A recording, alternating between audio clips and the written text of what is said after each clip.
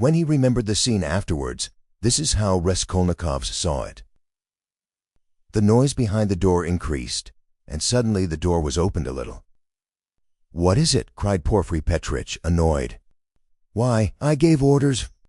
For an instant there was no answer, but it was evident that there were several persons at the door, and that they were apparently pushing somebody back. "What is it?" Porfiry Petrovitch repeated, uneasily. "The prisoner Nikolai has been brought," someone answered. "He is not wanted. Take him away. Let him wait." "What's he doing here? How irregular!" cried Porfiry, rushing to the door. "But he—" began the same voice and suddenly ceased. 2 seconds, not more, were spent in actual struggle. Then someone gave a violent shove, and then a man, very pale, strode into the room. This man's appearance was at first sight very strange. He stared straight before him as though seeing nothing. There was a determined gleam in his eyes. At the same time there was a deathly pallor in his face, as though he were being led to the scaffold. His white lips were faintly twitching. He was dressed like a workman and was of medium height, very young, slim. His hair cut in a round crop, with thin, spare features. The man whom he had thrust back followed him into the room and succeeded in seizing him by the shoulder. He was a warder. But Nikolai pulled his arm away. Several persons crowded inquisitively into the doorway. Some of them tried to get in. All this took place almost instantaneously. "Go away! It's too soon! Wait till you are sent for! Why have you brought him so soon?" Porfiry Petrovitch muttered, extremely annoyed, and as it were, thrown out of his reckoning. But Nikolai suddenly knelt down. "What's the matter?" cried Porfiry, surprised. "I am guilty. Mine is the sin. I am the murderer," Nikolai articulated suddenly, rather breathless, but speaking fairly loudly. For 10 seconds there was silence, as though all had been struck dumb. Even the warder stepped back, mechanically retreated to the door, and stood immovable. "What is it?" cried Porfiry Petrovitch, recovering from his momentary stupefaction. "I am the murderer," repeated Nikolai after a brief pause. "What? You? What? Whom did you kill?" Porfiry Petrovitch was obviously bewildered. Nikolai again was silent for a moment. "Alyona Ivanovna and her sister Lizaveta Ivanovna. I killed with an axe. Darkness came over me," he added suddenly, and was again silent. He still remained on his knees. Porfiry Petrovitch stood for some moments as though meditating, but suddenly roused himself and waved back the uninvited spectators. They instantly vanished and closed the door. Then he looked towards Raskolnikov, who was standing in the corner, staring wildly at Nikolai and moving towards him, but stopped short, looked from Nikolai to Raskolnikov, and then again at Nikolai, and seeming unable to restrain himself, darted at the latter.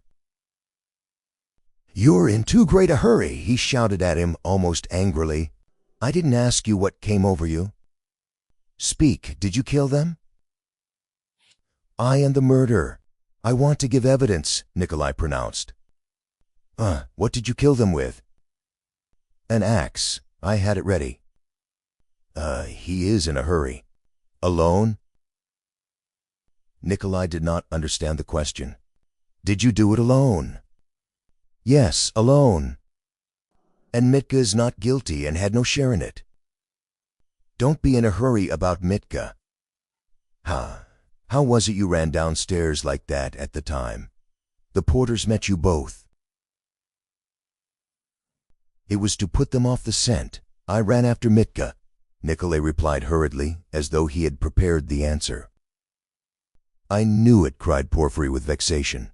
"It's not his own tale he is telling," he muttered as though to himself, and suddenly his eyes rested on Raskolnikov again. He was apparently so taken up with Nikolai that for a moment he had forgotten Raskolnikov. He was a little taken aback. "My dear Rodion Romanovich, excuse me," he flew up to him. "This won't do. I'm afraid you must go. It's no good your staying. I will. You see what a surprise. Goodbye." And taking him by the arm, he showed him to the door. "I suppose you didn't expect it," said Raskolnikov, who, though he had not yet fully grasped the situation, had regained his courage. "You did not expect it either, my friend. See how your hand is trembling. You are trembling too, Porfiry Petrovitch." "Yes, I am. I didn't expect it." They were already at the door. Porfiry was impatient for Raskolnikov to be gone. "And your little surprise, aren't you going to show it to me?" Raskolnikov said sarcastically. Why, his teeth are chattering as he asks. You are an ironical person. Come, till we meet. I believe we can say goodbye. That's in God's hands, muttered Porfiry with an unnatural smile. As he walked through the office, Raskolnikov noticed that many people were looking at him. Among them he saw the two porters from the house whom he had invited that night to the police station. They stood there waiting. But he was no sooner on the stairs than he heard the voice of Porfiry Petrovitch behind him. Turning around, he saw the latter running after him out of breath. "One word, Rodion Romanovich. As to all the rest, it's in God's hands. But as a matter of form, there are some questions I shall have to ask you. So we shall meet again, shan't we?" And Porfiry stood still, facing him with a smile. "Shan't we?" he added again. He seemed to want to say something more, but could not speak out. "You must forgive me, Porfiry Petrovitch, for what has just passed. I lost my temper," began Raskolnikov, who had so far regained his courage that he felt irresistibly inclined to display his coolness. "Don't mention it, don't mention it," Porfiry replied almost gleefully. "I myself, too, I have a wicked temper, I admit it. But we shall meet again. If it's God's will, we may see a great deal of one another. And we'll get to know each other through and through," added Raskolnikov. "Yes, know each other through and through," assented Porfiry Petrovitch, and he screwed up his eyes, looking earnestly at Raskolnikov. "Now you're going to a birthday party?" "To a funeral." "Of course, the funeral. Take care of yourself and get well." "I don't know what to wish you," said Raskolnikov, who had begun to descend the stairs, but looked back again. "I should like to wish you success, but your office is such a comical one." "Why comical?" Porfiry Petrovitch had turned to go, but he seemed to prick up his ears at this. "Why, how you must have been torturing and harassing that poor Nikolai psychologically, after your fashion till he confessed. You must have been at him day and night, proving to him that he was the murderer. And now that he has confessed, you'll begin vivisecting him again. You are lying, you'll say. You are not the murderer. You can't be. It's not your own tale you are telling. You must admit it's a comical business." "You notice then that I said to Nicholas just now that it was not his own tale he was telling?" "How could I help noticing it?" You are quick-witted. You notice everything. You've really a playful mind. And you always fasten on the comic side. He. They say that was the marked characteristic of Gogol among the writers." "Yes, of Gogol." "Yes, of Gogol. I shall look forward to meeting you." "So shall I." Raskolnikov walked straight home. He was so muddled and bewildered that on getting home he sat for a quarter of an hour on the sofa, trying to collect his thoughts. He did not attempt to think about Nikolai. He was stupefied. He felt that his confession was something inexplicable, amazing, something beyond his understanding. But Nikolai's confession was an actual fact. The consequences of this fact were clear to him at once. Its falsehood could not fail to be discovered, and then they would be after him again. Till then, at least, he was free and must do something for himself, for the danger was imminent. But how imminent? His position gradually became clear to him. Remembering sketchily the main outlines of his recent scene with Porfiry, he could not help shuddering again with horror. Of course, he did not yet know all Porfiry's aims. He could not see into all his calculations. But he had already partly shown his hand, and no one knew better than Raskolnikov how terrible Porfiry's lead had been for him. A little more and he might have given himself away completely, circumstantially. Knowing his nervous temperament, and from the first glance seeing through him, Porfiry, though playing a bold game, was bound to win. There is no denying that Raskolnikov had compromised himself seriously. But no facts had come to light as yet. There was nothing positive. But was he taking a true view of the position? Wasn't he mistaken? What had Porfiry been trying to get at? Had he really some surprise prepared for him? And what was it? Had he really been expecting something or not? How would they have parted if it had not been for the unexpected appearance of Nikolai? Porfiry had shown almost all his cards. Of course, he had risked something in showing them. And if he had really had anything up his sleeve, Raskolnikov reflected, he would have shown that too. What was that surprise? Was it a joke? Had it meant anything? Could it have concealed anything like a fact? A piece of positive evidence? His yesterday's visitor. What had become of him? Where was he today? If Porfiry really had any evidence, it must be connected with him. He sat on the sofa with his elbows on his knees and his face hidden in his hands. He was still shivering nervously.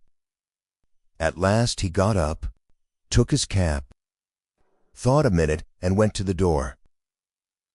He had a sort of presentiment that for today, at least, he might consider himself out of danger. He had a sudden sense almost of joy. He wanted to make haste to Katerina Ivanovna's. He would be too late for the funeral, of course, but he would be in time for the memorial dinner. And there at once he would see Sonia. He stood still, thought a moment, and a suffering smile came for a moment onto his lips. Today, he repeated to himself. Yes, today. So it must be. But as he was about to open the door, it began opening of itself. He started and moved back. The door opened gently and slowly, and there suddenly appeared a figure. Yesterday's visitor from underground. The man stood in the doorway, looked at Raskolnikov without speaking, and took a step forward into the room. He was exactly the same as yesterday, the same figure, the same dress. But there was a great change in his face. He looked dejected and sighed deeply. If he had only put his hand up to his cheek and leaned his head on one side, he would have looked exactly like a peasant woman. "What do you want?" asked Raskolnikov, numb with terror. The man was still silent. But suddenly he bowed down almost to the ground, touching it with his finger. "What is it?" cried Raskolnikov. "I have sinned," the man articulated softly. "How?" "By evil thoughts." They looked at one another. "I was vexed. When you came, perhaps in drink, and bade the porters go to the police station and ask about the blood, I was vexed that they let you go and took you for drunken. I was so vexed that I lost my sleep. And remembering the address, we came here yesterday and asked for you." "Who came?" Raskolnikov interrupted, instantly beginning to recollect. "I did. I've wronged you." "Then you came from that house?" "I was standing at the gate with them. Don't you remember? We have carried on our trade in that house for years past. We cure and prepare hides. We take work home. Most of all I was vexed, and the whole scene of the day before yesterday in the gateway came clearly before Raskolnikov's mind. He recollected that there had been several people there besides the porters, women among them. He remembered one voice that suggested taking him straight to the police station. He could not recall the face of the speaker, and even now he did not recognize it. But he remembered that he had turned round and made him some answer. So this was the solution of yesterday's horror. The most awful thought was that he had been actually almost lost, had almost done for himself on account of such a trivial circumstance. So this man could tell nothing except his asking about the flat and the bloodstains. So Porfiry, too, had nothing but that delirium. No facts but this psychology, which cuts both ways. Nothing positive. So if no more facts come to light, and they must not, then what can they do to him? How can they convict him, even if they arrest him? And Porfiry then had only just heard about the flat and had not known about it before. "Was it you who told Porfiry that I'd been there?" he cried, struck by a sudden idea. "What Porfiry?" "The head of the detective department." "Yes, the porters did not go there, but I went. Today, I got there 2 minutes before you, and I heard it all. How he worried you." "Where?" "What? When?" "Why, in the next room. I was sitting there all the time." "What?" "Why, then you were the surprise." "But how could it happen?" "Upon my word. I saw that the porters did not want to do what I said," began the man. "For it's too late," said they, "and maybe he'll be angry that we did not come at the time." I was vexed, and I lost my sleep, and I began making inquiries. And finding out yesterday where to go, I went today. The first time I went, he wasn't there. When I came an hour later, he couldn't see me. I went the third time, and they showed me in. I informed him of everything, just as it happened, and he began skipping about the room and punching himself on the chest. What do you scoundrels mean by it? If I'd known about it, I should have arrested him. Then he ran out, called somebody, and began talking to him in a corner. Then he turned to me, scolding and questioning me. He scolded me a great deal, and I told him everything, and I told him that you didn't dare to say a word in answer to me yesterday, and that you didn't recognize me. And he fell to running about again and kept hitting himself on the chest, and getting angry and running about. And when you were announced, he told me to go into the next room. "Sit there a bit," he said. "Don't move, whatever you may hear." And he set a chair there for me and locked me in. "Perhaps," he said, "I may call you." And when Nikolai had been brought, he let me out as soon as you were gone. "I shall send for you again and question you," he said. And did he question Nikolai while you were there?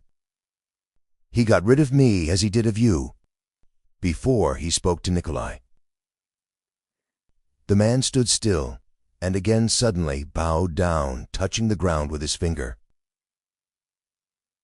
Forgive me for my evil thoughts and my slander." "May God forgive you," answered Raskolnikov. And as he said this, the man bowed down again, but not to the ground, turned slowly and went out of the room. "It all cuts both ways. Now it all cuts both ways," repeated Raskolnikov. And he went out more confident than ever. "Now we'll make a fight for it," he said with a malicious smile, as he went down the stairs. His malice was aimed at himself. With shame and contempt he recollected his cowardice. The morning that followed the fateful interview with Donia and her mother brought sobering influences to bear on Fyodor Petrovitch. Intensely unpleasant as it was, he was forced, little by little, to accept as a fact beyond recall what had seemed to him only the day before fantastic and incredible. The black snake of wounded vanity had been gnawing at his heart all night. When he got out of bed, Fyodor Petrovitch immediately looked in the looking-glass. He was afraid that he had jaundice. However, his health seemed unimpaired so far, and looking at his noble, clear-skinned countenance, which had grown fattish of late, Fyodor Petrovitch for an instant was positively comforted in the conviction that he would find another bride, and perhaps even a better one. But coming back to the sense of his present position, he turned aside and spat vigorously, which excited a sarcastic smile in Andrei Semyonovitch Lebeziatnikov, the young friend with whom he was staying. That smile Fyodor Petrovitch noticed, and at once set it down against his young friend's account. He had set down a good many points against him of late. His anger was redoubled when he reflected that he ought not to have told Andrei Semyonovitch about the result of yesterday's interview. That was the second mistake he had made in temper, through impulsiveness and irritability. Moreover, all that morning one unpleasantness followed another. He even found a hitch awaiting him in his legal case in the Senate. He was particularly irritated by the owner of the flat which had been taken in view of his approaching marriage, and was being redecorated at his own expense. The owner, a rich German tradesman, would not entertain the idea of breaking the contract which had just been signed, and insisted on the full forfeit money, though Fyodor Petrovitch would be giving him back the flat practically redecorated. In the same way, the upholsterers refused to return a single ruble of the installment paid for the furniture purchased but not yet removed to the flat. Am I to get married simply for the sake of the furniture? Fyodor Petrovitch ground his teeth, and at the same time once more he had a gleam of desperate hope. Can all that be really so irrevocably over? Is it no use to make another effort? The thought of Dunia sent a voluptuous pang through his heart. He endured anguish at that moment, and if it had been possible to slay Raskolnikov instantly by wishing it, Fyodor Petrovitch would promptly have uttered the wish. It was my mistake, too, not to have given them money, he thought, as he returned dejectedly to Lebeziatnikov's room. And why on earth was I such a Jew? It was false economy. I meant to keep them without a penny so that they should turn to me as their providence, and look at them. Phoo! If I'd spent some 15 rubles on them for the trousseau and presents, on knickknacks, dressing cases, jewelry, materials, and all that sort of trash from Knopp's in the English shop, my position would have been better and stronger. They could not have refused me so easily. They are the sort of people that would feel bound to return money and presents if they broke it off, and they would find it hard to do it, and their conscience would prick them. How can we dismiss a man who has hitherto been so generous and delicate? I've made a blunder. And grinding his teeth again, Fyodor Petrovitch called himself a fool, but not aloud, of course. He returned home twice as irritated and angry as before. The preparations for the funeral dinner at Katerina Ivanovna's excited his curiosity as he passed. He had heard about it the day before. He fancied, indeed, that he had been invited, but absorbed in his own cares he had paid no attention. Inquiring of Madame Lipovetsel, who was busy laying the table while Katerina Ivanovna was away at the cemetery, he heard that the entertainment was to be a great affair, that all the lodgers had been invited, among them some who had not known the dead man, that even Andrei Semyonovitch Lebeziatnikov was invited in spite of his previous quarrel with Katerina Ivanovna, that he, Fyodor Petrovitch, was not only invited, but was eagerly expected, as he was the most important of the lodgers.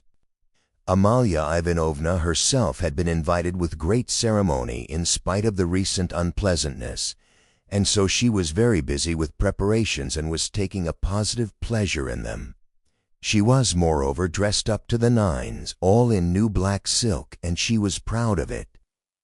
All this suggested an idea to Fyodor Petrovitch, and he went into his room, or rather, Lebeziatnikov's, somewhat thoughtful. He had learnt that Raskolnikov was to be one of the guests. Andrei Semyonovitch had been at home all the morning. The attitude of Fyodor Petrovitch to this gentleman was strange, though perhaps natural. Fyodor Petrovitch had despised and hated him from the day he came to stay with him, and at the same time he seemed somewhat afraid of him. He had not come to stay with him, on his arrival in Petersburg, simply from parsimony, though that had been perhaps his chief object. He had heard of Andrei Semyonovitch, who had once been his ward, as a leading young progressive who was taking an important part in certain interesting circles, the doings of which were a legend in the provinces. It had impressed Pyotr Petrovitch. These powerful, omniscient circles, who despised everyone and showed everyone up, had long inspired in him a peculiar but quite vague alarm. He had not, of course, been able to form even an approximate notion of what they meant. He, like everyone, had heard that there were, especially in Petersburg, progressives of some sort, nihilists and so on, and, like many people, he exaggerated and distorted the significance of those words to an absurd degree. What for many years past he had feared more than anything was being shown up. And this was the chief ground for his continual uneasiness at the thought of transferring his business to Petersburg. He was afraid of this as little children are sometimes panic-stricken.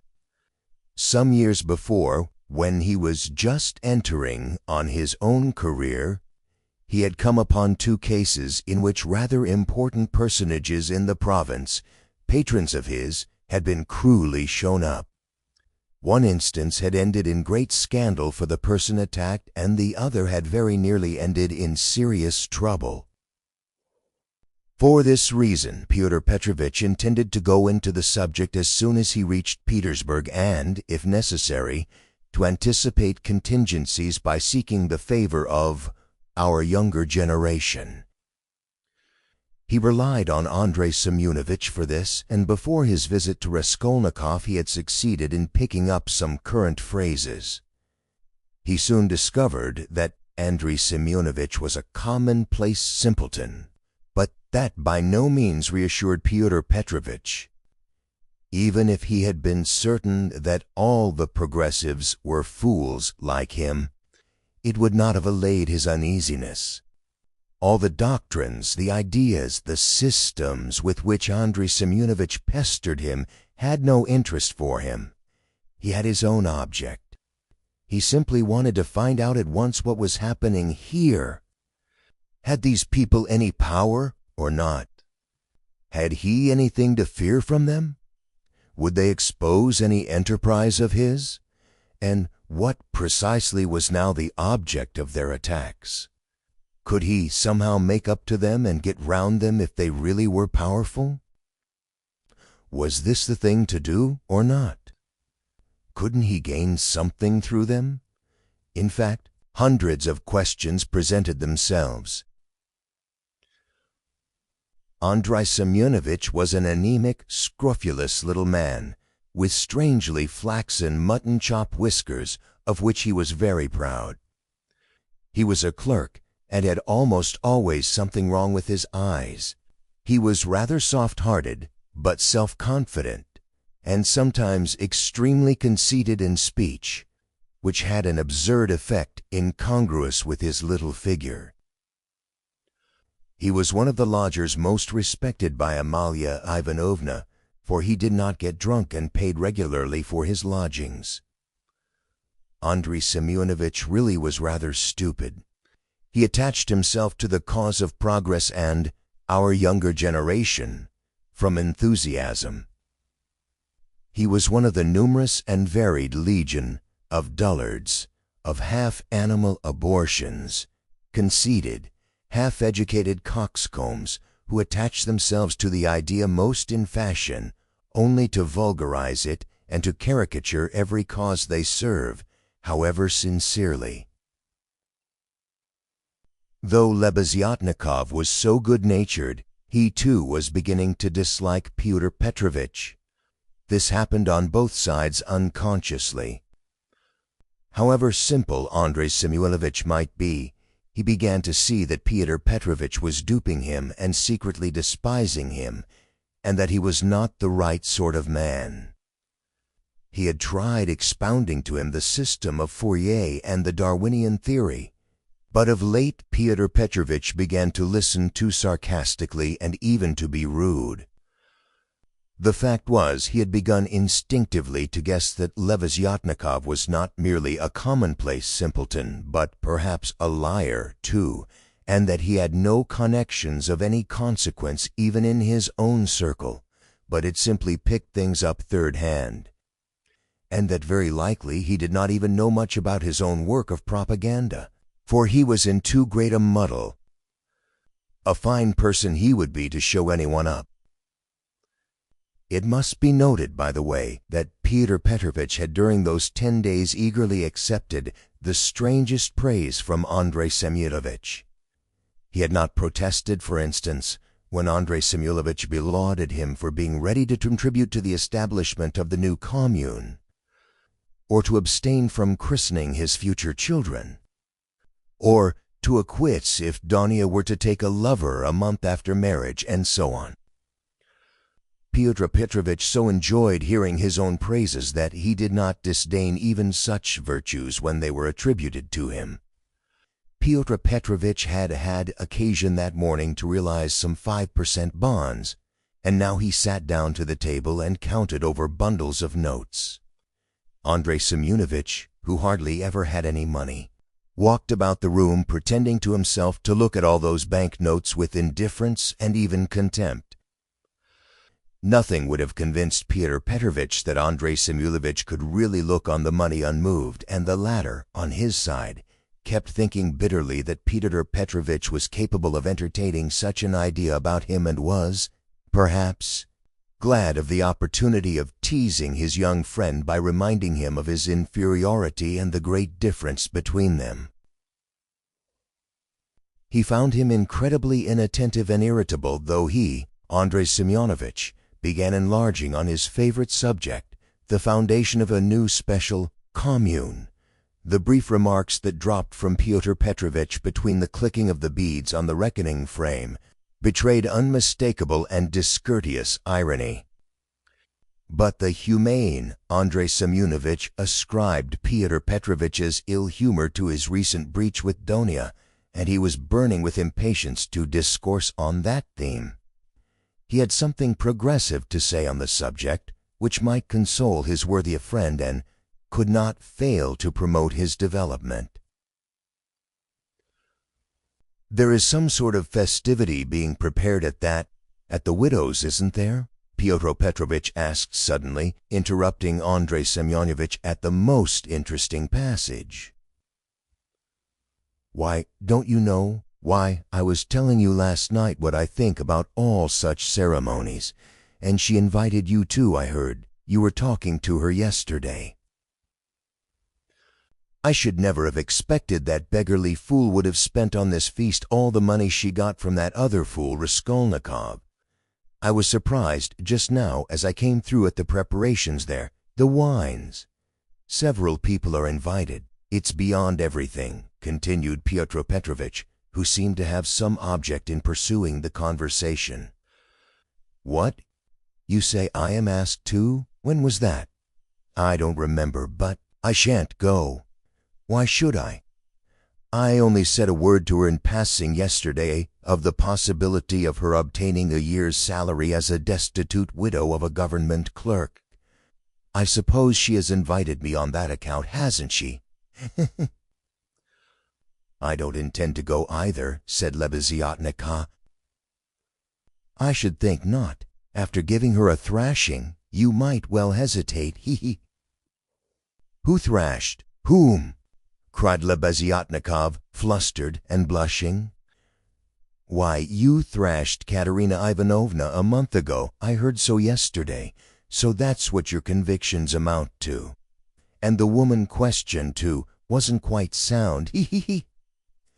And Pyotr Petrovitch, as though comforted, went back to clicking his beads.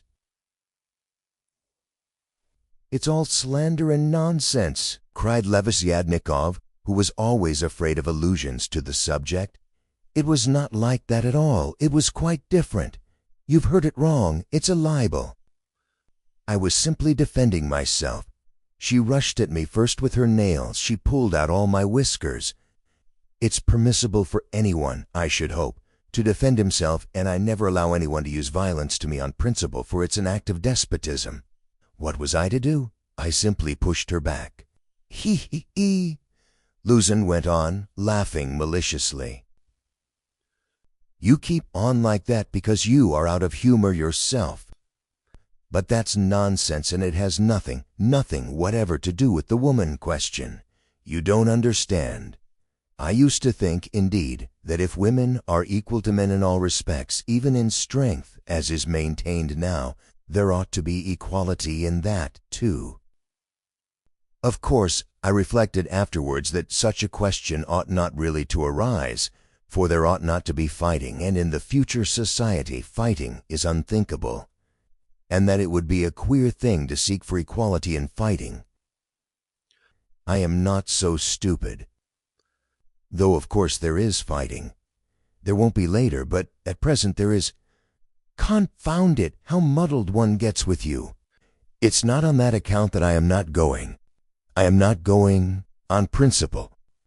Not to take part in the revolting convention of memorial dinners, that's why. Though, of course, one might go to laugh at it. I am sorry there won't be any priests at it. I should certainly go if there were." "Then you would sit down at another man's table and insult it and those who invited you, eh?" "Certainly not insult, but protest. I should do it with a good object. I might indirectly assist the cause of enlightenment and propaganda. It's a duty of every man to work for enlightenment and propaganda, and the more harshly, perhaps, the better. I might drop a seed, an idea, and something might grow up from that seed. How should I be insulting them? They might be offended at first, but afterwards they'd see I'd done them a service. You know, Terebyeva, who is in the community now, was blamed because when she left her family and devoted herself, she wrote to her father and mother that she wouldn't go on living conventionally and was entering on a free marriage, and it was said that that was too harsh, that she might have spared them and have written more kindly. I think that's all nonsense, and there's no need of softness. On the contrary, what's wanted is protest. Varents had been married 7 years. She abandoned her 2 children. She told her husband straight out in a letter, "I have realized that I cannot be happy with you. I can never forgive you that you have deceived me by concealing from me that there is another organization of society by means of the communities. I have only lately learned it from a great-hearted man to whom I have given myself and with whom I am establishing a community. I speak plainly because I consider it dishonest to deceive you. Do as you think best. Do not hope to get me back. You are too late. I hope you will be happy. That's how letters like that ought to be written. Is that Terebyeva the one you said had made a third free marriage? No, it's only the second, really, but what if it were the fourth? What if it were the 10th? That's all nonsense. And if ever I regretted the death of my father and mother, it is now. And I sometimes think if my parents were living, what a protest I would have aimed at them. I would have done something on purpose. I would have shown them. I would have astonished them. I am really sorry there is no one. To surprise? He. Well, be that as you will, Fyodor Petrovitch interrupted. But tell me this. Do you know the dead man's daughter, the delicate-looking little thing? It's true what they say about her, isn't it? What of it? I think, that is, it is my own personal conviction that this is the normal condition of women. Why not? I mean, distinguons.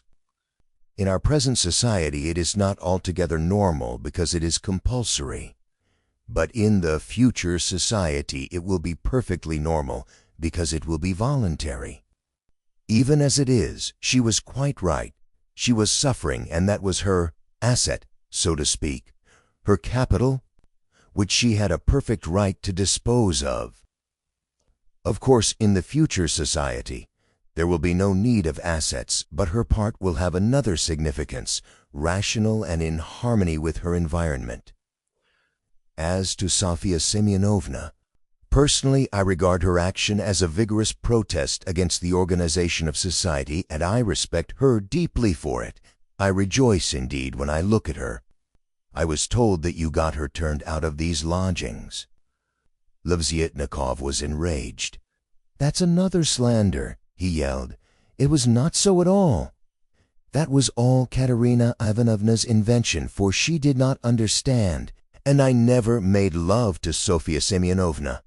I was simply developing her, entirely disinterestedly, trying to rouse her to protest. All I wanted was her protest, and Sofya Semyonovna could not have remained here anyway. Have you asked her to join your community? You keep on laughing, and very inappropriately, allow me to tell you. You don't understand. There is no such role in a community. The community is established that there should be no such roles. In a community, such a role is essentially transformed, and what is stupid here is sensible there. What under present conditions is unnatural becomes perfectly natural in the community. It all depends on the environment. It's all the environment, and man himself is nothing. And I am on good terms with Sofya Semyonovna to this day, which is a proof that she never regarded me as having wronged her. I am trying now to attract her to the community, but on quite a different footing. What are you laughing at? We are trying to establish a community of our own, a special one on a broader basis. We have gone further in our convictions. We reject more. And meanwhile, I'm still developing Sofya Semyonovna. She has a beautiful character. And you take advantage of her fine character, eh? He. No, oh no, on the contrary. Oh, on the contrary, a queer thing to say. Believe me, why should I disguise it? In fact, I feel it strange myself, how timid, chaste, and modern she is with me. And you, of course, are developing her, trying to prove to her that all that modesty is nonsense? Not at all, how coarsely, how stupidly, excuse me saying so, you misunderstand the word development. Good heavens, how crude you still are. We are striving for the freedom of women, and you have only one idea in your head. Setting aside the general question of chastity and feminine modesty as useless in themselves, and indeed prejudices, I fully accept her chastity with me, because that's for her to decide. Of course, if she were to tell me herself that she wanted me, I should think myself very lucky, because I like the girl very much, but as it is, no one has ever treated her more courteously than I, with more respect for her dignity. I wait in hopes, that's all. You had much better make her a present of something. I bet you never thought of that. You don't understand, as I've told you already. Of course, she is in such a position, but it's another question, quite another question. You simply despise her. Seeing a fact which you mistakenly consider deserving of contempt, you refuse to take a humane view of a fellow creature. You don't know what a character she is. I am only sorry that of late she has quite given up reading and borrowing books. I used to lend them to her. I am sorry, too, that with all the energy and resolution in protesting, which she has already shown once, she has little self-reliance, little, so to say, independence so as to break free from certain prejudices and certain foolish ideas. Yet she thoroughly understands some questions, for instance, about kissing of hands, that is, that it's an insult to a woman for a man to kiss her hand because it's a sign of inequality. We had a debate about it, and I described it to her. She listened attentively to an account of the workmen's associations in France, too. Now I am explaining the question of coming into the room in the future society. And what's that, pray? We had a debate lately on the question, has a member of the community the right to enter another member's room, whether man or woman, at any time? And we decided that he has. It might be an inconvenient moment, Lazarus was really angry. You are always thinking of something unpleasant, he cried with aversion, too. How vexed I am that when I was expounding our system, I referred prematurely to the question of personal privacy. It's always a stumbling block to people like you. They turn it into ridicule before they understand it, and how proud they are of it, too. I've often maintained that that question should not be approached by a novice till he has a firm faith in the system. And tell me, please, what do you find so shameful even in cesspools? I should be the first to be ready to clean out any cesspool you like. And it's not a question of self-sacrifice. It's simply work, honorable, useful work, which is as good as any other and much better than the work of a Raphael and a Pushkin, because it is more useful. And more honorable. What do you mean by more honorable? I don't understand such expressions to describe human activity. More honorable, nobler. All those are old-fashioned prejudices which I reject. Everything which is of use to mankind is honorable. I only understand one word, useful. You can snigger as much as you like, but that's so. Fyodor Petrovitch laughed heartily. He had finished counting the money and was putting it away. But some of the notes he left on the table. The cesspool question had already been a subject of dispute between them. What was absurd was that it made Leviatnikov really angry, while it amused Luzin, and at that moment he particularly wanted to anger his young friend. "It's your ill luck yesterday that makes you so ill-humored and annoying," blurted out Leviatnikov, who, in spite of his independence and his protests, did not venture to oppose Fyodor Petrovitch and still behaved to him with some of the respect habitual in earlier years. "You'd better tell me this," Fyodor Petrovitch interrupted with haughty displeasure. "Can you, or rather, are you really friendly enough with that young person to ask her to step in here for a minute? I think they've all come back from the cemetery. I heard the sound of steps. I want to see her. That young person." "What for?" Lazarus asked with surprise. I want to. I am leaving here today or tomorrow, and therefore I wanted to speak to her about. However, you may be present during the interview. It's better you should be, indeed, for there's no knowing what you might imagine." "I shan't imagine anything. I only asked, and If you've anything to say to her, nothing is easier than to call her in. I'll go directly, and you may be sure I won't be in your way." 5 minutes later, Lazarus came in with Sonia. She came in very much surprised and overcome with shyness, as usual. She was always shy in such circumstances, and was always afraid of new people. She had been as a child and was even more so now. Pyotr Petrovitch met her, politely and affably, but with a certain shade of bantering familiarity which, in his opinion, was suitable for a man of his respectability and weight, in dealing with a creature so young and so interesting as she. He hastened to reassure her and made her sit down facing him at the table. Sonia sat down, looked about her, at Lazarus, at the notes lying on the table, and then again at Pyotr Petrovitch, and her eyes remained riveted on him. Lazarus was moving to the door. Pyotr Petrovitch signed to Sonia to remain seated and stopped Lazarus. "Is Raskolnikov in there? Has he come?" he asked him in a whisper. "Raskolnikov? Yes. Why?" "Yes, he is there. I saw him just come in. Why?" "Well, I particularly beg you to remain here with us and not to leave me alone with this young woman. I only want a few words with her, but God knows what they may make of it. I shouldn't like Raskolnikov to repeat anything.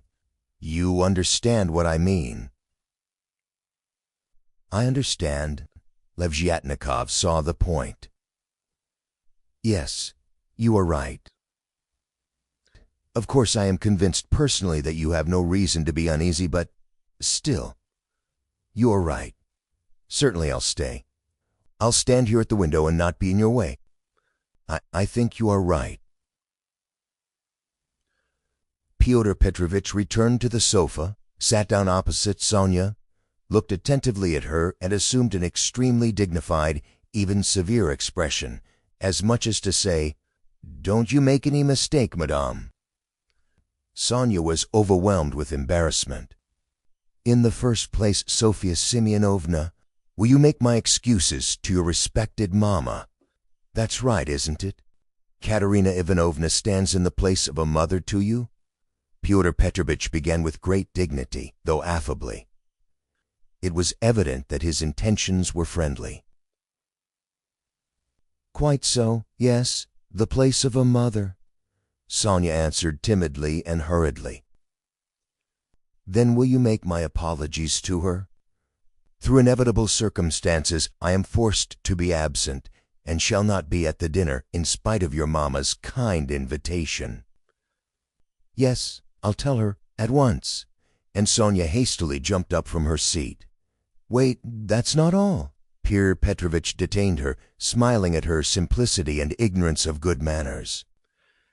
"And you know me little, my dear Sofya Semyonovna, if you suppose I would have ventured to trouble a person like you for a matter of so little consequence affecting myself only. I have another object." Sonia sat down hurriedly. Her eyes rested again for an instant on the gray and rainbow-colored notes that remained on the table, but she quickly looked away and fixed her eyes on Pyotr Petrovitch. She felt it horribly indecorous, especially for her, to look at another person's money. She stared at the gold eyeglass which Pyotr Petrovitch held in his left hand, and at the massive and extremely handsome ring with a yellow stone on his middle finger. But suddenly she looked away, and, not knowing where to turn, ended by staring Pyotr Petrovitch again straight in the face. After a pause of still greater dignity, he continued, "I chanced yesterday, in passing, to exchange a couple of words with Katerina Ivanovna, poor woman. That was sufficient to enable me to ascertain that she is in a position preternatural, if one may so express it." "Yes, preternatural," Sonia hurriedly assented. "Or it would be simpler and more comprehensible to say, ill?" "Yes, simpler and more Yes, ill." "Quite so. So then, from a feeling of humanity, and so to speak compassion, I should be glad to be of service to her in any way, foreseeing her unfortunate position. I believe the whole of this poverty-stricken family depends now entirely on you." "Allow me to ask," Sonny rose to her feet, "did you say something to her yesterday of the possibility of a pension? Because she told me you'd undertaken to get her one. Was that true?" "Not in the slightest, and indeed it's an absurdity. I merely hinted at her obtaining temporary assistance as the widow of an official who had died in the service. If only she has patronage. But apparently your late parent had not served his full term, and had not indeed been in the service at all of late. In fact, if there could be any hope, it would be very ephemeral, because there would be no claim for assistance in that case, far from it." "And she is dreaming of a pension already. Go ahead, lady." "Yes, she is, for she is credulous and good-hearted, and she believes everything from the goodness of her heart, and she is like that." "Yes." "You must excuse her," said Sonia, and again she got up to go. "But you haven't heard what I have to say." "No, I haven't heard," muttered Sonia. "Then sit down." She was terribly confused. She sat down again, a third time. "Seeing her position with her unfortunate little ones, I should be glad, as I have said before, so far as lies in my power, to be of service. That is, so far as is in my power, not more. One might, for instance, get up a subscription for her, or a lottery, something of the sort, such as is always arranged in such cases by friends or even outsiders desirous of assisting people. It was of that I intended to speak to you. It might be done." "Yes, yes, God will repay you for it," faltered Sonia, gazing intently at Fyodor Petrovitch. "It might be, but we will talk of it later. We might begin it today.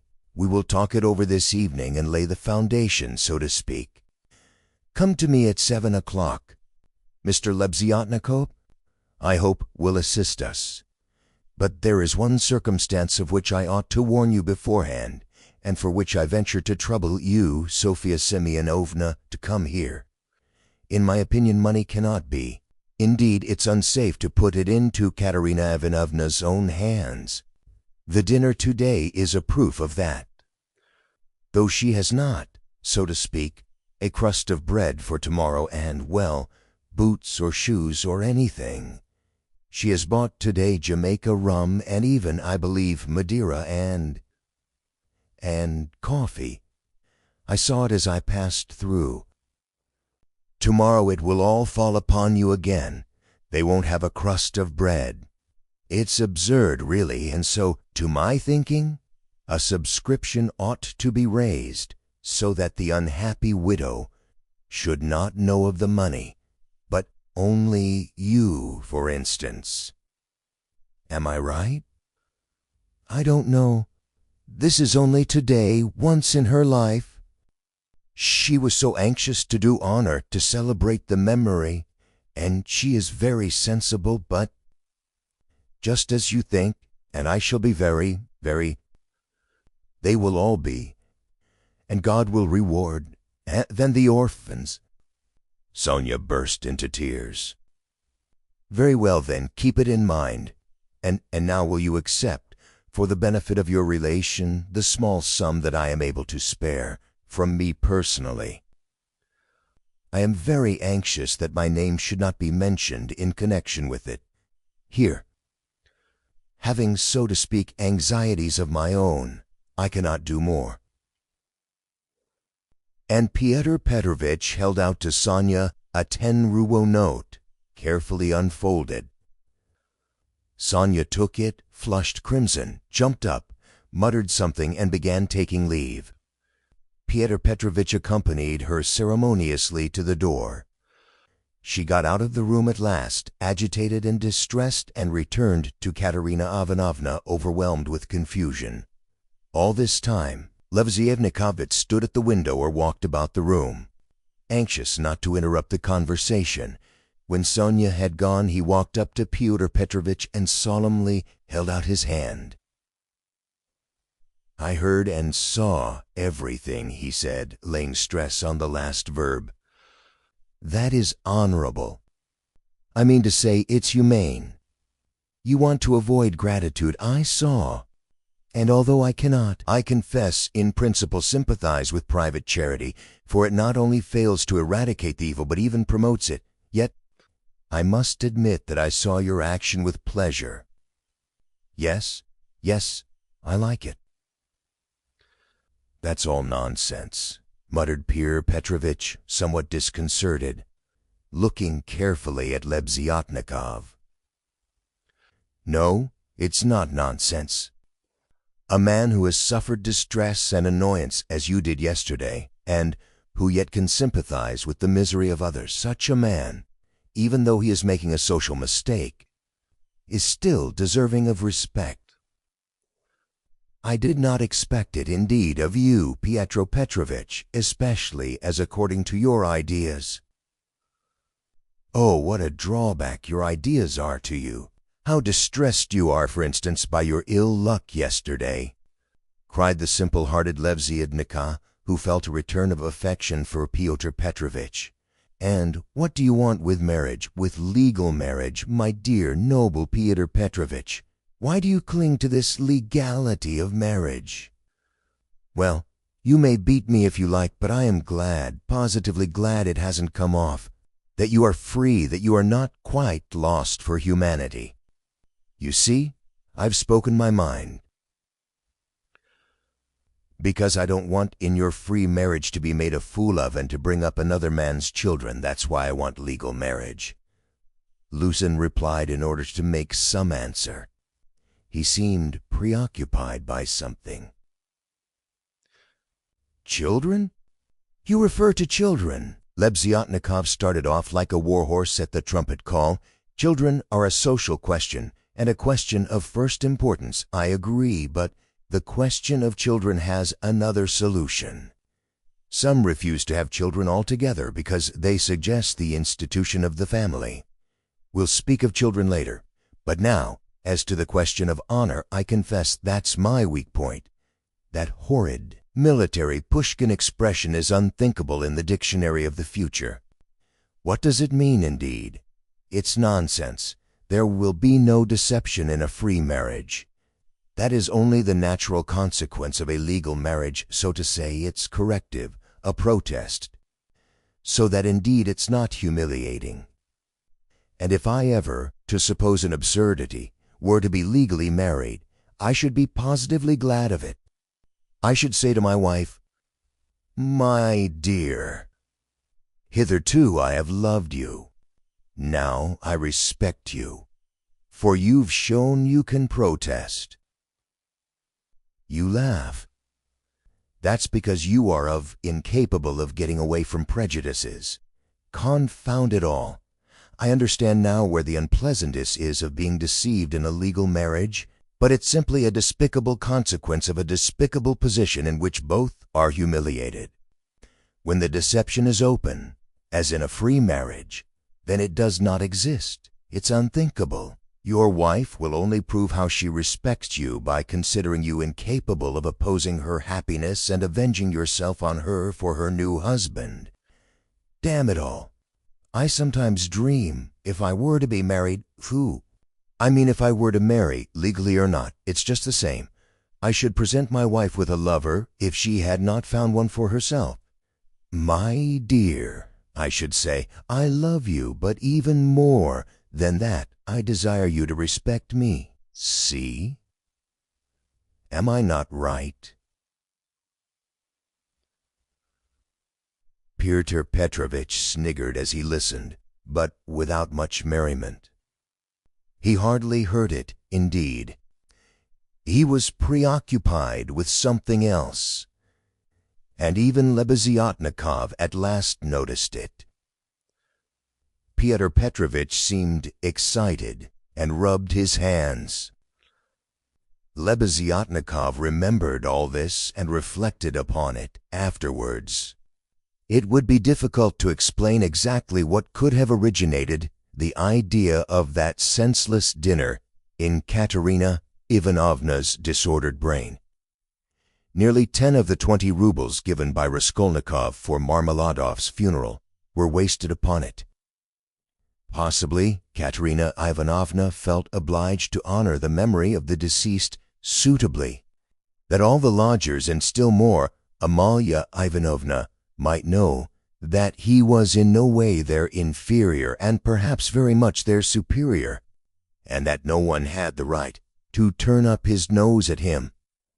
Perhaps the chief element was that peculiar poor man's pride which compels many poor people to spend their last savings on some traditional social ceremony, simply in order to do like other people and not to be looked down upon.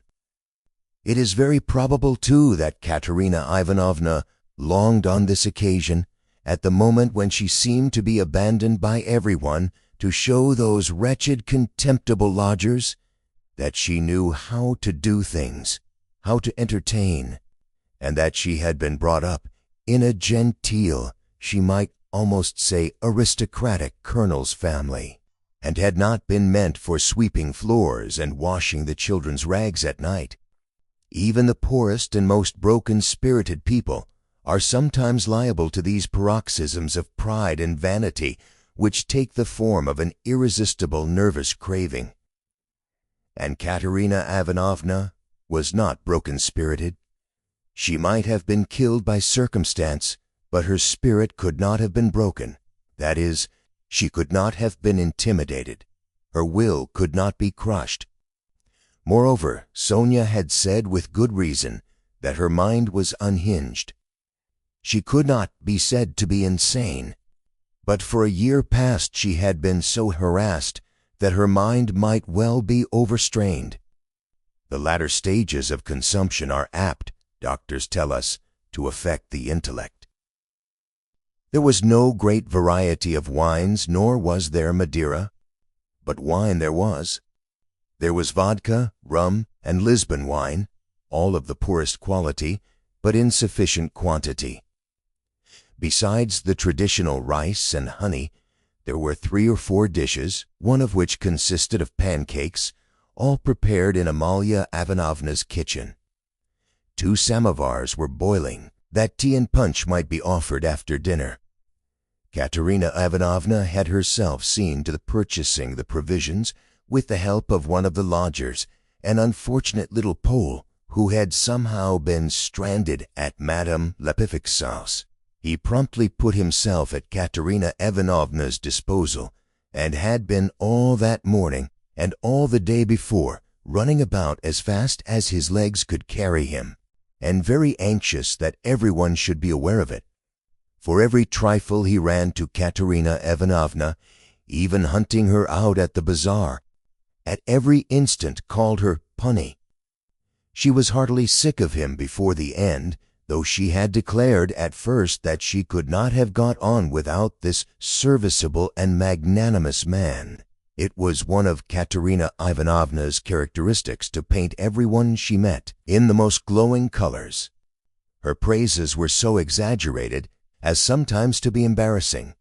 She would invent various circumstances to the credit of her new acquaintance and quite genuinely believe in their reality. Then, all of a sudden, she would be disillusioned and would rudely and contemptuously repulse the person she had only a few hours before been literally adoring.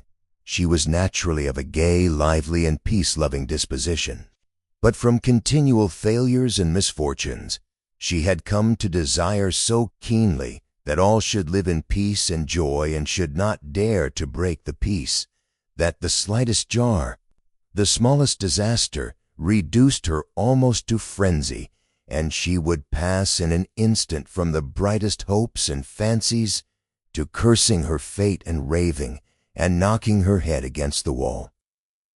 Amalia Ivanovna, too, suddenly acquired extraordinary importance in Katerina Ivanovna's eyes, and was treated by her with extraordinary respect, probably only because Amalia Ivanovna had thrown herself heart and soul into the preparations. She had undertaken to lay the table, to provide the linen, crockery, etc., and to cook the dishes in her kitchen, and Katerina Ivanovna had left it all in her hands and had gone herself to the cemetery.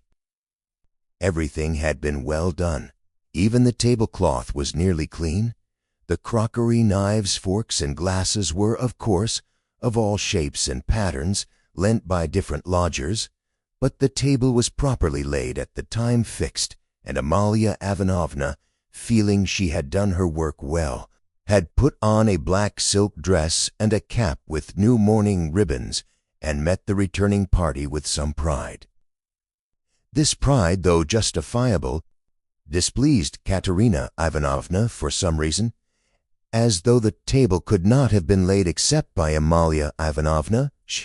She disliked the cap with the new ribbons, too. Could she be stuck up, the stupid German, because she was mistress of the house, and had consented as a favor to help her poor lodgers? As a favor. Fancy that.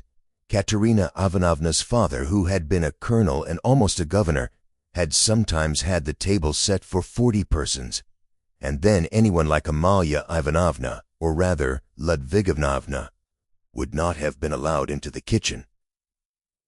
Katerina Ivanovna, however, put off expressing her feelings for the time, and contented herself with treating her coldly, though she decided inwardly that she would certainly have to put Amalia Ivanovna down and set her in her proper place, for goodness only knew what she was fancying herself. Katerina Ivanovna was irritated, too, by the fact that hardly any of the lodgers invited had come to the funeral, except the Pole who had just managed to run into the cemetery, while to the memorial dinner the poorest and most insignificant of them had turned up, the wretched creatures, many of them not quite sober. The older and more respectable of them all, as if by common consent, stayed away.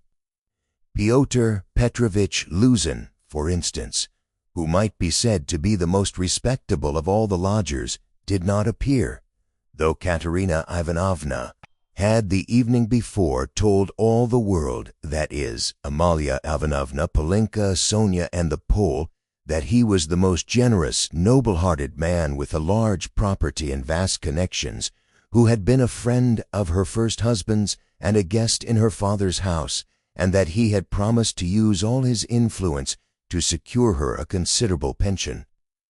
It must be noted that when Katerina Ivanovna exalted anyone's connections and fortune, it was without any ulterior motive, quite disinterestedly, for the mere pleasure of adding to the consequence of the person praised.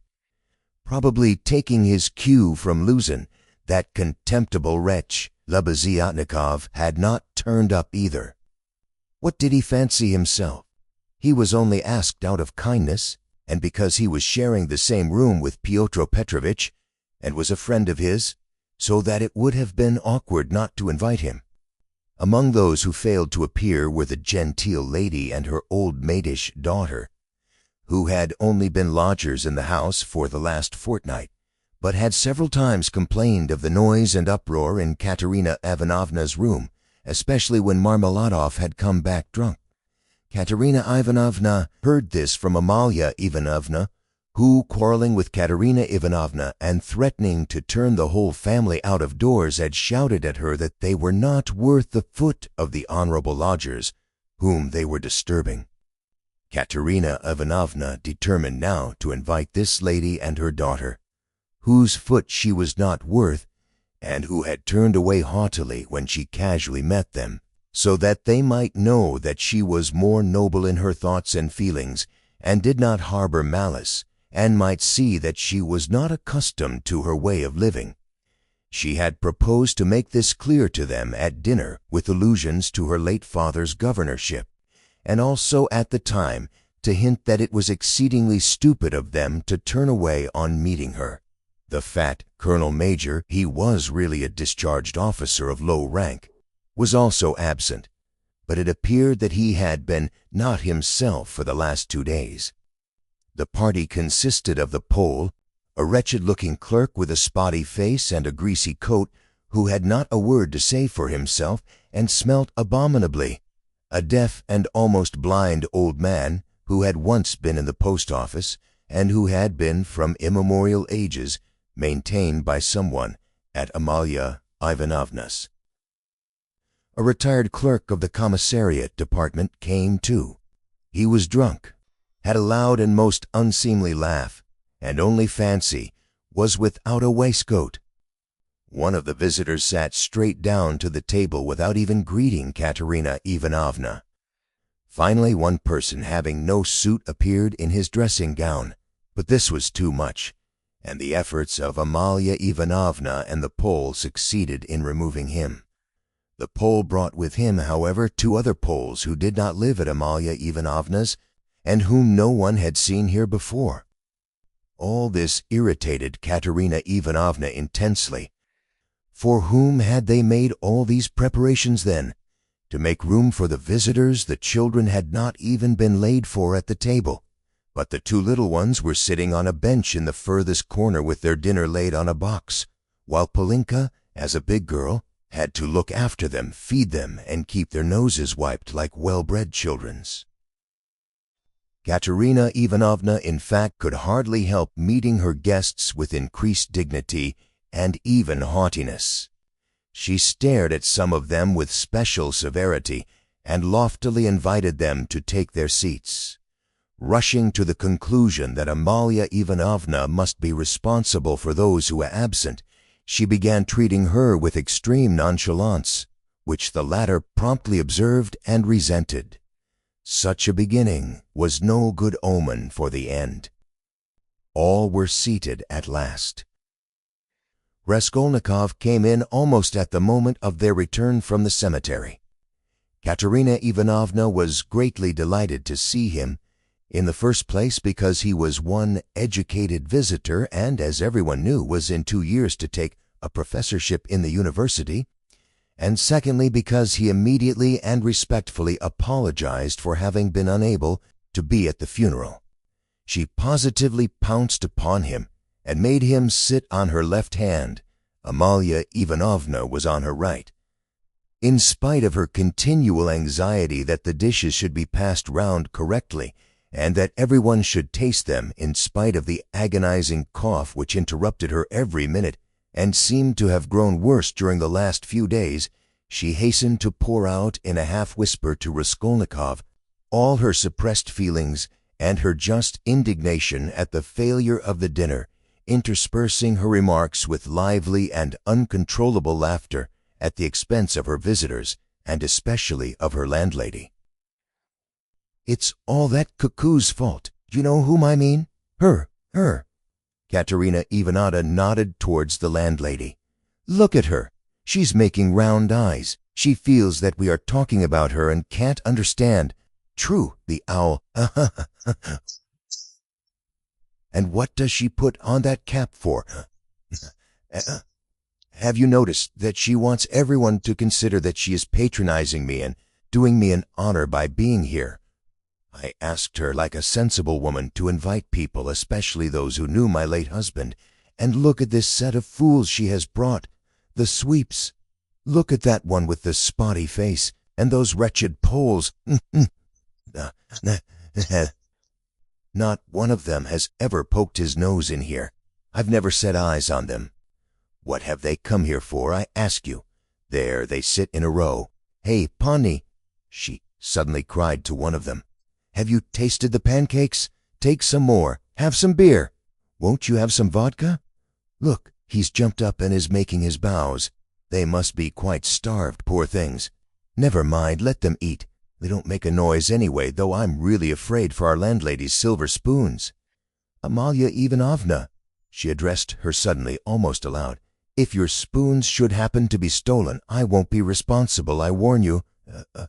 She laughed, turning to Raskolnikov, and again nodding towards the landlady in high glee at her sally. She didn't understand. She didn't understand again. Look how she sits with her mouth open. An owl, a real owl, an owl in new ribbons. Here her laugh turned again into an insufferable fit of coughing that lasted 5 minutes. Drops of perspiration stood out on her forehead, and her handkerchief was stained with blood.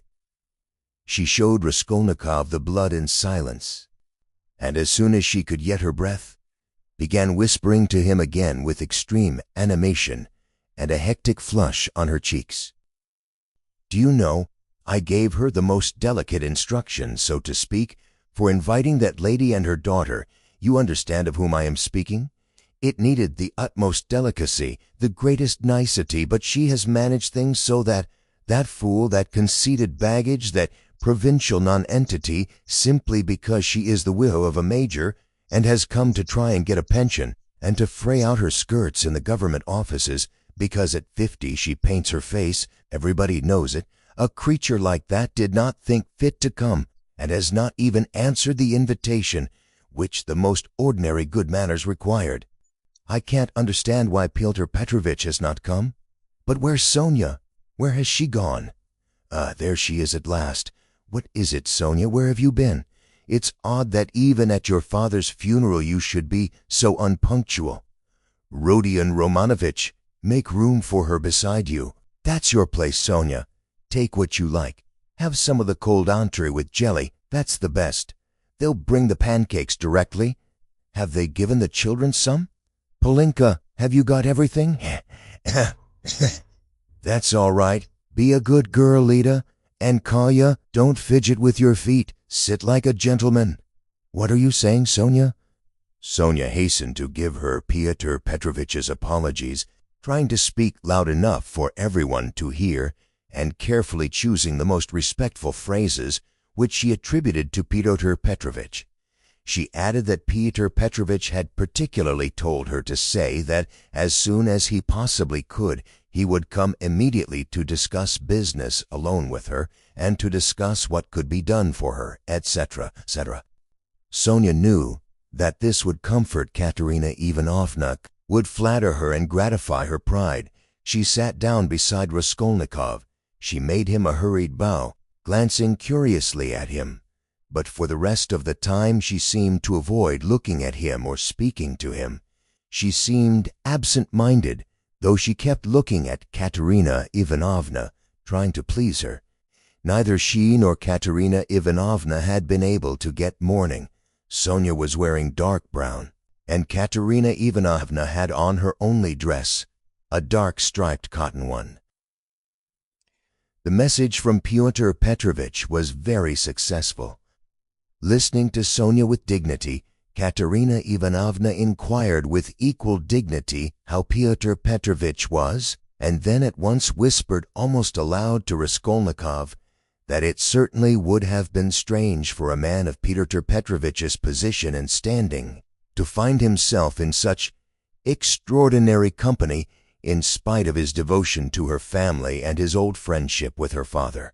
That's why I am so grateful to you, Rodion Romanovitch, that you have not disdained my hospitality, even in such surroundings, she added almost aloud. But I am sure that it was only your special affection for my poor husband that has made you keep your promise.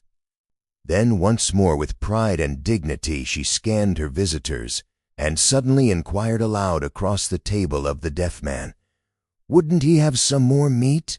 And had he been given some wine?" The old man made no answer, and for a long while could not understand what he was asked, though his neighbors amused themselves by poking and shaking him. He simply gazed about him with his mouth open, which only increased the general mirth. What an imbecile! Look, look!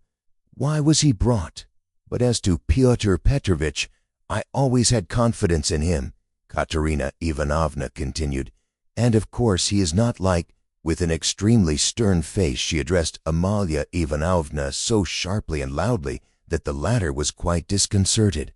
"Not like your dressed-up draggle-tails whom my father would not have taken as cooks into his kitchen, and my late husband would have done them honor if he had invited them in the goodness of his heart." "Yes, he was fond of drink, he was fond of it, he did drink," cried the commissariat clerk, gulping down his 12th glass of vodka. "My late husband certainly had that weakness, and everyone knows it. Katerina Ivanovna attacked him at once. But he was a kind and honorable man who loved and respected his family. The worst of it was his good nature made him trust all sorts of disreputable people, and he drank with fellows who were not worth the sole of his shoe. Would you believe it, Rodion Romanovitch? They found a gingerbread cock in his pocket. He was dead drunk, but he did not forget the children. "A cock? Did you say a cock?" shouted the commissariat clerk. Katerina Ivanovna did not vouchsafe a reply. She sighed, lost in thought. "No doubt you think like everyone that I was too severe with him," she went on, addressing Raskolnikov. "But that's not so. He respected me. He respected me very much. He was a kind-hearted man, and how sorry I was for him sometimes. He would sit in a corner and look at me. I used to feel so sorry for him. I used to want to be kind to him, and then would think to myself, 'Be kind to him, and he will drink again.' It was only by severity that you could keep him within bounds." "Yes, he used to get his hair pulled pretty often," roared the commissariat clerk again, swallowing another glass of vodka. "Some fools would be the better for a good drubbing as well as having their hair pulled. I am not talking of my late husband now," Katerina Ivanovna snapped at him. The flush on her cheeks grew more and more marked. Her chest heaved. In another minute she would have been ready to make a scene. Many of the visitors were sniggering, evidently delighted. They began poking the commissariat clerk and whispering something to him. They were evidently trying to egg him on. "Allow me to ask what you are alluding to," began the clerk. "That is to say, about whom did you just now—" But I don't care. That's nonsense, widow. I forgive you. Pass." And he took another drink of vodka. Raskolnikov sat in silence, listening with disgust. He only ate from politeness, just tasting the food that Katerina Ivanovna was continually putting on his plate to avoid hurting her feeling. He watched Sonia intently, but Sonia became more and more anxious and distressed. She too foresaw that the dinner would not end peaceably, and she saw with terror Katerina Ivanovna's growing irritation. She knew that she, Sonia, was the chief reason for the genteel lady's contemptuous treatment of Katerina Ivanovna's invitation. She had heard from Amalia Ivanovna that the mother was positively offended at the invitation and had asked the question, how could she let her daughter sit down beside that young person? Sonia had a feeling that Katerina Ivanovna had already heard this, and an insult to Sonia meant more to Katerina Ivanovna than an insult to herself, her children, or her father. Sonia knew that Katerina Ivanovna would not be satisfied now till she had shown those draggle-tails that they were both. To make matters worse, someone passed Sonia from the other end of the table a plate with 2 hearts pierced with an arrow cut out of black bread. Katerina Ivanovna flushed crimson, and at once said aloud across the table that the man who sent it was a drunken ass. Amalia Ivanovna was foreseeing something amiss, and at the same time deeply wounded by Katerina Ivanovna's haughtiness, and to restore the good humor of the company, and raised herself in their esteem, she began, apropos of nothing, telling a story about an acquaintance of hers, Karl from the chemist's, who was driving one night in a cab, and that the cabman wanted him to kill, and Karl very much begged him not to kill, and wept, and clasped hands, and frightened, and from fear pierced his heart. Though Katerina Ivanovna smiled, she observed at once that Amalia Ivanovna ought not to tell anecdotes in Russian. The latter was still more offended, and she retorted that her father Osperlin was a very important man, and always went with his hands in pockets. Katerina Ivanovna could not restrain herself, and laughed so much that Amalia Ivanovna lost patience and could scarcely control herself. "Listen to the owl," Katerina Ivanovna whispered at once, her good humor almost restored. She meant to say he kept his hands in his pockets, but she said he put his hands in people's pockets. And have you noticed, Rorion Romanovich, that all these Petersburg foreigners, the Germans especially, are all stupider than we? Can you fancy anyone telling us how Karl from the chemist's pierced his heart from fear, and that the idiot, instead of punishing the cabman, clasped his hands and wept and much begged? Ah, the fool!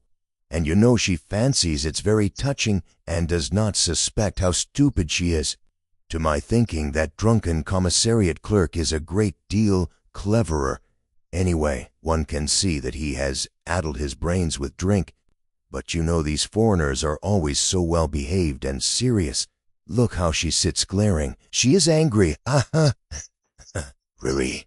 Regaining her good humor, Katerina Ivanovna began at once telling Raskolnikov that when she had obtained her pension, she intended to open a school for the daughters of gentlemen in her native town. This was the first time she had spoken to him of the project, and she launched out into the most alluring details. It suddenly appeared that Katerina Ivanovna had in her hands the very certificate of honor of which Marmeladov had spoken to Raskolnikov in the tavern, when he told him that Katerina Ivanovna, his wife, had danced the shawl dance before the governor and other great personages on leaving school. This certificate of honor was obviously intended now to prove Katerina Ivanovna's right to open a boarding school, but she had armed herself with it chiefly with the object of overwhelming those two stuck-up draggle-tails if they came to the dinner, and proving incontestably that Katerina Ivanovna was of the most noble, she might even say aristocratic family, a colonel's daughter, and was far superior to certain adventuresses who have been so much to the fore of late.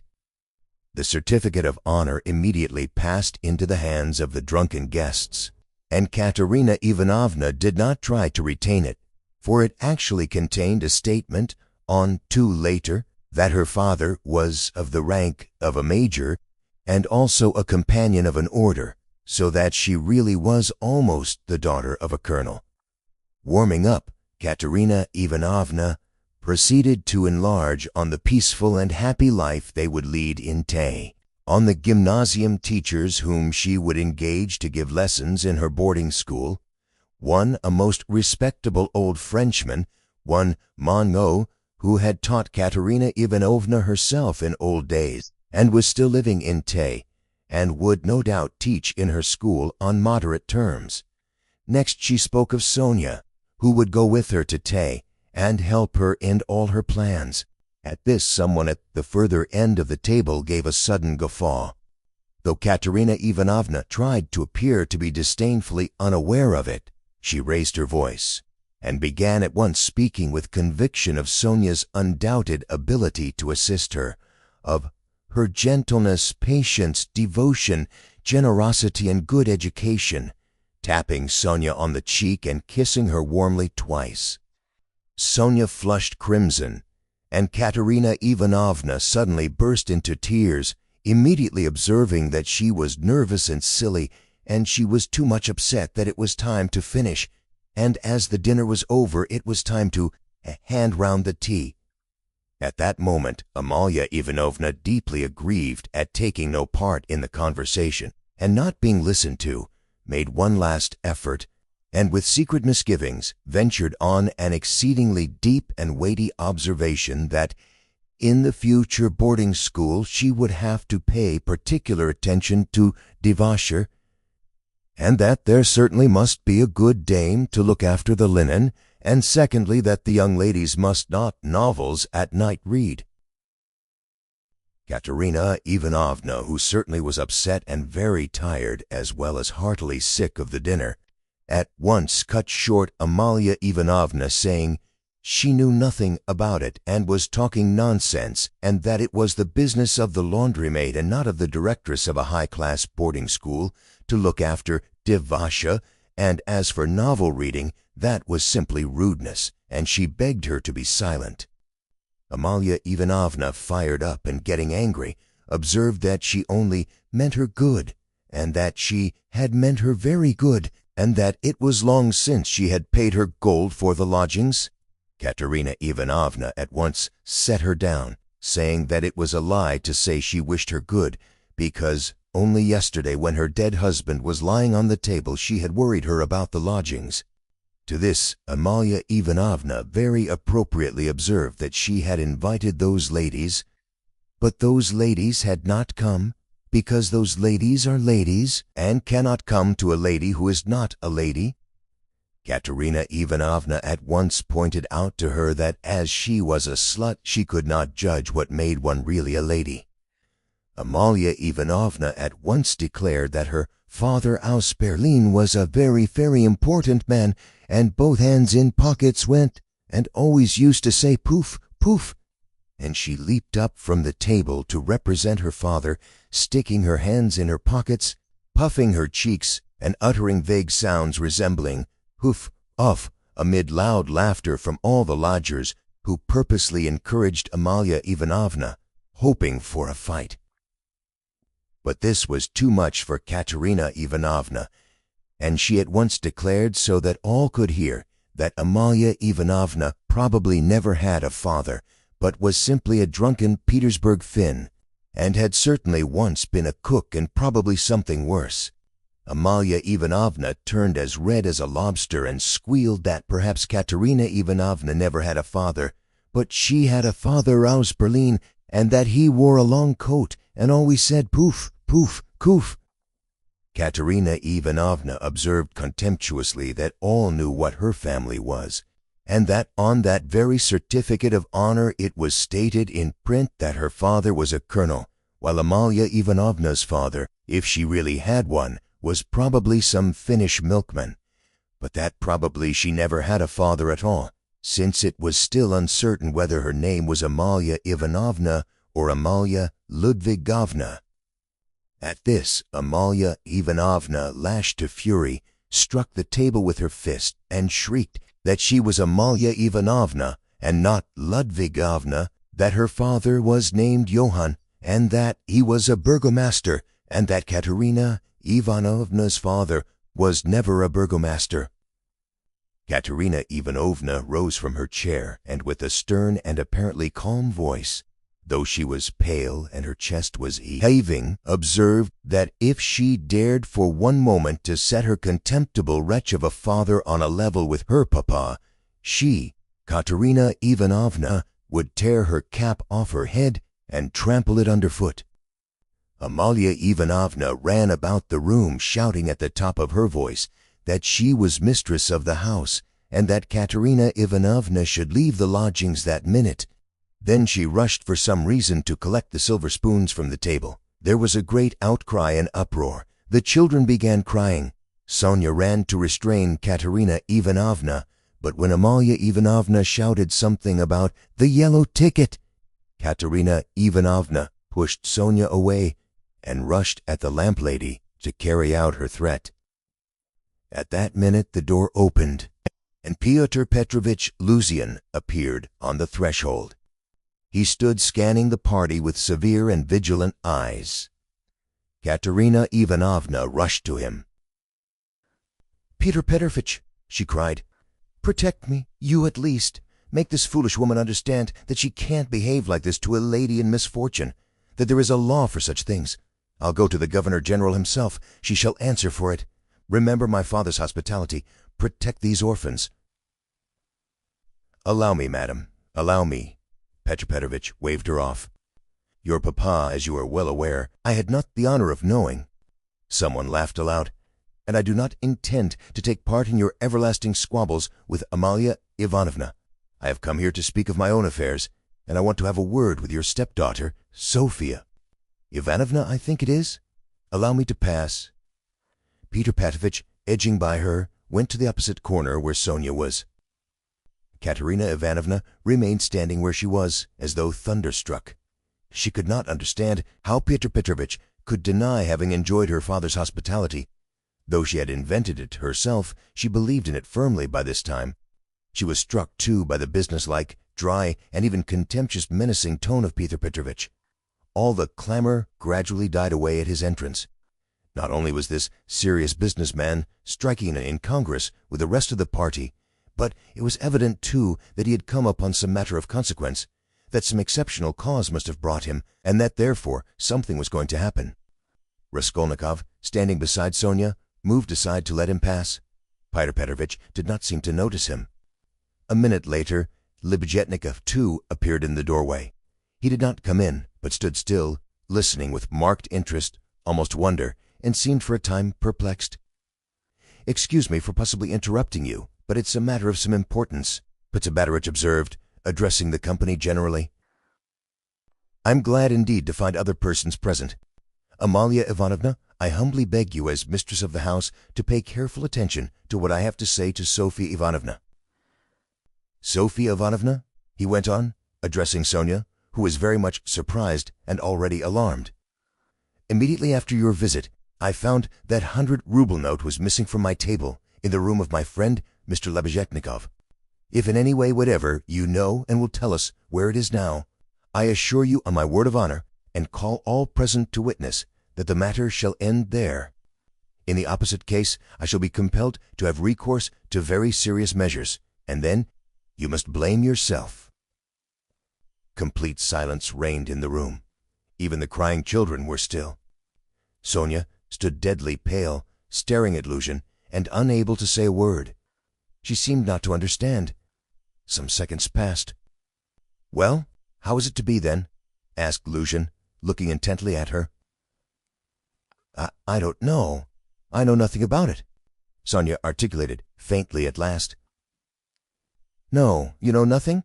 Luzhin repeated, and again he paused for some seconds. "Think a moment, mademoiselle," he began severely, but still, as it were, admonishing her. "Reflect. I am prepared to give you time for consideration. Kindly observe this. If I were not so entirely convinced, I should not, you may be sure, with my experience, venture to accuse you so directly, seeing that, for such direct accusation before witnesses, if false or even mistaken, I should myself in a certain sense be made responsible. I am aware of that. This morning I changed for my own purposes several 5% securities for the sum of approximately 3,000 rubles. The account is noted down in my pocketbook. On my return home I proceeded to count the money, as Mr. Lebeziatnikov will bear witness, and after counting 2,300 rubles, I put the rest in my pocketbook in my coat pocket.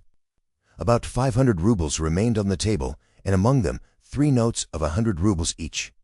At that moment you entered, at my invitation, and all the time you were present you were exceedingly embarrassed, so that 3 times you jumped up in the middle of the conversation and tried to make off. Mr. Lebeziatnikov can bear witness to this. You yourself, mademoiselle, probably will not refuse to confirm my statement that I invited you, through Mr. Lebeziatnikov, solely in order to discuss with you the hopeless and desolate position of your relative, Katerina Ivanovna, whose dinner I was unable to attend, and the advisability of getting up something of the nature of a subscription, lottery or the like, for her benefit. You thanked me and even shed tears. I describe all this as it took place, primarily to recall it to your mind, and secondly, to show you that not the slightest detail has escaped my recollection. Then I took a 10-ruble note from the table and handed it to you by way of first installment on my part for the benefit of your relative. Mr. Lebeziatnikov saw all this. Then I accompanied you to the door, you being still in the same state of embarrassment, after which, being left alone with Mr. Lebeziatnikov, I talked to him for 10 minutes. Then Mr. Lebeziatnikov went out, and I returned to the table with the money lying on it, intending to count it and to put it aside, as I proposed doing before. To my surprise, 100-ruble note had disappeared. Kindly consider the position. Mr. Lebeziatnikov I cannot suspect. I'm ashamed to allude to such a supposition. I cannot have made a mistake in my reckoning, for the minute before your entrance I had finished my accounts and found the total correct. You will admit, at recollecting your embarrassment, your eagerness to get away, and the fact that you kept your hands for some time on the table, and taking into consideration your social position and the habits associated with it, I was, so to say, with horror and possibly against my will, compelled to entertain a suspicion, a cruel but justifiable suspicion. I will add further and repeat that in spite of my positive conviction, I realize that I run a certain risk in making this accusation. But as you see, I could not let it pass. I have taken action, and I will tell you why. Solely, madam, solely owing to your black ingratitude. Why, I invite you for the benefit of your destitute relative. I present you with my donation of 10 rubles, and you, on the spot, repay me for all that with such an action. It is too bad. You need a lesson. Reflect. Moreover, like a true friend, I beg you, and you could have no better friend at this moment, think what you're doing. Otherwise, I shall be immovable. Well, what do you say? I've taken nothing, Sonia whispered in terror. You gave me 10 rubles. Here it is. Take it. Sonia pulled her handkerchief out of her pocket, untied a corner of it, took out the 10 rubles note, and gave it to Lucien. And the 100 rubles you do not confess to taking? He insisted reproachfully, not taking the note. Sonia looked about her. All were looking at her with such awful, stern, ironical, hostile eyes. She looked at Raskolnikov. He stood against the wall with his arms crossed, looking at her with glowing eyes. "Good God!" broke from Sonia. "Amelia Ivanovna, we shall have to send word to the police, and therefore I humbly beg you meanwhile to send for the house porter," Lucien said softly and even kindly. "Gott der Barmherzige! I knew she was the thief," cried Amalia Ivanovna, throwing up her hands. "You knew it?" Lucien called her up. "Then I suppose you had some reason before this for thinking so. I beg you, worthy Amalia Ivanovna, to remember your words which have been uttered before witnesses." There was a buzz of loud conversation on all sides. All were in movement. "What?" cried Katerina Ivanovna, suddenly realizing the position, and she rushed at Lucien. "What? You accuse her of stealing? Sonia? The wretches and wretches!" And, running to Sonia, she flung her wasted arms round her and held her as in a vice. "Sonia, how dared you take 10 rubles from him? Foolish girl, give it to me. Give me the 10 rubles at once, here." And, snatching the note from Sonia, Katerina Ivanovna crumpled it up and flung it straight into Lucien's face. It hit him in the eye and fell on the ground. Amalia Ivanovna hastened to pick it up. Peter Petrovitch lost his temper. "Hold that mad woman!" he shouted. At that moment several other persons besides Lebzhatnikov appeared in the doorway, among them the 2 ladies. "What? Mad? Am I mad? Idiot!" shrieked Katerina Ivanovna. "You're an idiot yourself, pettifogging lawyer, base man. Sonia take his money. Sonia a thief. Why, she'd give away her last penny." And Katerina Ivanovna broke into hysterical laughter. "Did you ever see such an idiot?" She turned from side to side. "And you too?" She suddenly saw the lantern lady. "And you too, sausage eater. You declare that she's a thief. You trashy Prussian hen's leg in a crinoline. She hasn't been out of this room. She came straight from you, you wretch, and sat down beside me. Everyone saw her. She sat here by Rodion Romanovitch. Search her. Since she's not left the room, the money would have to be on her. Search her. Search her. But if you don't find it, then excuse me, my dear fellow, you'll answer for it. I'll go to our sovereign, to our gracious sire himself, and throw myself at his feet today, this minute. I am alone in the world. They would let me in? Do you think they won't? You're wrong. I will get in. I will get in. You reckoned on her meekness. You relied upon that. But I'm not so submissive, let me tell you. You've gone too far yourself. Search her. Search her." And Katerina Ivanovna, in a frenzy, shook Lucien and dragged him towards Sonia. "I am ready. I'll be responsible. But calm yourself, madam, calm yourself. I see that you're not so submissive." Well, but as to that," Lucien muttered, "that ought to be before the police. Though indeed there are witnesses enough as it is. I am ready. But in any case it's difficult for a man, on account of her sex. But with the help of Amalia Ivanovna? Though, of course, it's not the way to do things. How is it to be done?" "As you will. Let anyone who likes search her," cried Katerina Ivanovna. "Sonia, turn out your pockets. See? Look, monster, the pocket is empty. Here was our handkerchief. Here is the other pocket. Look. Do you see? Do you see?" And Katerina Ivanovna turned, or rather snatched, both pockets inside out. But from the right pocket a piece of paper flew out, and describing a parabola in the air, fell at Lucian's feet. Everyone saw it. Several cried out. Peter Petrovitch stooped down, picked up the paper in 2 fingers, lifted it where all could see it, and opened it. It was a 100-ruble note, folded in 8. Peter Petrovitch held up the note, showing it to everyone. "Thief! Out of my lodging! Police! Police!" yelled Amalia Ivanovna. "They must to Siberia be sent away." Exclamations arose on all sides. Raskolnikov was silent, keeping his eyes fixed on Sonia, except for an occasional rapid glance at Lucian. Sonia stood still, as though unconscious. She was hardly able to feel surprise. Suddenly the color rushed to her cheeks. She uttered a cry and hid her face in her hands. "No, it wasn't I. I didn't take it. I know nothing about it," she cried with a heart-rending wail, and she ran to Katerina Ivanovna, who clasped her tightly in her arms as though she would shelter her from all the world. "Sonia, Sonia, I don't believe it. You see, I don't believe it," she cried in the face of the obvious fact, swaying her to and fro in her arms like a baby, kissing her face continually, then snatching at her hands and kissing them too. "You took it! How stupid these people are! Oh, dear, you're fools, fools!" she cried, addressing the whole room. You don't know what a heart she has, what a girl she is. She'd take it? She'd sell her last rag. She'd go barefoot to help you if you needed it. That's what she is. She has the yellow passport because my children were starving. She sold herself for us. Husband. Do you see? What a memorial dinner for you. Merciful heavens. Defend her. Why are you all standing still? Raujen Romanovich, why don't you stand up for her? Do you believe it too? You're not worth her a little finger, all of you together. Good God! Defend her now, at least. The wail of the poor, consumptive, helpless woman seemed to produce a great effect on her audience. The agonized, wasted, consumptive face, the parched, blood-stained lips, the hoarse voice, the tears unrestrained as a child's, the trustful, childish, and yet despairing prayer for help were so piteous that everyone seemed to feel for her.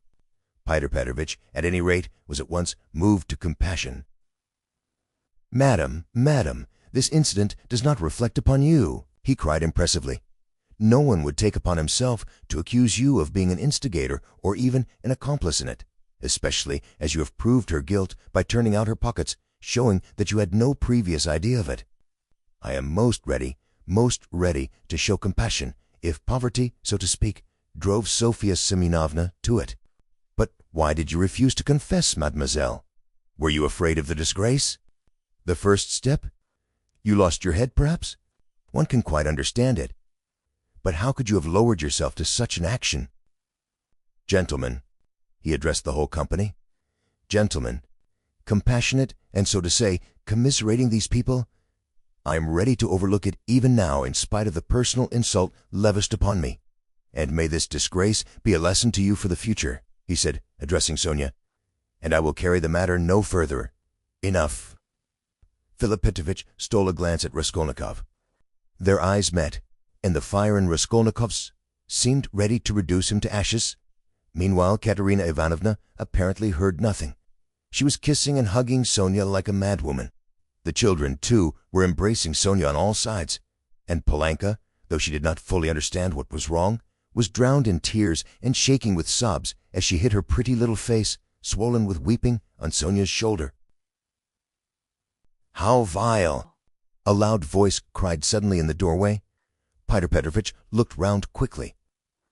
"What vileness!" Lebeziatnikov repeated, staring him straight in the face. Peter Petrovitch gave a positive start. All noticed it and recalled it afterwards. Lebeziatnikov strode into the room. "And you dare to call me as witness?" he said, going up to Peter Petrovitch. "What do you mean? What are you talking about?" muttered Lucian. "I mean that you are a slanderer. That's what my words mean," Lebeziatnikov said hotly, looking sternly at him with his short-sighted eyes. He was extremely angry. Raskolnikov gazed intently at him, as though seizing and weighing each word. Again there was a silence. Peter Petrovitch, indeed, seemed almost dumbfounded for the first moment. "If you mean that for me," he began, stammering. "What's the matter with you? Are you out of your mind?" "I'm in my mind, but you're a scoundrel. Ah, how vile! I've heard everything. I kept waiting on purpose to understand it, for I must own even now it is not quite logical. What you've done it all for, I can't understand. Why, what have I done then? Give over talking in your nonsensical riddles, or maybe you're drunk." "You may be a drunkard, perhaps, vile man, but I am not. I never touch vodka, for it's against my convictions. Would you believe it? He himself, with his own hands, gave Sofya Semyonovna that 100-ruble note. I saw it. I was a witness. I'll take my oath. He did it. He," repeated Lebezhadnikov, addressing all. "Are you crazy, milksop?" squealed Luzhin. "She's herself before you. She herself here declared just now before everyone that I gave her only 10 rubles.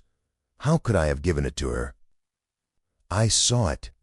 I saw it," Lebezhadnikov repeated.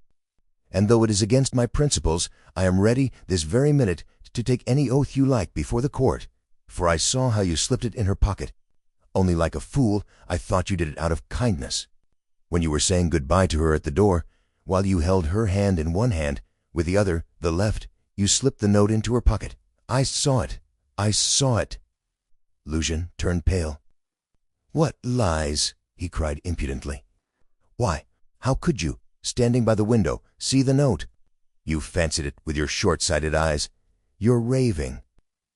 "No, I didn't fancy it. And though I was standing some way off, I saw it all. And though it certainly would be hard to distinguish a note from the window, that's true, I knew for certain that it was a 100-ruble note, because when you were going to give Sofya Semyonovna 10 rubles, you took up from the table a 100-ruble note. I saw it because I was standing near then, and an idea struck me at once, so that I did not forget you had it in your hand. You folded it and kept it in your hand all the time. I didn't think of it again until, when you were getting up, you changed it from your right hand to your left and nearly dropped it. I noticed it because the same idea struck me again, that you meant to do her a kindness without my seeing. You can fancy how I watched you, and I saw how you succeeded in slipping it into her pocket. I saw it. I saw it. I'll take my oath." Lebezhadnikov was almost breathless. Exclamations arose on all hands, chiefly expressive of wonder, but some were menacing in tone. They all crowded round Peter Petrovitch. Katerina Ivanovna flew to Lebezhadnikov. "I was mistaken in you. Protect her. You are the only one to take her part. She's an orphan. God has sent you." Katerina Ivanovna, hardly knowing what she was doing, sank on her knees before him. "A pack of nonsense," yelled Luzhin, roused to fury. "It's all nonsense you've been talking. An idea struck you. You didn't think. You noticed. What does it amount to? So I gave it to her on the sly on purpose? What for? With what object? What have I to do with this?" "What for? That's what I can't understand. But that what I'm telling you is the fact. That's certain. So far from my being mistaken, you infamous criminal man, I remember how, on account of it, question occurred to me at once, just when I was thanking you and pressing your hand. What made you put it secretly in her pocket? Why you did it secretly, I mean. Could it be simply to conceal it from me, knowing that my convictions are opposed to yours, and that I do not approve of private benevolence, which effects no radical cure? Well, I decided that you really were ashamed of giving such a large sum before me. Perhaps, too, I thought, he wants to give her a surprise when she finds a whole 100-ruble note in her pocket. For I know some benevolent people are very fond of decking out their charitable actions in that way. Then the idea struck me, too, that you wanted to test her, to see whether, when she found it, she would come to thank you. Then, too, that you wanted to avoid thanks, and that, as the saying is, your right hand should not know. Something of that sort, in fact. I thought of so many possibilities that I put off considering it, but still thought it indelicate to show you that I knew your secret. But another idea struck me again, that Sofya Semyonovna might easily lose the money before she noticed it. That was why I decided to come in here, to call her out of the room, and to tell her that you put 100 rubles in her pocket. But on my way I went first to Madame Kobilatnikov's to take them the general treatise on the positive method, and especially to recommend Peter's article, and also Wagner's. Then I come on here, and what a state of things I find. Now could I have all these ideas and reflections if I had not seen you put the 100-ruble note in her pocket? When Lebeziatnikov finished his long-winded harangue with the logical deduction at the end, he was quite tired, and the perspiration streamed from his face. He could not, alas, even express himself correctly in Russian, though he knew no other language, so that he was quite exhausted, almost emaciated after this heroic exploit. But his speech produced a powerful effect. He had spoken with such vehemence, with such conviction, that everyone obviously believed him. Peter Petrovitch felt that things were going badly with him. "What had it to do with me, if silly ideas did occur to you?" he shouted. "That's no evidence. You may have dreamt it, that's all. And I tell you, you're lying, sir. You're lying and slandering from some spite against me, simply from pique because I did not agree with your free-thinking, godless, social propositions." But this retort did not benefit Peter Petrovitch. Murmurs of disapproval were heard on all sides. That's your line now, is it?" cried Lebeziatnikov. "That's nonsense. Call the police, and I'll take my oath. There's only one thing I can't understand. What made him risk such a contemptible action? Oh, pitiful, despicable man!" "I can explain why he risked such an action, and if necessary, I too will swear to it," Raskolnikov said at last in a firm voice, and he stepped forward. He appeared to be firm and composed. Everyone felt clearly, from the very look of him, that he really knew about it, and that the mystery would be solved. "Now I can explain it all to myself," said Raskolnikov, addressing Lebeziatnikov. "From the very beginning of the business, I suspected that there was some scoundrelly intrigue at the bottom of it. I began to suspect it from some special circumstances known to me only, which I will explain at once to everyone. They account for everything. Your valuable evidence has finally made everything clear to me. I beg all to listen. This gentleman," he pointed to Luzhin, "was recently engaged to be married to a young lady, my sister, of Jastromenov-Raskolnikov. But coming to Petersburg, he quarreled with me, the day before yesterday, at our first meeting, and I drove him out of my room. I have 2 witnesses to prove it. He is a very spiteful man. The day before yesterday, I did not know that he was staying here in your room, and that consequently, on the very day we quarreled, the day before yesterday, he saw me give Katerina Ivanovna some money for the funeral, as a friend of the late Mr. Marmeladov. He at once wrote a note to my mother and informed her that I'd given away all my money, not to Katerina Ivanovna, but to Sofya Semyonovna, and referred in a most contemptible way to the character of Sofya Semyonovna, that is, hinted at the character of my attitude to Sofya Semyonovna.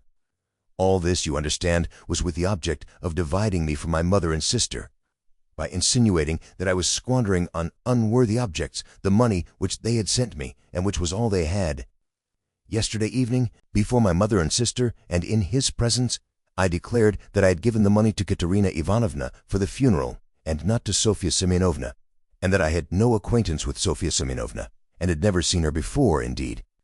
At the same time, I added that he, Pyotr Petrovitch Luzhin, with all his virtues, was not worth Sofya Semyonovna's little finger, though he spoke so ill of her. To his question, would I let Sofya Semyonovna sit down beside my sister, I answered that I had already done so that day. Irritated that my mother and sister were unwilling to quarrel with me at his insinuations, he gradually began being unpardonably rude to them. A final rupture took place, and he was turned out of the house. All this happened yesterday evening. Now I beg your special attention. Consider, if he had now succeeded in proving that Sofya Semyonovna was a thief, he would have shown to my mother and sister that he was almost right in his suspicions, that he had reason to be angry at my putting my sister on a level with Sofya Semyonovna, that, in attacking me, he was protecting and preserving the honor of my sister, his betrothed. In fact, he might even, through all this, have been able to estrange me from my family, and no doubt he hoped to be restored to favor with them, to say nothing of revenging himself on me personally, for he has grounds for supposing that the honor and happiness of Sofya Semyonovna are very precious to me. That was what he was working for. That's how I understand it. That's the whole reason for it, and there can be no other. It was like this, or somewhat like this, that Raskolnikov wound up his speech, which was followed very attentively, though often interrupted by exclamations from his audience. But in spite of interruptions, he spoke clearly, calmly, exactly, firmly.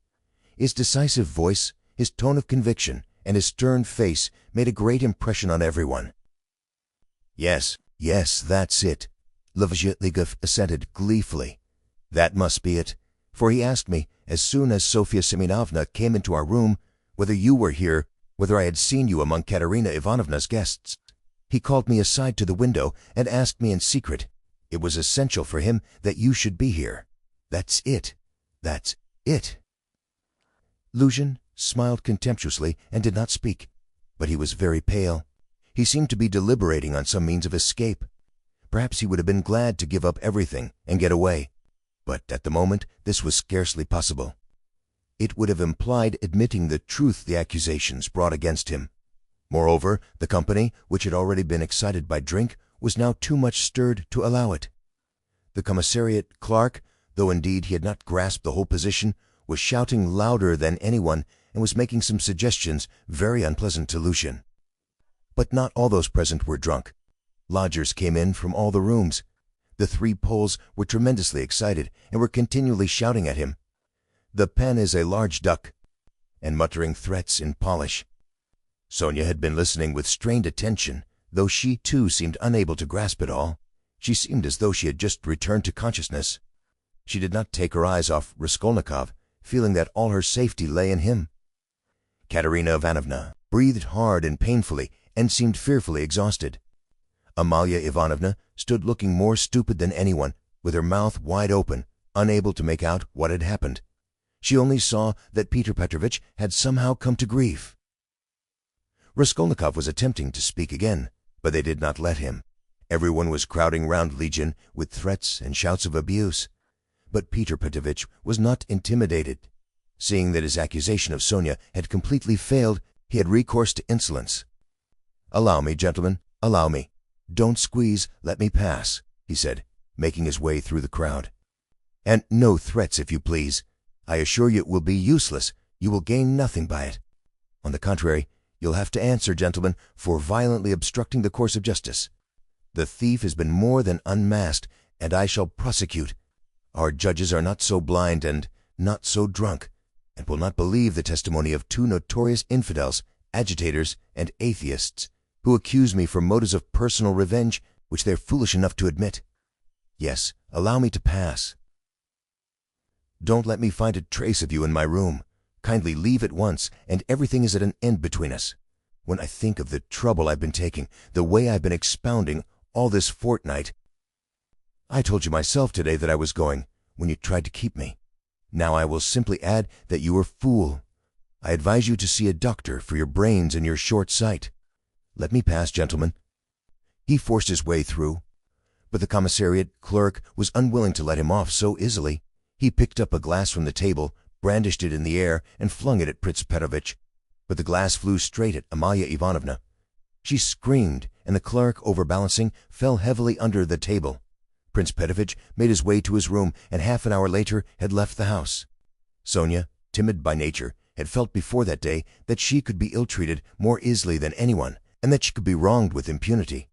Yet till that moment she had fancied that she might escape misfortune by care, gentleness, and submissiveness before everyone.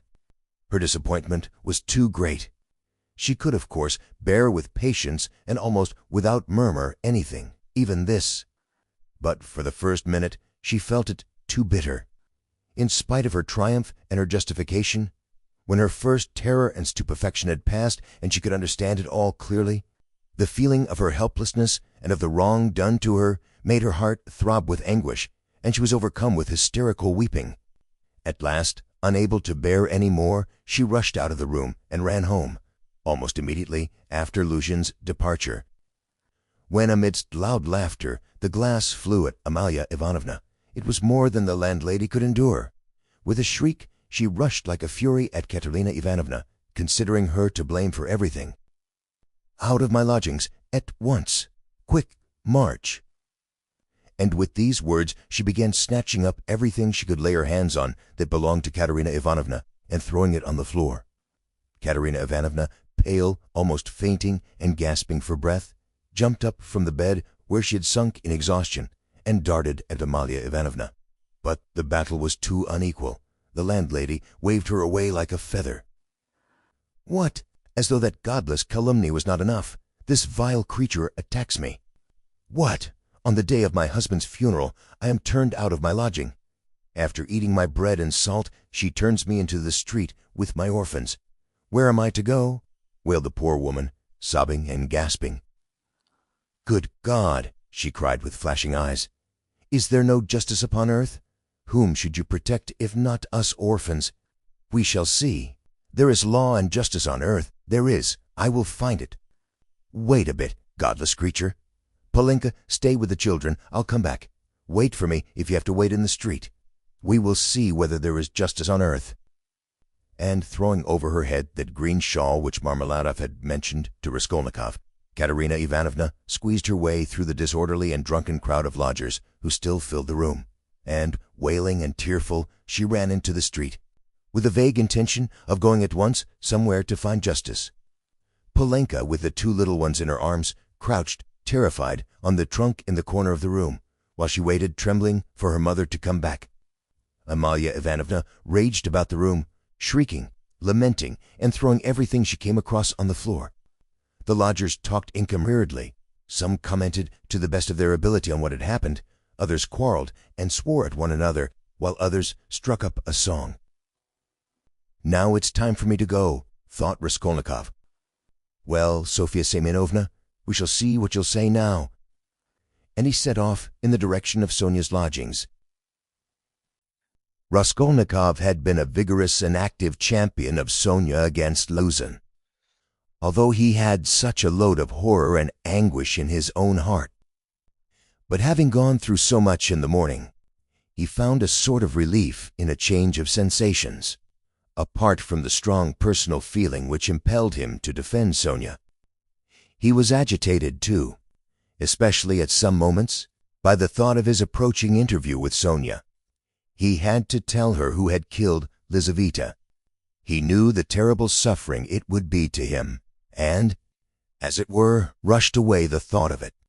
So when he cried as he left Katerina Ivanovna's, "Well, Sofya Semyonovna, we shall see what you'll say now," he was still superficially excited, still vigorous and defiant from his triumph over Luzin.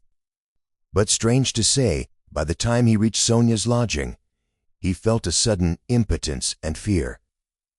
He stood still in hesitation at the door, asking himself the strange question, must he tell her who killed Lizaveta? It was a strange question because he felt at the very time not only that he could not help telling her, but also that he could not put off the telling. He did not yet know why it must be so. He only felt it, and the agonizing sense of his impotence before the inevitable almost crushed him. To cut short his hesitation and suffering, he quickly opened the door and looked at Sonia from the doorway.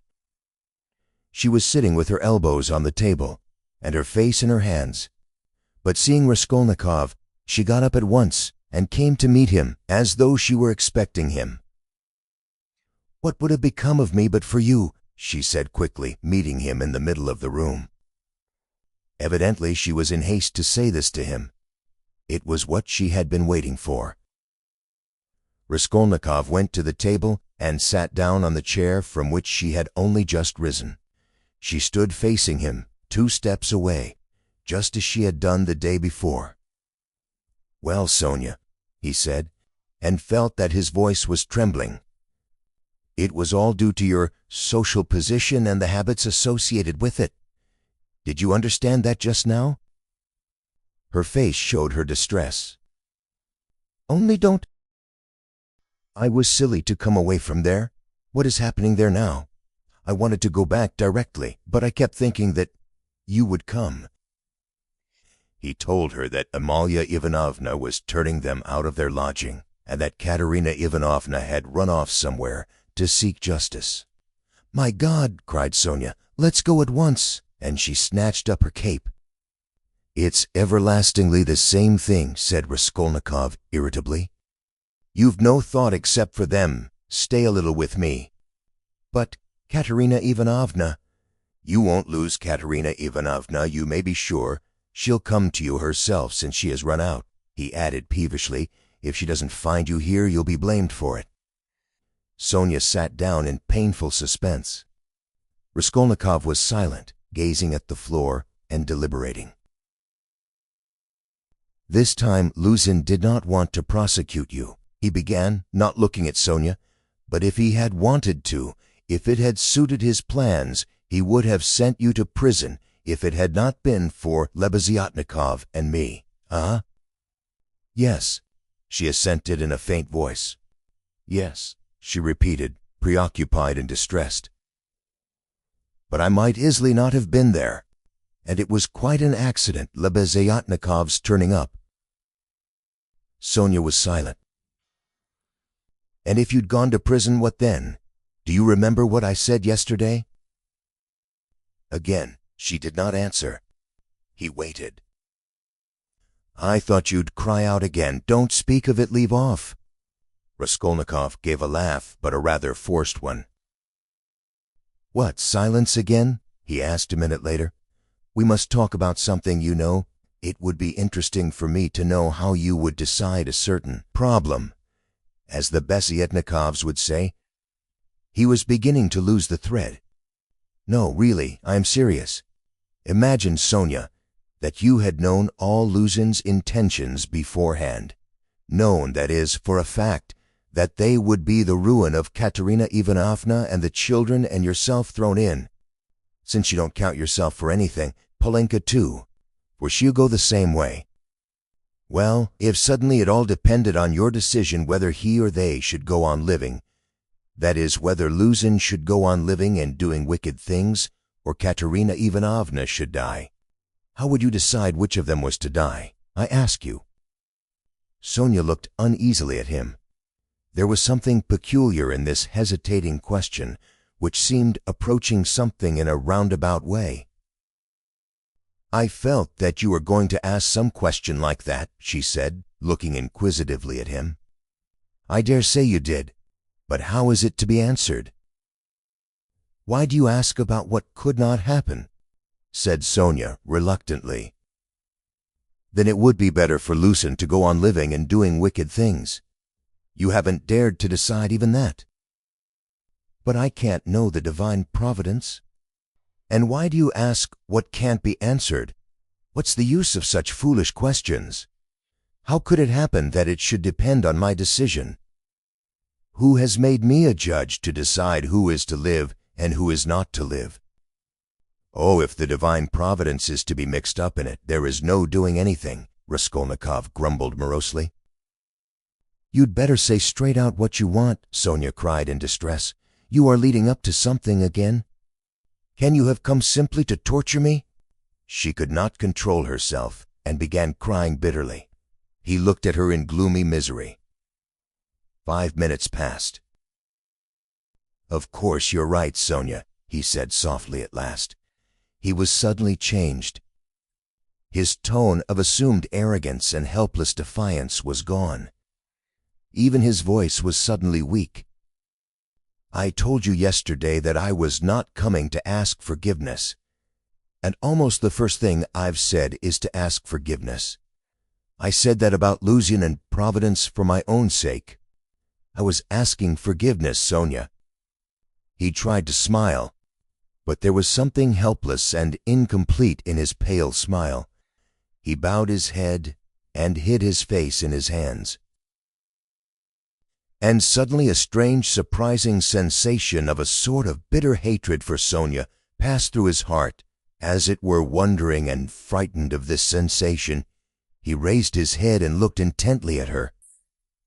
But he met her uneasy and painfully anxious eyes fixed on him. There was love in them. His hatred vanished like a phantom. It was not the real feeling. He had taken the one feeling for the other. It only meant that that minute had come. He hid his face in his hands again and bowed his head. Suddenly he turned pale, got up from his chair, looked at Sonia, and without uttering a word sat down mechanically on her bed. His sensations that moment were terribly like the moment when he had stood over the old woman with the axe in his hand and felt that he must not lose another minute. "What's the matter?" asked Sonia, dreadfully frightened. He could not utter a word. That was not at all the way he had intended to tell, and he did not understand what was happening to him now. She went up to him softly, sat down on the bed beside him, and waited, not taking her eyes off him. Her heart throbbed and sank. It was unendurable. He turned his deadly pale face to her. His lips worked, helplessly struggling to utter something. A pang of terror passed through Sonia's heart. "What's the matter?" she repeated, drawing a little away from him. "Nothing, Sonia. Don't be frightened. It's nonsense." "It really is nonsense, if you think of it," he muttered, like a man in a delirium. "Why have I come to torture you?" he added, suddenly looking at her. "Why, really? I keep asking myself that question, Sonia." He had perhaps been asking himself that question a quarter of an hour before, but now he spoke helplessly, hardly knowing what he said, and feeling a continual tremor all over. "Oh, how you are suffering!" she muttered in distress, looking intently at him. "It's all nonsense. Listen, Sonia." He suddenly smiled a pale, helpless smile for 2 seconds. "You remember what I meant to tell you yesterday?" Sonia waited uneasily. "I said as I went away that perhaps I was saying goodbye forever, but that if I came today I would tell you who killed Lizaveta." She began trembling all over. "Well, here I've come to tell you." "Then you really meant it yesterday?" she whispered with difficulty. "How do you know?" she asked quickly, as though suddenly regaining her reason. Sonia's face grew paler and paler, and she breathed painfully. "I know." She paused a minute. "Have they found him?" she asked timidly. "No." "Then how do you know about it?" she asked again, hardly audibly, and again after a minute's pause. He turned to her and looked very intently at her. "Yes," he said with the same distorted, helpless smile. A shudder passed over her.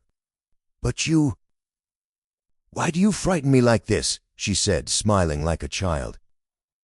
"I must be a great friend of his, since I know," Raskolnikov went on, still gazing into her face, as though he could not turn his eyes away.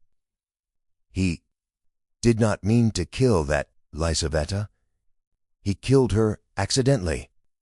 He meant to kill the old woman when she was alone, and he went there, and then Lizaveta came in. He killed her too." Another awful moment passed. Both still gazed at one another. "You can't guess, then?" he asked suddenly, feeling as though he were flinging himself down from a steeple. No," whispered Sonia. "Take a good look." As soon as he had said this again, the same familiar sensation froze his heart. He looked at her and all at once seemed to see in her face the face of Lizaveta. He remembered clearly the expression in Lizaveta's face when he approached her with the axe, and she stepped back to the wall, putting out her hand with childish terror in her face, looking as little children do when they begin to be frightened of something, looking intently and uneasily at what frightens them, shrinking back and holding out their little hands on the point of crying. Almost the same thing happened now to Sonia. With the same helplessness and the same terror, she looked at him for a while, and, suddenly putting out her left hand, pressed her fingers faintly against his breast, and slowly began to get up from the bed, moving farther from him and keeping her eyes fixed even more immovably on him. Her terror infected him. The same fear showed itself on his face, in the same way he stared at her, and almost with the same childish smile. "Have you guessed?" he whispered at last. "Good God!" broke in an awful wail from her bosom.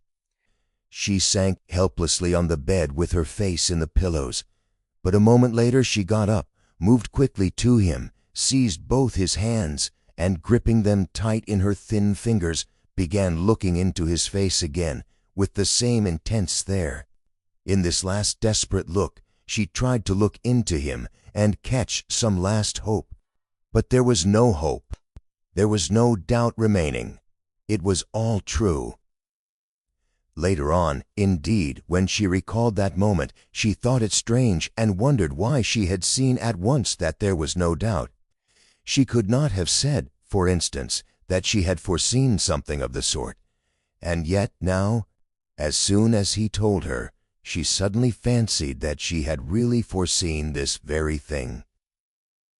"Stop, Sonia, enough. Don't torture me," he begged her miserably.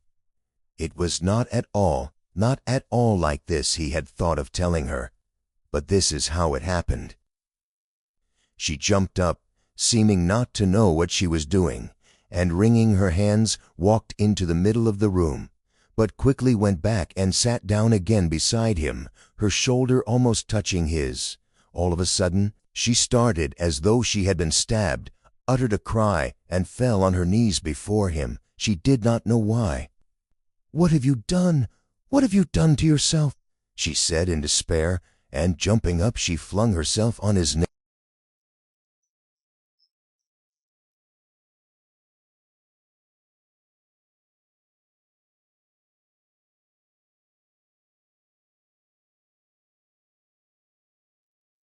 "You don't think what you are doing.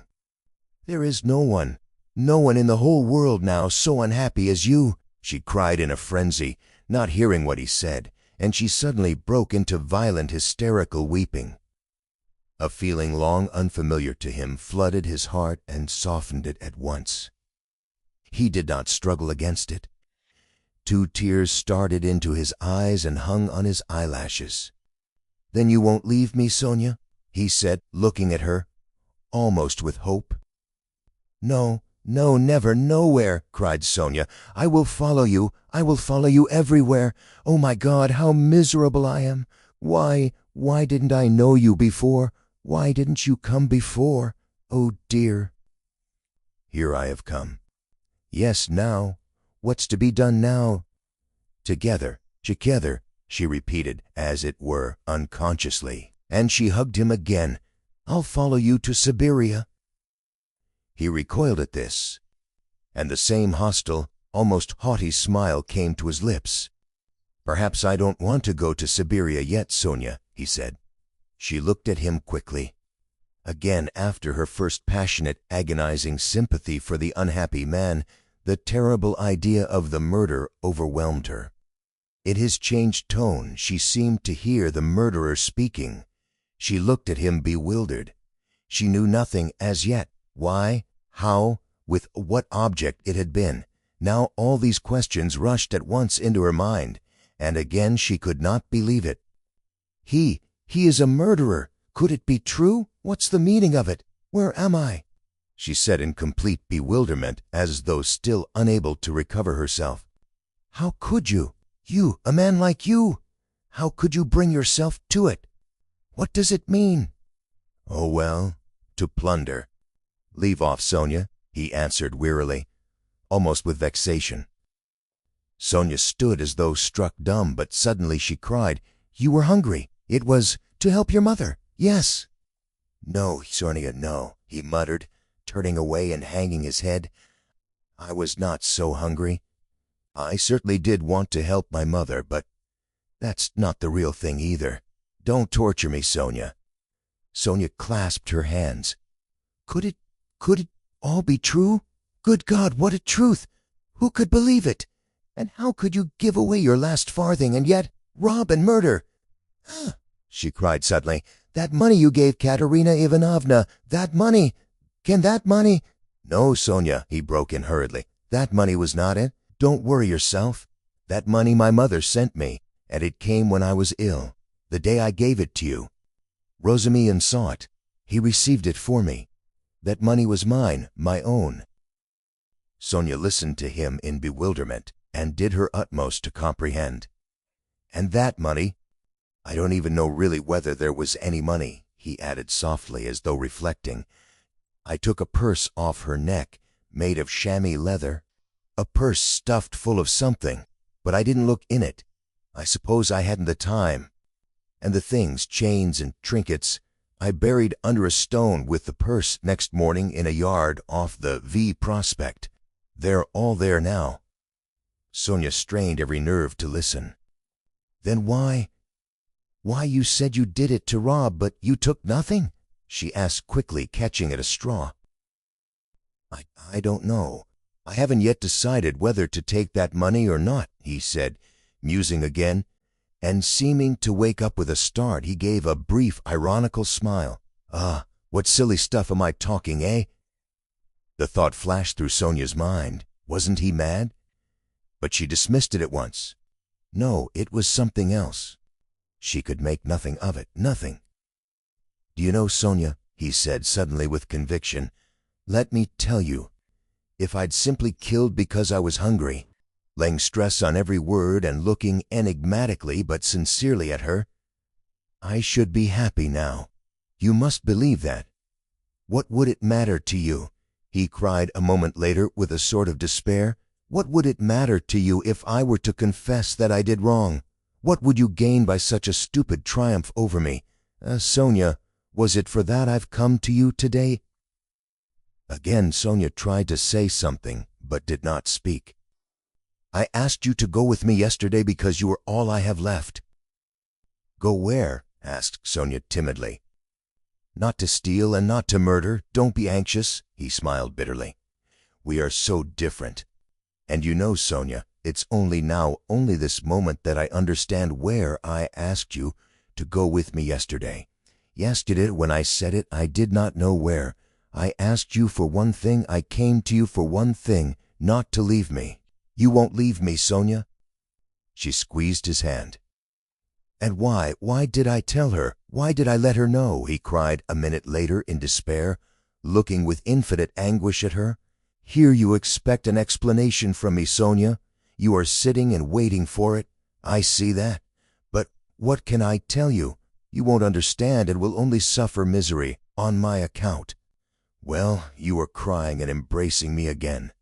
Why do you do it? Because I couldn't bear my burden and have come to throw it on another. You suffer too, and I shall feel better. And can you love such a mean wretch?" "But aren't you suffering too?" cried Sonia. Again a wave of the same feeling surged into his heart, and again for an instant softened it. "Sonia, I have a bad heart. Take note of that. It may explain a great deal. I have come because I am bad. There are men who wouldn't have come, but I am a coward and a mean wretch. But never mind. That's not the point. I must speak now, but I don't know how to begin." He paused and sank into thought. "We are so different," he cried again. "We are not alike. And why did I come? I shall never forgive myself that." No, it was a good thing you came," cried Sonia. "It's better I should know, far better." He looked at her with anguish. "What if it were really that?" he said, as though reaching a conclusion. "Yes, that's what it was. I wanted to become a Napoleon. That is why I killed her. Do you understand now?" No, Sonia whispered naively and timidly. "Only speak, I shall understand. I shall understand in myself," she kept begging him. "You'll understand? Very well, we shall see." He paused and was for some time lost in meditation. "It was like this. I asked myself one day this question. What if Napoleon, for instance, had happened to be in my place, And if he had not had Toulon nor Egypt, nor the passage of Mont Blanc to begin his career with, but instead of all those picturesque and monumental things, there had simply been some ridiculous old hag, a pawnbroker who had to be murdered to get money from her trunk, for his career, you understand. Well, would he have brought himself to that if there had been no other means? Wouldn't he have felt a pang at its being so far from monumental and sinful too? Well, I must tell you that I worried myself fearfully over that question, so that I was awfully ashamed when I guessed at last, all of a sudden somehow, that it would not have given him the least pang, that it would not even have struck him that it was not monumental, that he would not have seen that there was anything in it to pause over, and that, if he had had no other way, he would have strangled her in a minute without thinking about it. Well, I, too, left off thinking about it, murdered her, following his example, and that's exactly how it was.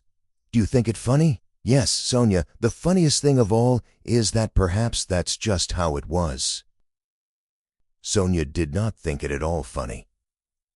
You had better tell me straight out, without examples, she begged, still more timidly and scarcely audibly.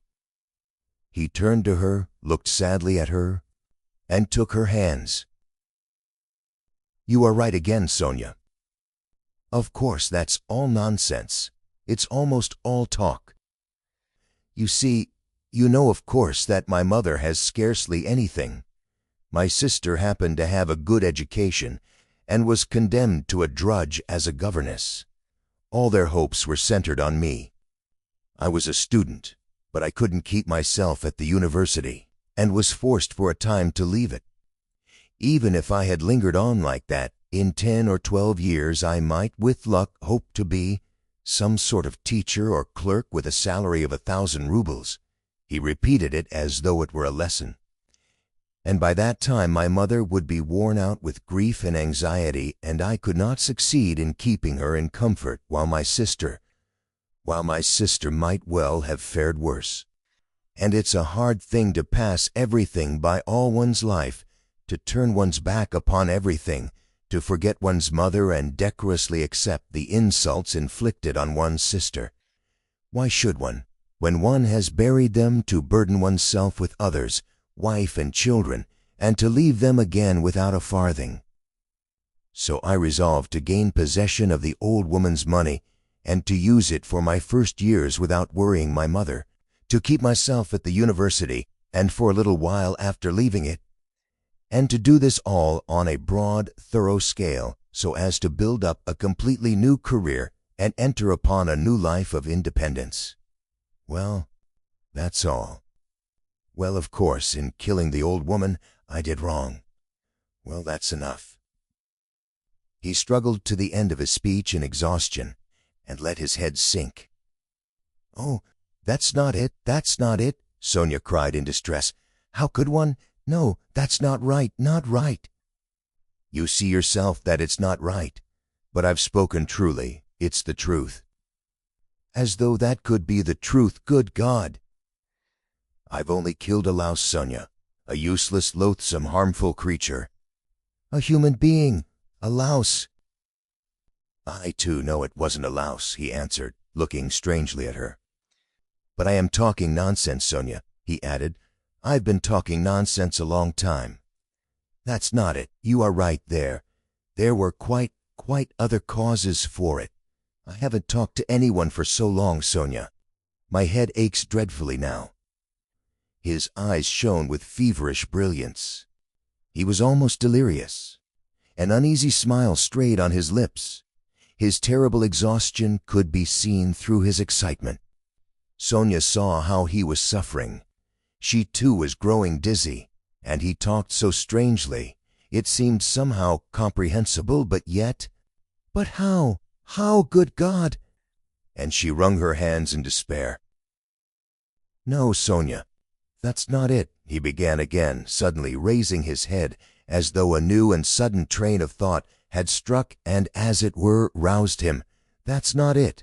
Better, imagine, yes, it's certainly better. Imagine that I am vain, envious, malicious, base, vindictive, and, well, perhaps with a tendency to insanity. Let's have it all out at once. They've talked of madness already, I noticed. I told you just now I could not keep myself at the university. But do you know that perhaps I might have done? My mother would have sent me what I needed for the fees, and I could have earned enough for clothes, boots, and food, no doubt. Lessons had turned up at half a ruble. Resume and works. But I turned sulky and wouldn't. Yes, sulkiness, that's the right word for it. I sat in my room like a spider. You've been in my den, you've seen it. And do you know, Sonia, that low ceilings and tiny rooms cramp the soul and the mind?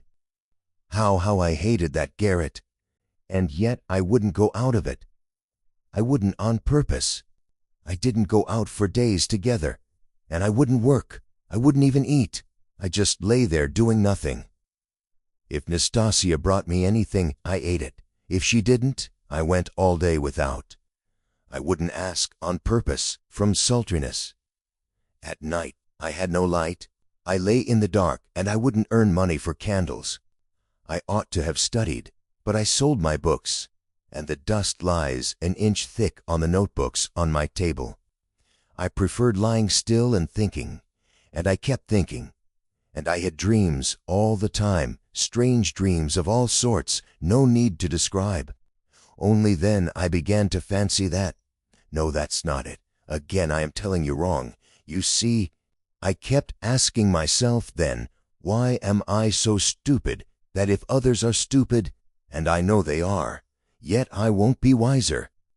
Then I saw, Sonia, that if one waits for everyone to get wiser, it will.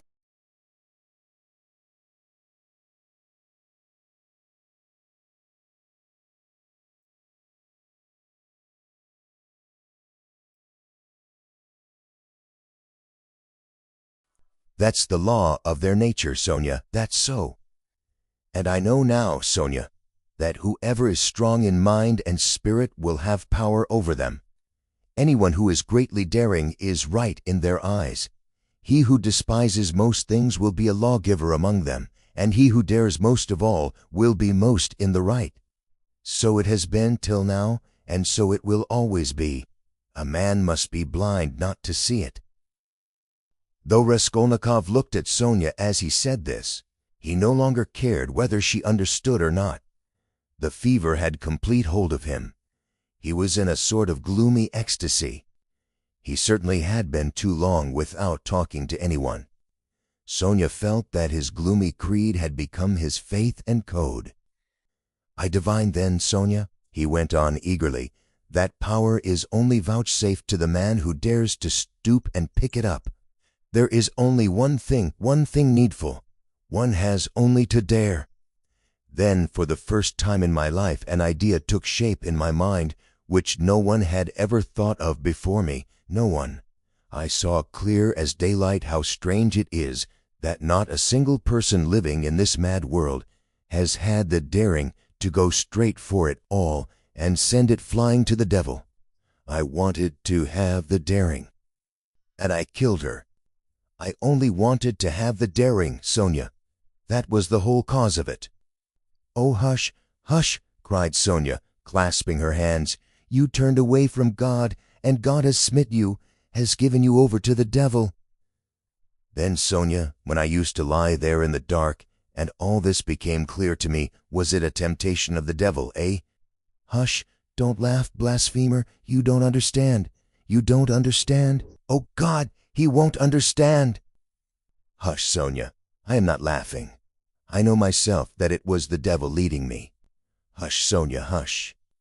He repeated with gloomy insistence. I know it all. I have thought it all over and whispered it all over to myself, lying there in the dark.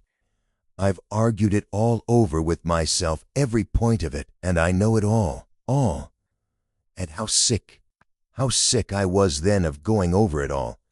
I have kept wanting to forget it and make a new beginning, Sonia, and leave off thinking. And you don't suppose that I went into it headlong like a fool. I went into it like a wise man, and that was just my destruction. And you mustn't suppose that I didn't know, for instance, that if I began to question myself whether I had the right to gain power, I certainly hadn't the right. Or that if I asked myself whether a human being is a louse, it proved that it wasn't so for me, though it might be for a man who would go straight to his goal without asking questions. If I worried myself all those days wondering whether Napoleon would have done it or not, I felt clearly, of course, that I wasn't Napoleon. I had to endure all the agony of that battle of ideas, Sonia, and I longed to throw it off. I wanted to murder without casuistry, to murder for my own sake, for myself alone. I didn't want to lie about it, even to myself. It wasn't to help my mother I did the murder. That's nonsense. I didn't do the murder to gain wealth and power and to become a benefactor of mankind. Nonsense. I simply did it. I did the murder for myself alone, and whether I became a benefactor to others or spent my life like a spider catching men in my web and sucking the life out of them, I couldn't have cared at that moment. And it was not the money I wanted, Sonia, when I did it. It was not so much the money I wanted, but something else. I know it all now. Understand me. Perhaps I should never have committed a murder again. I wanted to find out something else. It was something else led me on. I wanted to find out then and quickly whether I was a louse like everybody else or a man, whether I can step over barriers or not, whether I dare stoop to pick up or not, whether I am a trembling creature or whether I have the right to kill? Have the right to kill? Sonia clasped her hands. Sonia, he cried irritably, and seemed about to make some retort, but was contemptuously silent. Don't interrupt me, Sonia. I want to prove one thing only, that the devil led me on then, and he has shown me since, that I had not the right to take that path, because I am just such a louse as all the rest. He was mocking me, and here I've come to you now. Welcome your guest. If I were not a louse, should I have come to you? Listen, when I went then to the old woman's, I only went to try. You may be sure of that. And you murdered her? But how did I murder her? Is that how men do murders? Do men go to commit a murder as I went then? I will tell you some day how I went. Did I murder the old woman? I murdered myself, not her. I crushed myself once for all, forever. But it was the devil that killed that old woman, not I. Enough, enough, Sonia, enough. Let me be, he cried in a sudden spasm of agony. Let me be. He leaned his elbows on his knees and squeezed his head in his hands as in a vice.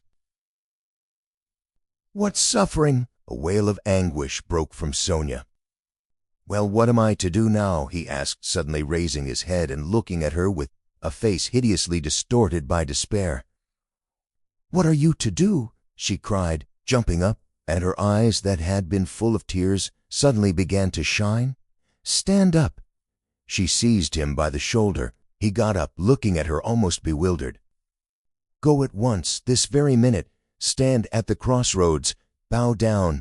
First kiss the earth which you have defiled, and then bow down to all the world and say to all men aloud, I am a murderer. Then God will send you life again. Will you go? Will you go? She asked him, trembling all over, snatching his two hands, squeezing them tight in hers, and gazing at him with eyes full of fire. He was amazed at her sudden ecstasy. You mean Siberia, Sonia? I must give myself up? He asked gloomily. Suffer and expiate your sin by it. That's what you must do. No, I'm not going to them, Sonia. But how will you go on living? What will you live for? Cried Sonia. How is it possible now? Why, how can you talk to your mother? Oh, what will become of them now? But what am I saying? You have abandoned your mother and your sister already. He has abandoned them already. Oh, God, she cried. Why, he knows it all himself. How can he live by himself? What will become of you now? Don't be a child, Sonia, he said softly. What wrong have I done them? Why should I go to them? What should I say to them? That's only a phantom. They destroy men by millions themselves and look on it as a virtue. They are knaves and scoundrels, Sonia. I am not going to them. And what should I say to them? That I murdered her, but did not dare to take the money and hid it under a stone?" He added with a bitter smile, "Why, they would laugh at me and would call me a fool for not getting it, a coward and a fool. They wouldn't understand, and they don't deserve to understand. Why should I go to them? I won't. Don't be a child, Sonia." "It will be too much for you to bear, too much," she repeated, holding out her hands in despairing supplication. "Perhaps I've been unfair to myself," he observed gloomily, pondering. "Perhaps after all I am a man and not a louse, and I've been in too great a hurry to condemn myself. I'll make another fight for it." A haughty smile appeared on his lips. "What a burden to bear, and your whole life, your whole life!"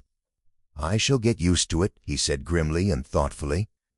"Listen," he began a minute later. "Stop crying. It's time to talk of the facts. I've come to tell you that the police are after me, on my track." Sonia cried in terror. "Well, why do you cry out? You want me to go to Siberia, and now you are frightened? But let me tell you, I shall not give myself up. I shall make a struggle for it, and they won't do anything to me. They have no real evidence. Yesterday I was in great danger and believed I was lost, but today things are going better. All the facts they know can be explained two ways. That's to say, I can turn their accusations to my credit. Do you understand? And I shall, for I've learnt my lesson. But they will certainly arrest me. If it had not been for something that happened, they would have done so today for certain. Perhaps even now they will arrest me today. But that's no matter, Sonia. They'll let me out again, for there isn't any real proof against me, and there won't be. I give you my word for it. And they can't convict a man on what they have against me. Enough. I only tell you that you may know. I will try to manage somehow to put it to my mother and sister so that they won't be frightened.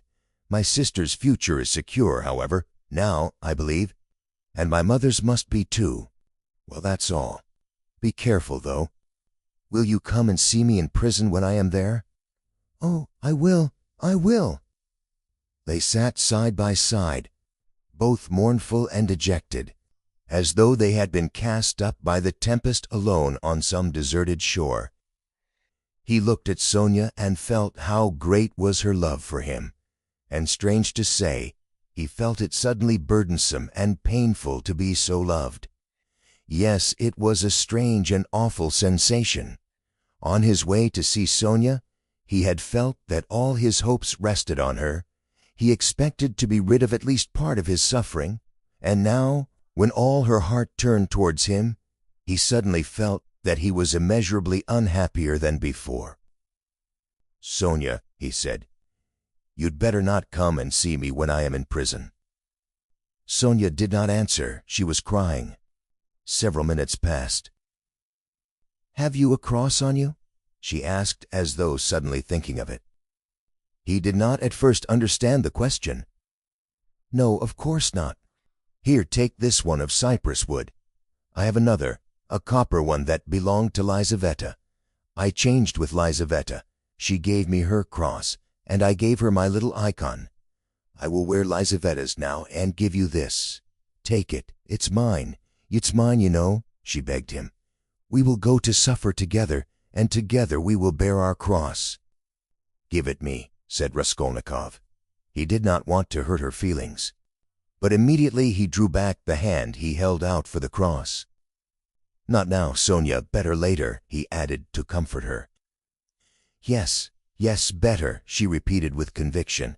"When you go to meet your suffering, then put it on. You will come to me. I'll put it on you. We will pray and go together." At that moment someone knocked 3 times at the door. "Sofia Semyonovna, may I come in?" they heard in a very familiar and polite voice. Sonia rushed to the door in a fright. The flaxen head of Mr. Lebeziatnikov appeared at the door. Lebeziatnikov looked perturbed. "I've come to you, Sofia Semyonovna," he began. "Excuse me. I thought I should find you," he said. addressing Raskolnikov suddenly. "That is, I didn't mean anything of that sort. But I just thought, Katerina Ivanovna has gone out of her mind," he blurted out suddenly, turning from Raskolnikov to Sonia. Sonia screamed. At least it seems so, but we don't know what to do, you see. She came back. She seems to have been turned out somewhere, perhaps beaten. So it seems at least. She had run to your father's former chief. She didn't find him at home. He was dining at some other general's. Only fancy, she rushed off there to the other general's. And, imagine, she was so persistent that she managed to get the chief to see her, had him fetch it out from dinner. It seems he could imagine what happened. She was turned out, of course, but, according to her own story, she abused him and threw something at him. One may well believe it. How it is she wasn't taken up, I can't understand. Now she's telling everyone, including Amalia Ivanovna. But it's difficult to understand her. She's screaming and flinging herself about. Oh, yes, she shouts that since everyone has abandoned her, she will take the children and go into the street with a barrel organ, and the children will sing and dance, and she too, and collect money, and will go every day under the general's window to let everyone see well-born children whose father was an official begging in the street. She keeps beating the children, and they're all crying. She's teaching Lida to sing My Village, the boy to dance, Polenka the same. She's tearing up all the clothes and making them little caps like actors. She means to carry a tin basin and make it tinkle instead of music. She won't listen to anything. Imagine the state of things. It's beyond anything. Lebezhetnikov would have gone on, but Sonia, who had heard him almost breathless, snatched up her cloak and hat and ran out of the room, putting on her things as she went. Raskolnikov followed her, and Lebezhetnikov came after him. "She has suddenly gone mad," he said to Raskolnikov as they went out into the street. "I didn't want to frighten Sofya Semyonovna, so I said it seemed like it, but there isn't a doubt of it. They say that in consumption the tubercles sometimes occur in the brain. It's a pity I know nothing of medicine. I did try to persuade her, but she wouldn't listen." "Did you talk to her about the tubules?" "Not precisely of the tubules. Besides, she wouldn't have understood. But what I say is that if you convince a person logically that he has nothing to cry about, he'll stop crying. That's clear. Is it your conviction that he won't?" "Life would be too easy if it were so," answered Raskolnikov. Excuse me. Of course it would be rather difficult for Katerina Ivanovna to understand. But do you know that in Paris they've been conducting serious experiments as to the possibility of curing the insane simply by logical argument? One professor there, a scientific man of standing, lately dead, believed in the possibility of such treatment. His idea was that there's nothing really wrong with the physical organism of the insane, and that insanity is, so to say, a logical mistake, an error of judgment, an incorrect view of things. He gradually showed the madman his error, and, would you believe it, they say he was successful. But, as he made use of Tushis too, how far success would use of that treatment remains uncertain. So it seems at least. Raskolnikov had long ceased to listen. Reaching the house where he lived, he nodded to Lebezhetnikov and went in at the gate. Lebezhetnikov woke up with a start, looked about him, and hurried on. Raskolnikov went into his little room and stood still in the middle of it. Why had he come back here? He looked at the yellow and tattered paper, at the dust, at his sofa. From the yard came a loud, continuous knocking. Someone seemed to be hammering. He went to the window, rose on tiptoe, and looked out into the yard for a long time with an air of absorbed attention. But the yard was empty, and he could not see who was hammering. In the house on the left, he saw some open windows. On the windowsills were pots of sickly-looking geraniums. Linen was hung out of the windows. He knew it all by heart. He turned away and sat down on the sofa. Never had he felt himself so fearfully alone. Yes, he felt once more that he would perhaps come to hate Sonia now that he had made her more miserable. Why had he gone to her to beg for her tears? What need had he to poison her life? How the meanness of it! "I will remain alone," he said resolutely, "and she shall not come to the prison." 5 minutes later, he raised his head with a strange smile. That was a strange thought. Perhaps it really would be better in Siberia, he thought suddenly. He could not have said how long he sat there with vague thoughts surging through his mind. All at once, the door opened and Dunia came in. At first, she sat still and looked at him from the doorway, just as he had done at Sonia. Then she came in and sat down in the same place as yesterday, on the chair facing him. He looked silently and almost vacantly at her. "Don't be angry, brother. I've only come for 1 minute," said Dunia. Her face looked thoughtful but not stern. Her eyes were bright and soft. He saw that she, too, had come to him with love. "Brother, now I know all. Dmitri Pokrovitch has explained and told me everything.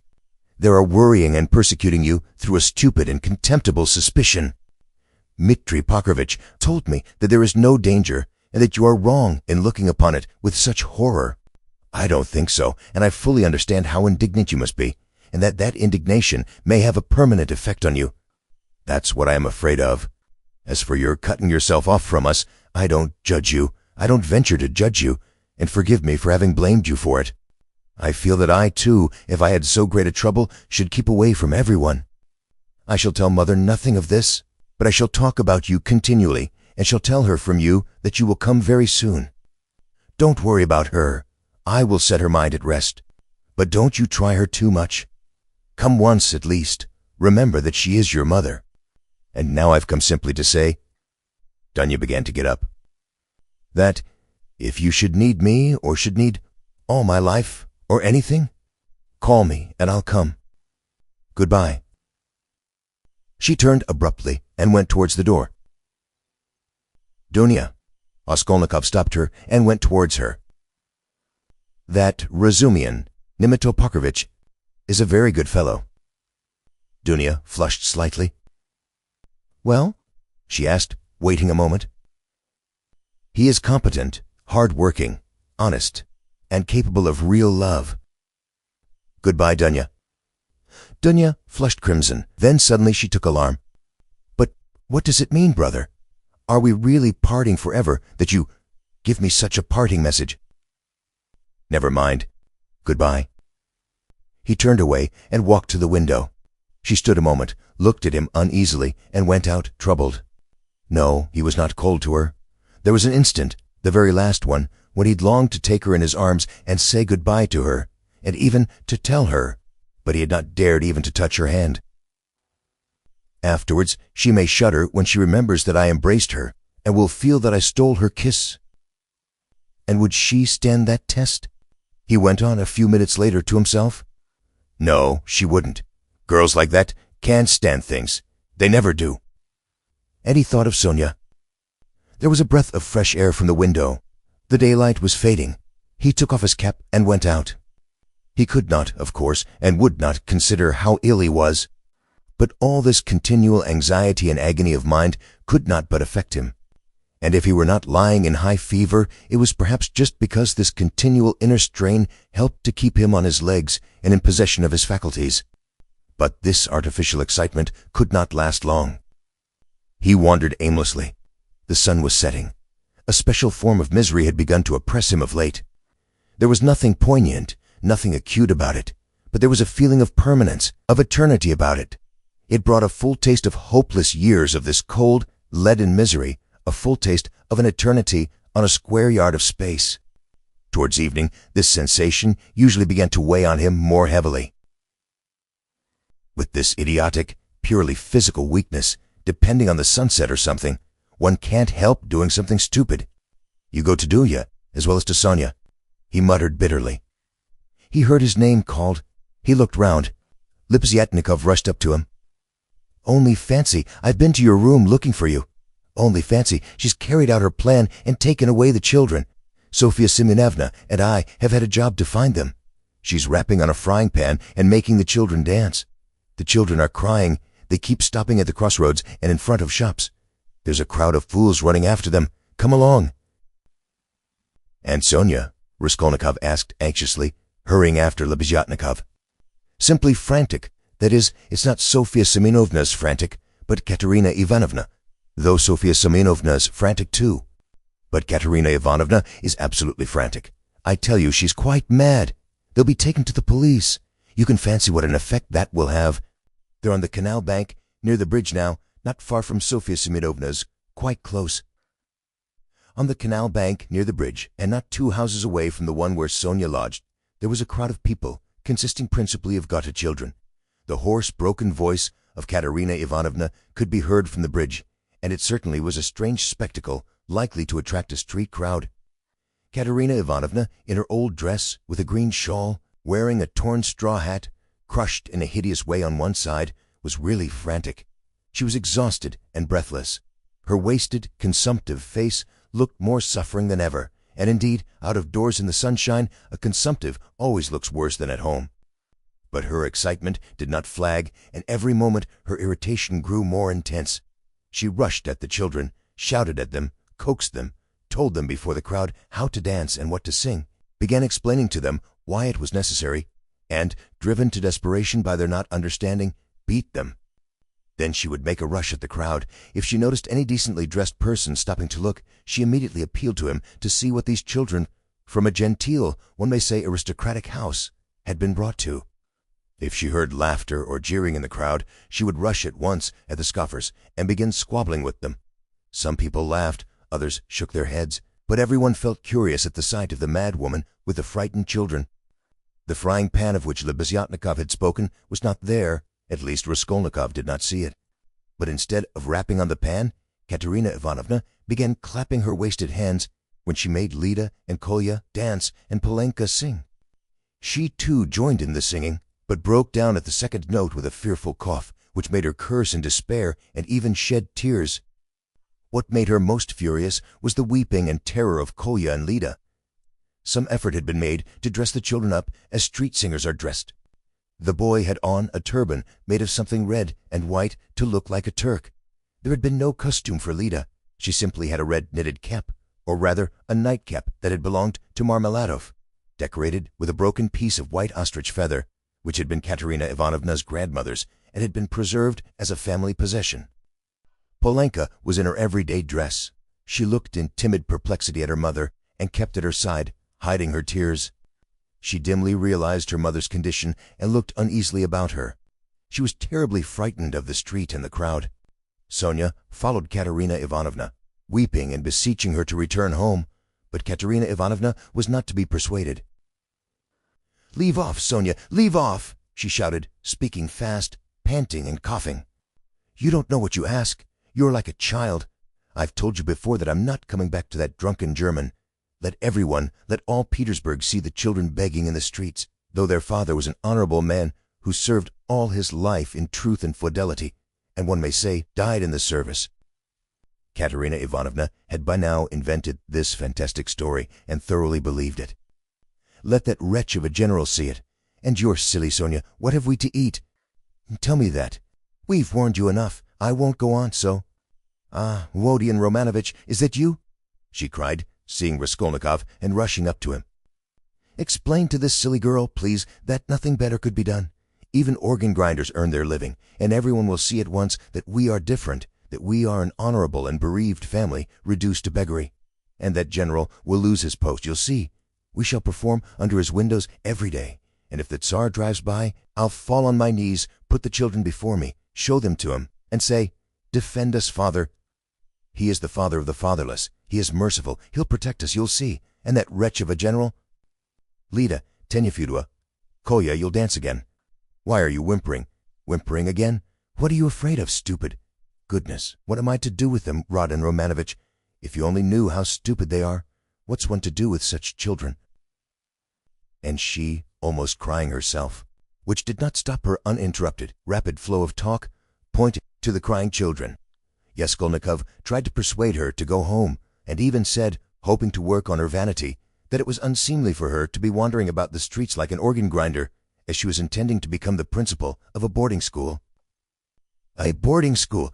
A castle in the air!" cried Katerina Ivanovna, her laugh ending in a cough. "No, Rodion Romanovitch, that dream is over. All have forsaken us. And that general, you know, Rodion Romanovitch, I threw an inkpot at him. It happened to be standing in the waiting room by the paper where you sign your name. I wrote my name and threw it at him and ran away. Oh, the scoundrels, the scoundrels! But enough of them. Now I'll provide for the children myself. I won't bow down to anybody. She has had to bear enough for us." She pointed to Sonia. "Polenka, how much have you got? Show me." "What? Only 2 farthings? Oh, the mean wretches! They give us nothing, only run after us, putting their tongues out. There, what's that blockhead laughing at?" She pointed to a man in the crowd. "It's all because Kolya here is so stupid. I've such a bother with him." "What do you want, Polanka? Tell me in French. Balamo France." "Why, I've taught you. You know some phrases." "Else how are you to show that you're of good family, well-brought-up children, and not at all like other organ grinders? We aren't going to have a Punch Judy show on the street, but to sing a genteel song." "Oh yes, what are we to sing? You keep putting me out, but You see, we're standing here, Rodion Romanovich, to find something to sing and get money, something Kolya can dance to. For, as you can fancy, our performance is all impromptu. We must talk it over and rehearse it all thoroughly, and then we shall go to Nevsky, where there are far more people of good society, and we shall be noticed at once. Lida knows my village only, nothing but my village, and everyone sings that. We must sing something far more genteel." "Well, have you thought of anything, Polinka? And only you'd help your mother. My memory's quite gone, or I should have thought of something. He really can't sing on Hussar." Let us sing in French. Sing, Sue. I've taught it to you. And as it is in French, people will see at once that you're children of a good family, and that will be much more touching. You might sing Marbre sans Vantanger, for that's quite a child's song, and is sung as a lullaby in all the aristocratic houses. Marbre sans Vantanger, and is sung in all," she began singing. "But no, better sing Sang Sue. Now, Kolya, your hands on your hips. Make haste. And you, Lida, keep turning the other way. And Polenka and I will sing and clap our hands. Sang Sue, pomonti notre ménage." "It set your dress straight, Polenka. It slipped down on your shoulders," she observed, panting from coughing. "Now, it's particularly necessary, behave nicely and genteelly, that all may see that you're well-born children. I said at the time that the body should be cut longer and made of 2 widths. It was your fault, Sonia, with your advice to make it shorter, and now you see the child's quite deformed by it. Why, you're all crying again. What's the matter, stupids? Come, Kolya, begin. Make haste, make haste. Oh, what an unbearable child. Sing, Sue. A policeman again. What do you want?" A policeman was indeed forcing his way through the crowd. But at that moment, a gentleman in civilian uniform and an overcoat, a solid-looking official of about 50, with a decoration on his neck, which delighted Katerina Ivanovna and had its effect on the policeman, approached and without a word handed her a green 3-ruble note. His face wore a look of genuine sympathy. Katerina Ivanovna took it and gave him a polite, even ceremonious bow. "I thank you, honored sir," she began loftily. "The causes that have induced us—" "Take the money, Polenka. You see, there are generous and honorable people who are ready to help a poor gentlewoman in distress. You see, honest sir, these orphans are good family, I might even say of aristocratic connections, and that wretch of a general said eating grouse, and stamped at my disturbing him. 'Your Excellency,' I said, 'protect the orphans, for you knew my late husband, Semyon Sarovich, and on the very day of his death the basest of scoundrels slandered his only daughter.' That policeman again. 'Protect me?' she cried to the official. 'Why is that policeman edging up to me?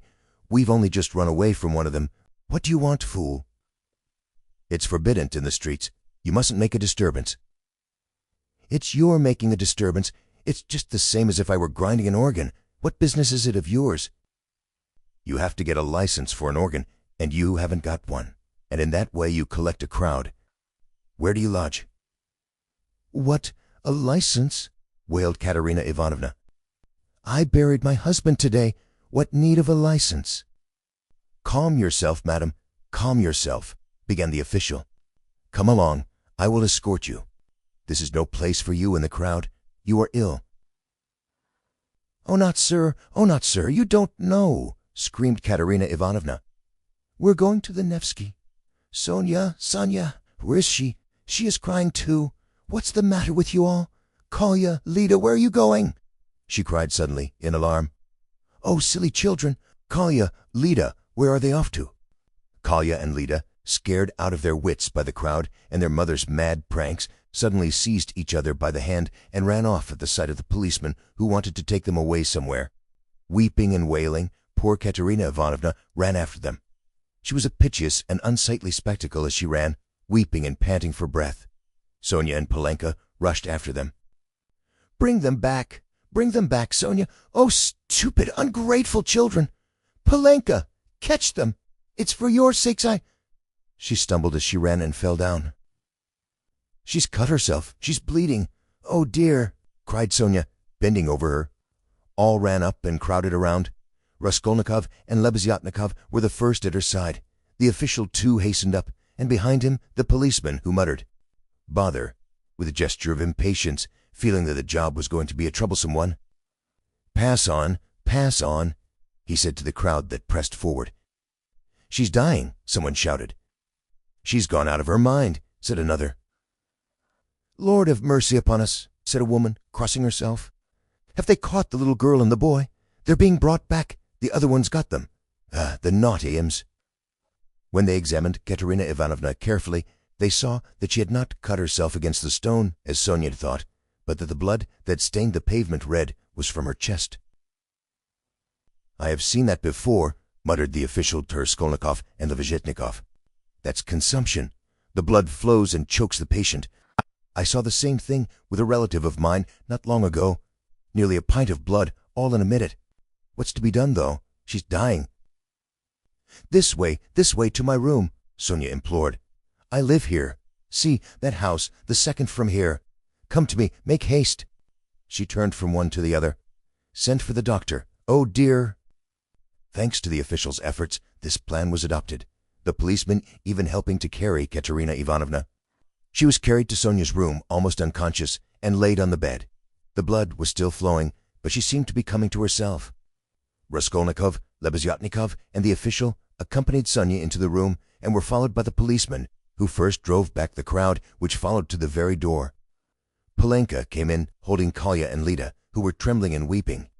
Several persons came in, too, from the Kapernamer's room. The landlord, a lame, one-eyed man of strange appearance, with whiskers and hair that stood up like a brush. His wife, a woman with an everlastingly scared expression, and several open-mouthed children with wonder-stricken faces. Among these, Sergei suddenly made his appearance. Raskolnikov looked at him with surprise, not understanding where he had come from and not having noticed him in the crowd. A doctor and priest were spoken of. The official whispered to Raskolnikov that he thought it was too late now for the doctor, but he ordered him to be sent for. Kapernamerov ran himself. Meanwhile, Katerina Ivanovna had regained her breath. The bleeding ceased for a time. She looked with sick but intent and penetrating eyes at Sonia, who stood pale and trembling, wiping the sweat from her brow with a handkerchief. At last she asked to be raised. They set her up on the bed, supporting her on both sides. "Where are the children?" she said in a faint voice. "You've brought them, Polenka? Oh, the cities! Why did you run away?" Her. Once more her parched lips were covered with blood. She moved her eyes, looking about her. "So that's how you live, Sonia? Never once have I been in your room?" She looked at her with a face of suffering. "We've been your ruin, Sonia. Polenka, Lida, Kolya, come here." "Well, here they are, Sonia. Take them all. I hand them over to you. I've had enough. The ball is over. Cough. Lay me down. Let me die in peace."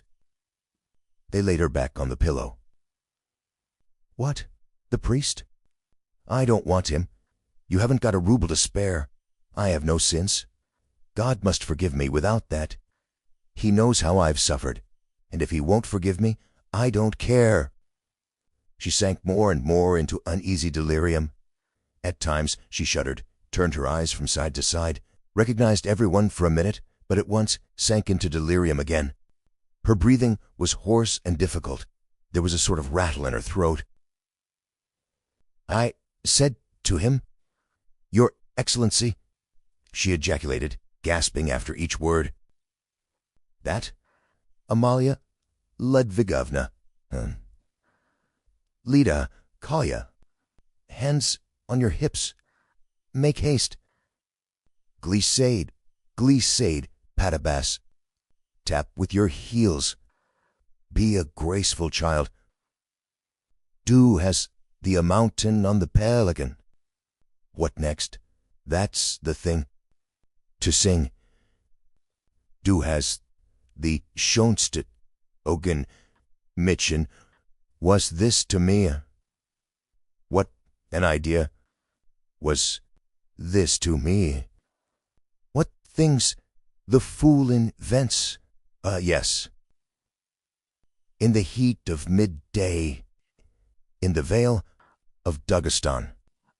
How I loved it. I loved that song to distraction.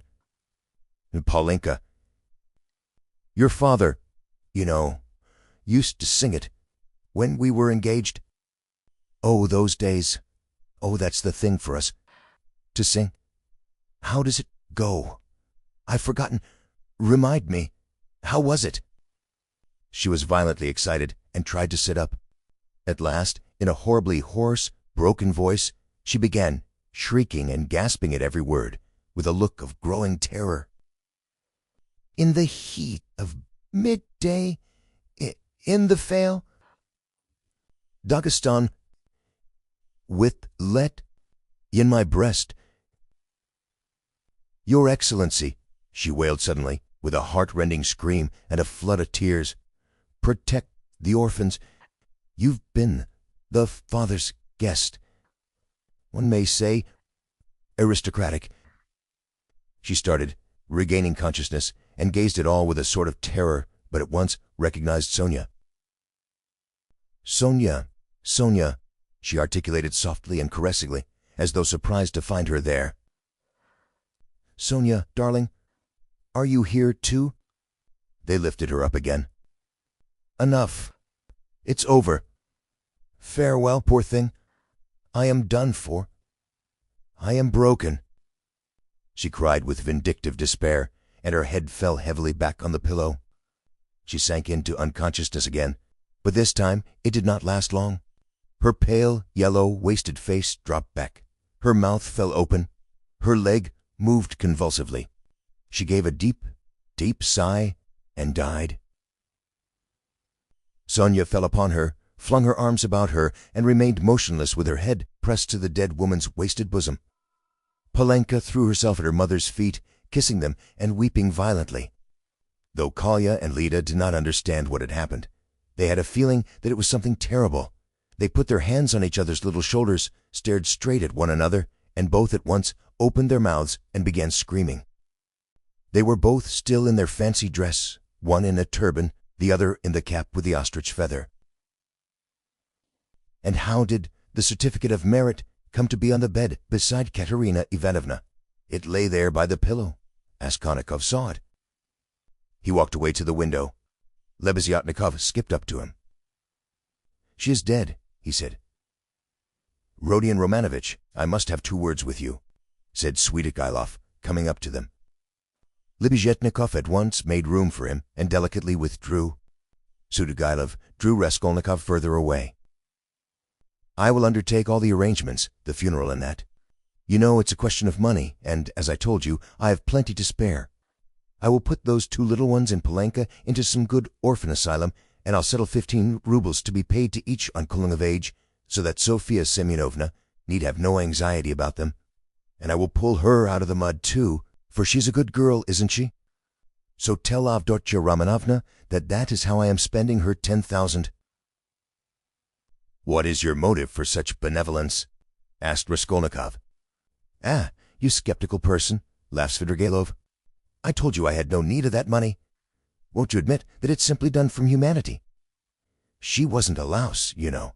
He pointed to the corner where the dead woman lay. So was she, like some old pawnbroker woman. Come, you'll agree, it's Lucian to go on living and doing wicked things, or is she to die? And if I didn't help them, Paulinka would go the same way. He said this with an air of a sort of gay, winking slyness, keeping his eyes fixed on Raskolnikov, who turned white and cold, hearing his own phrases spoken to Sonia. He quickly stepped back and looked wildly at Svidrigailov. How do you know? He whispered, hardly able to breathe. Why, I lodge here at Madame Bursley's, the other side of the wall. Here is Kapernamov, and there lives Meadow-Wesley, an old and devoted friend of mine. I'm a neighbor. You? Yes, continued Svidrigailov, shaking with laughter. I assure you on my honor, dear Rodion Romanovitch, that you've interested me enormously.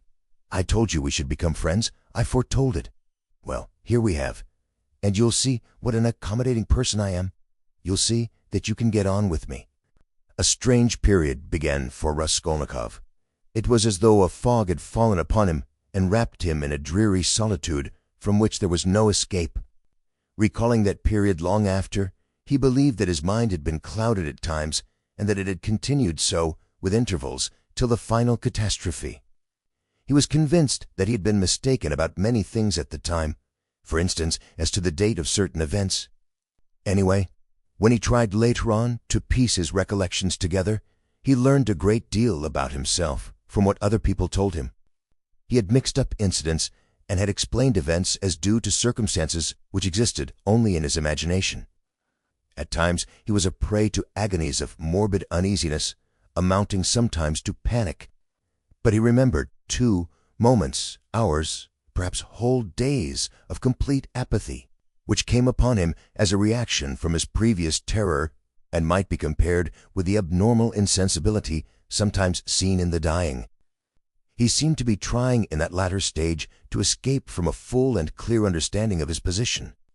Certain essential facts which required immediate consideration were particularly irksome to him. How glad he would have been to be free from some cares, the neglect of which would have threatened him with complete, inevitable ruin. He was particularly worried about Svidrigaïlov. He might be said to be permanently thinking of Svidrigaïlov. From the time of Svidrigaïlov's two menacing and unmistakable words in Sonia's room at the moment of Katerina Ivanovna's death, the normal working of his mind seemed to break down. But although this new fact caused him extreme uneasiness, Raskolnikov was in no hurry for an explanation of it. At times, finding himself in a solitary and remote part of the town, in some wretched eating-house, sitting alone, lost in thought, hardly knowing how he'd come there, he suddenly thought of Svidrigaïlov. He recognized suddenly, clearly, and with dismay, that he ought at once to come to an understanding with that man and to make what terms he could. Walking outside the city gates one day, he positively fancied that they had fixed a meeting there, that he was waiting for Svidrigaïlov. Another time he woke up before daybreak, lying on the ground under some bushes, and could not at first understand how he had come there. But during the 2 or 3 days after Katerina Ivanovna's death, he had 2 or 3 times met Svidrigaïlov at Sonia's lodging, where he had gone aimlessly for a moment. They exchanged a few words and made no reference to the vital subject, as though they were tacitly agreed not to speak of it for a time. Katerina Ivanovna's body was still lying in the coffin. Svidrigaïlov was busy making arrangements for the funeral. Sonia, too, was very busy. At their last meeting, Svidrigaïlov informed Raskolnikov that he had made an arrangement, and a very satisfactory one, for Katerina Ivanovna's children, that he had, through certain connections, succeeded in getting hold of certain personages by whose help the 3 orphans could be at once placed in very suitable institutions, that the money he had settled on them had been of great assistance, as it is much easier to place orphans with some property than destitute ones. He said something, too, about Sonia, and promised to come himself in a day or 2 to see Raskolnikov, mentioning that he would like to consult with him, that there were things they must talk over. This conversation took place in the passage on the stairs. Svidrigaïlov looked intently at Raskolnikov, and suddenly, after a brief pause, dropping his voice, asked, "But how is it, Rodin Romanovitch? You don't seem yourself. You look and you listen, but you don't seem to understand. Cheer up. We'll talk things over. I'm only sorry I've so much to do of my own business and other people's. Radin Romanovitch," he added suddenly, "what all men need is fresh air more than anything." He moved to one side to make way for the priest and server who were coming up the stairs. They'd come for the requiem service. By Svidrigaïlov's orders, it was sung twice a day punctually. Svidrigaïlov went his way. Raskolnikov stood still a moment, thought, and followed the priest into Sonia's room. He stood at the door. They began quietly, slowly, and mournfully, singing the service. From his childhood, the thought of death and the presence of death had something oppressive and mysteriously awful, and it was long since he had heard the requiem service. And there was something else here as well, too awful and disturbing. He looked at the children. They were all kneeling by the coffin. Polenka was weeping. Behind them, Sonia prayed, softly and, as it were, timidly, weeping. "These last 2 days she hasn't said a word to me. She hasn't glanced at me," Raskolnikov saw it suddenly. The sunlight was bright in the room. The incense rose in clouds. The priest read, "Give rest, O Lord." Raskolnikov stayed all through the service. As he blessed them and took his leave, the priest looked round strangely. After the service, Raskolnikov went up to Sonia. She took both his hands and let her head sink on his shoulder. This slight fronty gesture bewildered Raskolnikov. It seemed strange to him that there was no trace of repugnance, no trace of disgust, no tremor in her hand. It was the furthest limit of self-abnegation. At least, so he interpreted it. Sonia said nothing. Raskolnikov pressed her hand and went out. He felt very miserable. If it had been possible to escape to some solitude, he would have thought himself lucky, even if he had to spend his whole life there. But although he had almost always been by himself of late, he had never been able to feel alone. Sometimes he walked out of the town onto the high road. Once he had even reached a little wood. But the lonelier the place was, the more he seemed to be aware of an uneasy presence near him. It did not frighten him, but greatly annoyed him, so that he made haste to return to the town, to mingle with the crowd, to enter restaurants and taverns, to walk in busy thoroughfares. There he felt easier and even more solitary. One day at dusk he sat for an hour listening to songs in a tavern, and he remembered that he positively enjoyed it. But at last he had suddenly felt the same uneasiness again, as though his conscience smote him. "Here I sit, listening to singing. Is that what I ought to be doing?" he thought. Yet he felt at once that that was not the only cause of his uneasiness. There was something requiring immediate decision, but it was something he could not clearly understand or put into words. It was a hopeless tangle. No, better the struggle again. Better Porfiry again, or Svidrigailov. Better some challenge again, some attack. Yes, yes, he thought. He went out of the tavern and rushed away almost at a run. The thought of Dunya and his mother suddenly reduced him almost to a panic. That night he woke up before morning among some bushes in Krestovsky Island, trembling all over with fever. He walked home, and it was early morning when he arrived. After some hours' sleep, the fever left him, but he woke up late, 2 o'clock in the afternoon. He remembered that Katerina Ivanovna's funeral had been fixed for that day, and was glad that he was not present at it. Nastasia brought him some food. He ate and drank with appetite, almost with greediness. His head was fresher and he was calmer than he had been for the last 3 days. He even felt a passing wonder at his previous attacks of panic. The door opened, and Razumihin came in. "Ah, "He's eating. Then he's not ill," said Razumihin. He took a chair and sat down at the table opposite Raskolnikov. He was troubled and did not attempt to conceal it. He spoke with evident annoyance, but without hurry or raising his voice. He looked as though he had some special fixed determination. "Listen," he began resolutely. "As far as I'm concerned, you may all go to hell. But from what I see, it's clear to me that I can't make head or tail of it. Please don't think I've come to ask you questions. I don't want to know, hang it. If you begin telling me your secrets, I dare say I shouldn't stay to listen. I should go away cursing. I've only come to find out once for all whether it's a fact that you're mad. There is a conviction in the air that you are mad, or very nearly so. I admit I've been disposed to that opinion myself, judging from your stupid, repulsive, and quite inexplicable actions, and from your recent behavior to your mother and sister. Only a monster or a madman could treat them as you have, so you must be mad. When did you see them last?" "Just now. Haven't you seen them since then? What have you been doing with yourself? Tell me, please. I've been to you 3 times already. Your mother has been seriously ill since yesterday. She had made up her mind to come to you. Afanassy Ivanovna tried to prevent her. She wouldn't hear a word. If he's ill, if his mind is giving way, who can look after him like his mother?" she said. "We all came here together. We couldn't let her come alone all the way. We kept begging her to be calm. We came in. You weren't here. She sat down and stayed 10 minutes while we stood waiting in silence. She got up and said, 'If he's gone out, that is, if he's well and has forgotten his mother, It is humiliating and unseemly for his mother to stand at his door begging for kindness. She returned home and took to her bed. Now she's in a fever. I see, she said, that he has time for his girl. She means by your girl, Sofia Semyonovna, your betrothed or your mistress, I don't know. I went at once to Sofia Semyonovna's, for I wanted to know what was going on.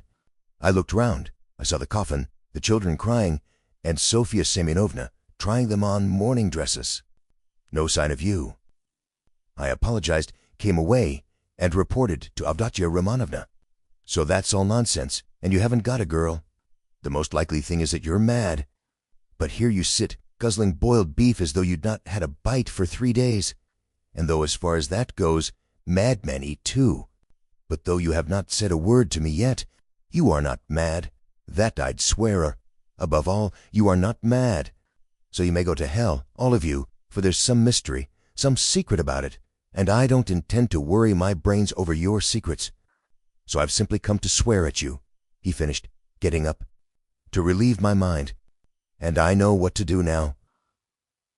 What do you mean to do now? What business is it of yours what I mean to do? You are going in for a drinking bout. How did you know? Why, it's pretty plain. Ozumi paused for a minute. You always have been a very rational person, and you've never been mad. Never, he observed suddenly, with warmth. You're right. I shall drink. Goodbye. And he moved to go out. I was talking with my sister, the day before yesterday, I think it was, about you, Ozumi. About me, but where can you have seen her the day before yesterday? Azimin stopped short and even turned a little pale. One could see that his heart was throbbing slowly and violently. She came here by herself, sat there and talked to me. She did? Yes. What did you say to her? I mean, about me. I told her you were a very good, honest, and industrious man. I didn't tell her you love her, because she knows that herself. She knows that herself? Well, it's pretty plain. Wherever I might go, whatever happened to me, you would remain to look after them. I, so to speak, give them into your keeping, Razumihin. I say this because I know quite well how you love her, and I'm convinced of the purity of your heart. I know that he, too, may love you, and perhaps does love you already. Now, decide for yourself, as you know best, whether you need go in for a drinking bout or not. Orodia, you see. Well, damn it. But why do you mean to go? Of course, if it's all a secret, never mind. But I shall find out the secret, and I'm sure that it must be some ridiculous nonsense, and that you've made it all up. Anyway, you're a capital fellow, the capital fellow. That was just what I wanted to add, only you interrupted. That was a very good decision of yours not to find out these secrets. Leave it to time. Don't worry about it. You'll know it all in time what it must be. Yesterday a man said to me that what a man needs is fresh air, fresh air, fresh air. I mean to go to him directly to find out what he meant by that. Azumin stood lost in thought and excitement, making a silent conclusion. He is a political conspirator. He must be, and he's on the eve of some desperate step, that's certain. It can only be that. And Dunya knows, he thought suddenly. So, Avdotya Romanovna comes to see you, he said, weighing each syllable. And you're going to see a man who says we need more air. And so, of course, that letter. That too must have something to do with it, he concluded to himself. What letter? She got a letter today. It upset her very much indeed. Too much so. I began speaking of you. She begged me not to. Then she said that perhaps we should very soon have to part. Then she began warmly thanking me for something. Then she went to her room and locked herself in. She got a letter? Raskolnikov asked thoughtfully. Yes.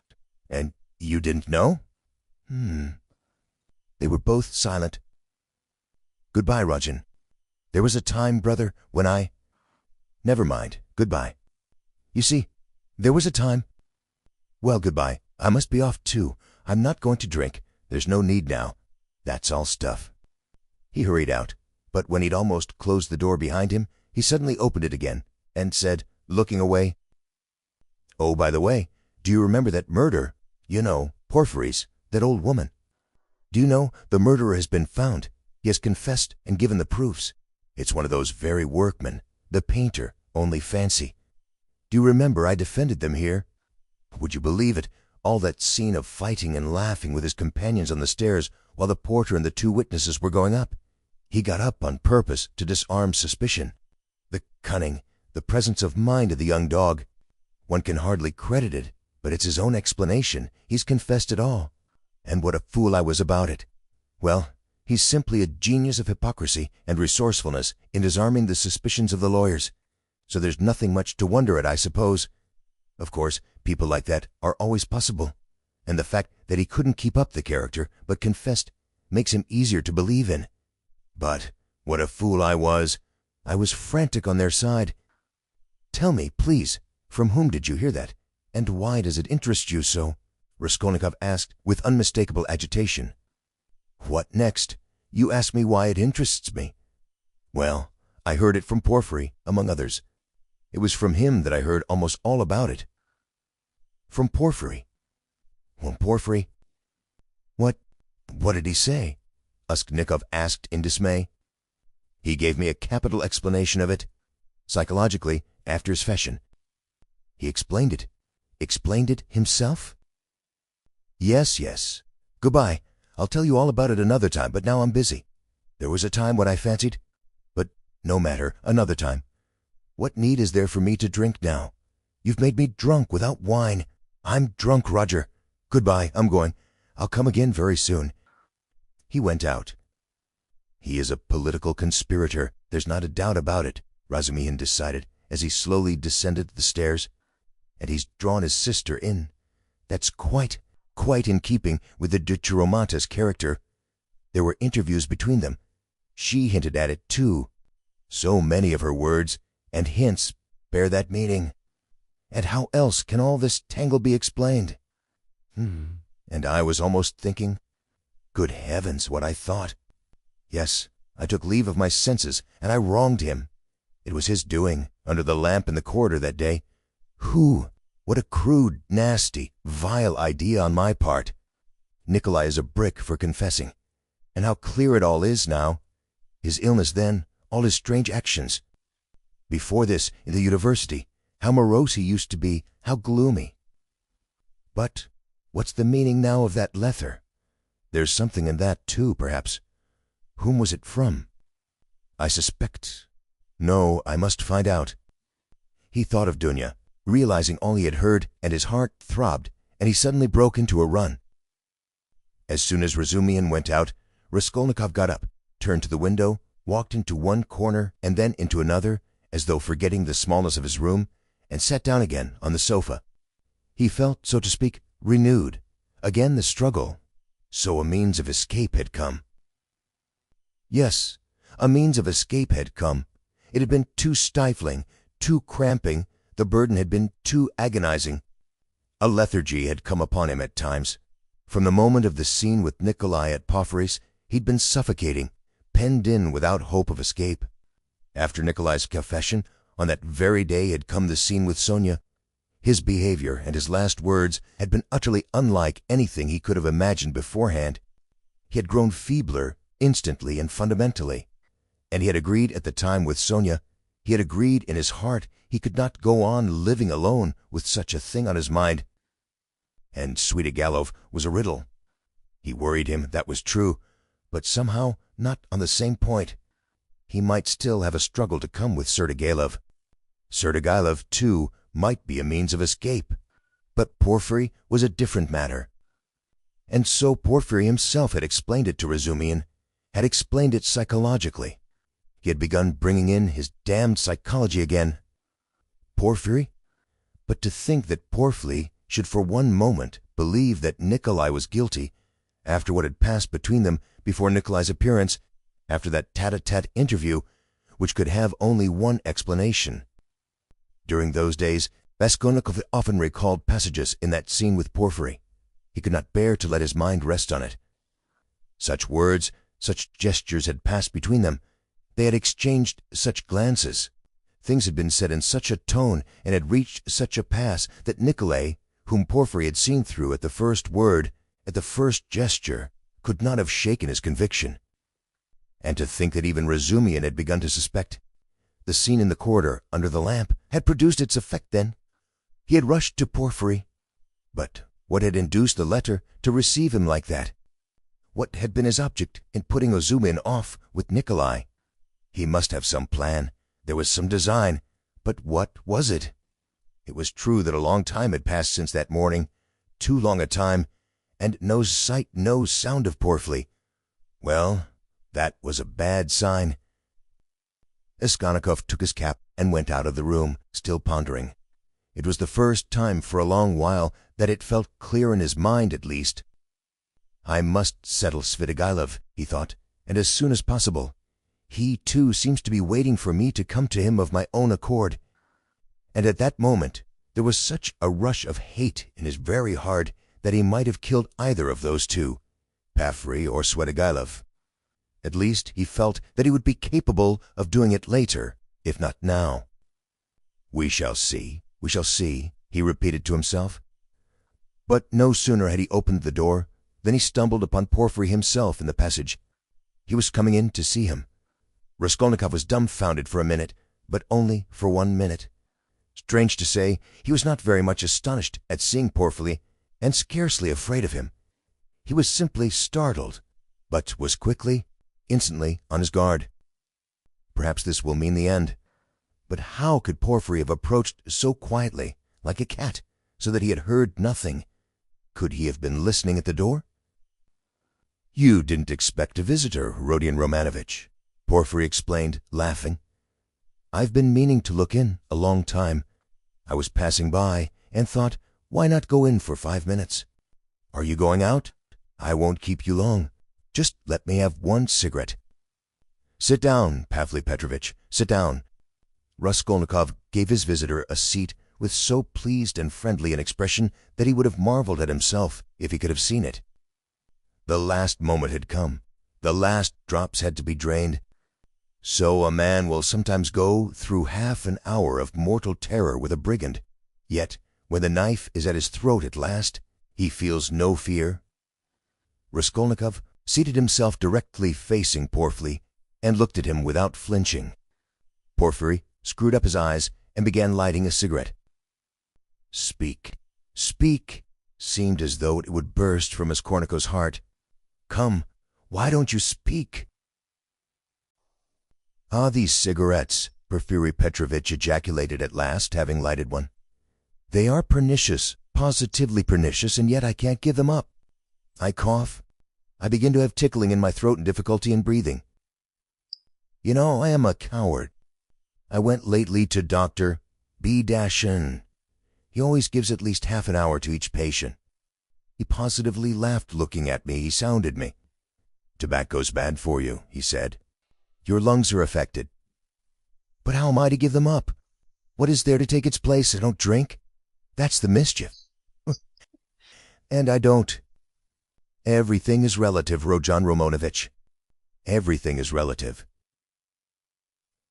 Why, he's playing his professional tricks again, Raskolnikov thought with disgust. All the circumstances of their last interview suddenly came back to him, and he felt a rush of the feeling that had come upon him then. "I came to see you the day before yesterday in the evening. You didn't know?" Porfiry Petrovitch went on, looking round the room. "I came into this very room. I was passing by just as I did today, and I thought I'd return your call. I walked in as your door was wide open. I looked round, waited and went out without leaving my name with your servant. Don't you lock your door?" Raskolnikov's face grew more and more gloomy. Porfiry seemed to guess his state of mind. "I've come to have it out with you, Rodion Romanovitch, my dear fellow. I owe you an explanation and must give it to you," he continued with a slight smile, just patting Raskolnikov's knee. But almost at the same instant a serious and careworn look came into his face. To his surprise, Raskolnikov saw a touch of sadness in it. He had never seen and never suspected such an expression in his face. A strange scene passed between us last time we met, Rajan Romanovich. Our first interview, too, was a strange one, but then... And one thing after another, this is the point. I have perhaps acted unfairly to you. I feel it. Do you remember how we parted? Your nerves were unhinged and your knees were shaking, and so were mine. And you know, our behavior was unseemly, even ungentlemanly. And yet we are gentlemen above all, in any case, gentlemen. That must be understood. Do you remember what we came to? And it was quite indecorous. What is he up to? What does he take me for? Raskolnikov asked himself in amazement, raising his head and looking with open eyes on Porfiry. I have decided openness is better between us, Porfiry Petrovitch went on, turning his head away and dropping his eyes, as though unwilling to disconcert his former victim, and as though disdaining his former wiles. Yes, such suspicions and such scenes cannot continue for long. Nikolai put a stop to it, or I don't know what we might not have come to. That damn workman was sitting at the time in the next room. Can you realize that? You know that, of course. I am aware that he came to you afterwards. But what you supposed then was not true. I had not sent for anyone. I had made no kind of arrangements. You ask why I didn't? What shall I say to you? It had all come upon me so suddenly. I had scarcely sent for the porters. You noticed them as you went out, I dare say. An idea flashed upon me. I was firmly convinced of time, you see, Rajan Romanovich. Come, I thought, even if I let one thing slip for a time, I shall get hold of something else. I shan't lose what I want anyway. You are nervously irritable, Rajan Romanovich, by temperament. It's out of proportion with other qualities of your heart and character, which I flatter myself I have to some extent divined. Of course, I did reflect even then that it does not always happen that a man gets up and blurts out his whole story. It does happen sometimes. If you make a man lose all patience, though even then it's rare. I was capable of realizing that. If I only had a fact, I thought, the least little fact to go upon, something I could lay hold of, something tangible, not merely psychological. For if a man is guilty, you must be able to get something substantial out of him. One may reckon upon most surprising results indeed. I was reckoning on your temperament, Rajan Romanovich, on your temperament above all things. I had great hopes of you at that time. But what are you driving at now? Raskolnikov muttered at last, asking the question without thinking. What is he talking about? He wondered distractedly. Does he really take me to be innocent? What am I driving at? I've come to explain myself. I consider it my duty, so to speak. I want to make clear to you how the whole business, the whole misunderstanding arose. I've caused you a great deal of suffering, Rajan Romanovich. I'm not a monster. I understand what it must mean for a man who has been unfortunate, but who is proud, imperious, and above all, impatient to have to bear such treatment. I regard you in any case as a man of noble character, and not without elements of magnanimity, though I don't agree with all your convictions. I wanted to tell you this first, frankly and quite sincerely, for above all, I don't want to deceive you. When I made your acquaintance, I felt attracted by you. Perhaps you will laugh at my saying so. You have a right to. I know you disliked me from the first, and indeed you've no reason to like me. You may think what you like, but I desire now to do all I can to efface that impression and to show you that I am a man of heart and conscience. I speak sincerely. Porfiry Petrovitch made a dignified pause. Raskolnikov felt a rush of renewed alarm. The thought that Porfiry believed him to be innocent began to make him uneasy. It's scarcely necessary to go over everything in detail, Porfiry Petrovitch went on. Indeed, I could scarcely attempt it. To begin with, there were rumors. Through whom, how, and when those rumors came to me, and how they affected you, I need not go into. My suspicions were aroused by a complete accident which might just as easily not have happened. What was it? I believe there is no need to go into that either. Those rumors and that accident led to one idea in my mind. I had made it openly, for one may as well make a clean breast of it. I was the first to pitch on you. The old woman's notes on the pledges and the rest of it, that all came to nothing. Yours was one of 100. I happened, too, to hear of the scene at the office from a man who described it capitally, unconsciously reproducing the scene with great vividness. It was just one thing after another, Rajan Romanovich, my dear fellow.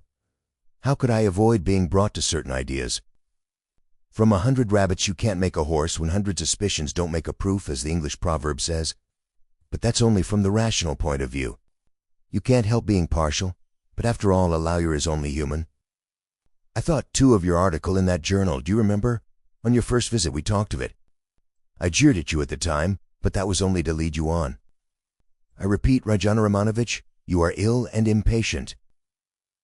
That you were bold, headstrong, and earnest, and had felt a great deal I recognized long before. I, too, have felt the same, so that your article seemed familiar to me.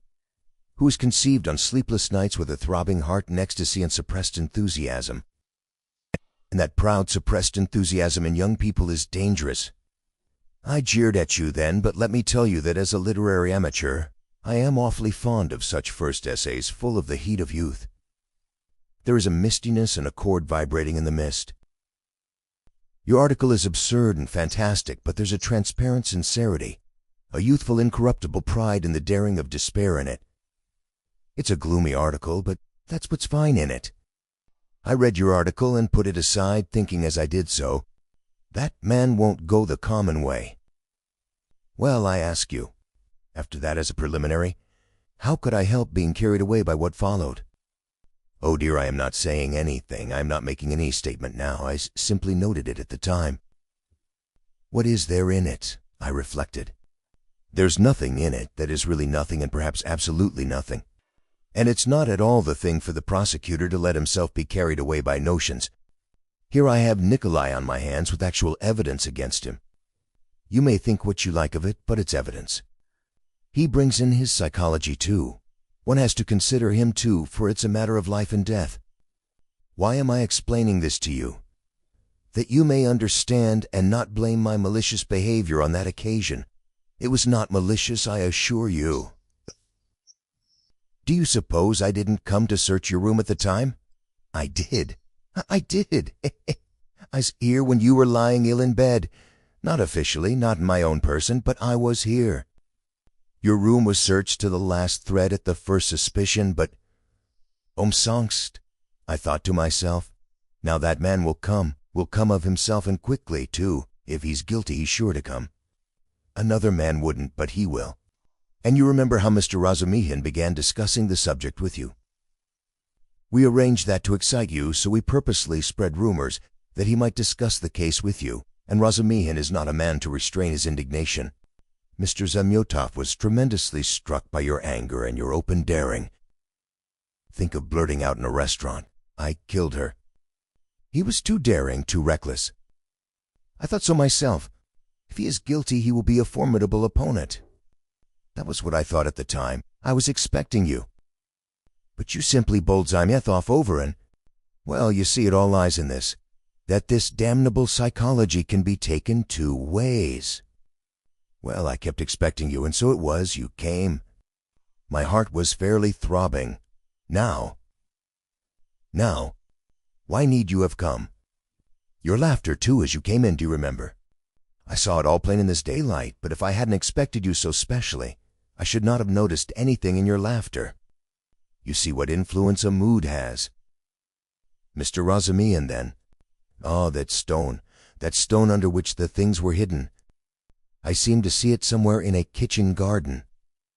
It was in a kitchen garden, you told Zamyotov, and afterwards you repeated that in my office. And when we began picking your article to pieces, how you explained it. One could take every word of yours in two senses, as though there were another meaning hidden. So in this way, Rajan Romanovich, I reached the furthest limit, and knocking my head against a post, I pulled myself up, asking myself what I was about. After all, I said, you can take it all in another sense if you like, and it's more natural so indeed. I couldn't help admitting it was more natural. I was bothered. No, I'd better get hold of some little fact, I said. So when I heard of the bell ringing, I held my breath and was all in a tremor. Here is my little fact, thought I. And I didn't think it over. I simply wouldn't.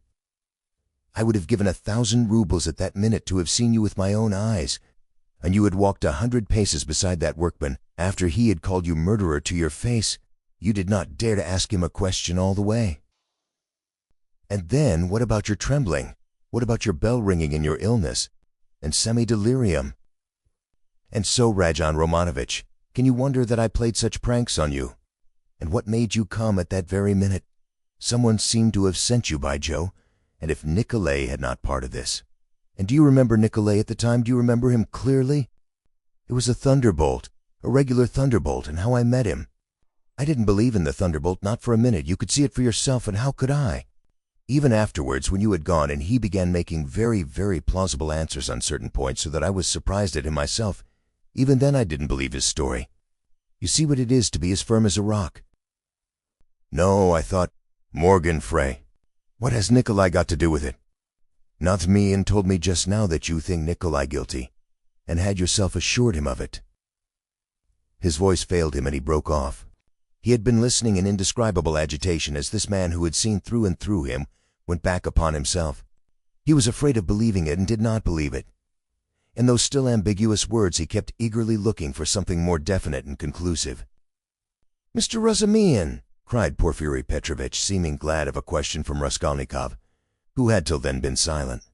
"But I had to put Mr. Razumyan off. To his company 3 is none. Mr. Razumyan is not the right man, besides he is an outsider. He came running to me with a pale face, but never mind him. Why, bring him in. To return to Nikolay, would you like to know what sort of a type he is, how I understand him, that is? To begin with, he is still a child and not exactly a coward, but something by way of an artist. Really, don't laugh at my describing himself. He is innocent and responsive to influence. He has a heart and is a fantastic fellow. He sings and dances, he tells stories, they say, so that people come from other villages to hear him. He attends school, too, and laughs till he cries if you hold up a finger to him. He will drink himself senseless, not as a regular vice, but at times when people treat him like a child. And he stole, too, without knowing it himself, for how can it be stealing if one picks it up? And do you know he is an old believer, or rather a dissenter? There had been wanderers in his family, and he was for 2 years in his village under the spiritual guidance of a certain elder. I learned all this from Nikolay and from his fellow villagers, and what's more, he wanted to run into the wilderness. He was full of fervor, prayed at night, read the old books, the true ones, and ran himself crazy. Petersburg had a great effect on him, especially the women and the wine. He responded to everything and he forgot the elder and all that. I learnt that an artist here took a fancy to him and used to go and see him. Now this business came upon him. Valley was frightened. He tried to hang himself. He ran away. How can one get over the idea the people have of Russian legal proceedings? The very word trial frightens some of them. Whose fault is it? We shall see what the new juries will do. God grant they do good. Well, in prison, it seems, he remembered the venerable elder. The Bible, too, made its appearance again. Do you know, Rajan Romanovich, the force of the word suffering among some of these people? It's not a question of suffering for someone's benefit, but simply, one must suffer. If they suffer at the hands of the authorities, so much the better. In my time, there was a very meek and mild prisoner who spent a whole year in prison always reading his Bible on the stove at night, and he read himself crazy. And so crazy, do you know, that one day, apropos of nothing, he seized a brick and flung it at the governor, though he had done him no harm. And the way he threw it, too, aimed it a yard on one side on purpose for fear of hurting him. Now we know what happens to a prisoner who assaults an officer with a weapon. So he took his suffering. So I suspect now that Nikolay wants to take his suffering, or something of the sort. I know it for certain from facts, indeed. Only he doesn't know that I know. What, you don't admit that there are such fantastic people among the peasants? Lots of them. The elder now has begun influencing him, especially since he tried to hang himself. But he'll come and tell me all himself. You think he'll hold out? Wait a bit, he'll take his words back. I am waiting from hour to hour for him to come in of jury's evidence. I have come to like that Nikolay and am studying him in detail. And what do you think? He answered me very plausibly on some points. He obviously had collected some evidence and prepared himself cleverly. But on other points he is simply at sea, knows nothing, and doesn't even suspect that he doesn't know. No, Rajan Romanovich, Nikolay doesn't come in. This is a fantastic, gloomy business, a modern case, an incident, a today when the heart of man is troubled, when the phrase is quoted that blood renews, when comfort is preached as the aim of life. Here we have bookish dreams, a heart unhinged by theories. Here we see resolution in the first stage, but resolution of a special kind. He resolved to do it, like jumping over a precipice or from a bell tower, and his legs shook as he went to the crime. He forgot to shut the door after him and murdered 2 people for a theory. He committed the murder and couldn't take the money. And what he did manage to snatch up, he hid under a stone. It wasn't enough for him to suffer agony behind the door while they battered at the door and rung the bell. No. He had to go to the empty lodging half delirious to recall the bell ringing. He wanted to feel the cold shiver over again. Well, that we grant was through illness, but consider this. He is a murderer, looks upon himself as an honest man, despises others, poses his injured innocence. No, that's not the work of a Nikolai. My dear Rajan Romanovich. All that had been said before, it sounded so like a recantation that these words were too great a shock. Raskolnikov shuddered as though he had been stabbed. Then, who then is the murderer? He asked in a breathless voice, unable to restrain himself. Porfiri Petrovitch sank back in his chair as though he were amazed at the question. Who is the murderer? He repeated, as though unable to believe his ears. Why, you, Rajan Romanovich. You are the murderer, he added, almost in a whisper, in a voice of genuine conviction. Raskolnikov leapt from the sofa, stood up for a few seconds, and sat down again without uttering a word. His face twitched convulsively. Your lip is twitching just as it did before, Porfiri Petrovitch observed almost sympathetically. You've been misunderstanding me, I think, Rajan Romanovich, he added after a brief pause. That's why you are so surprised. I came on purpose to tell you everything and deal openly with you.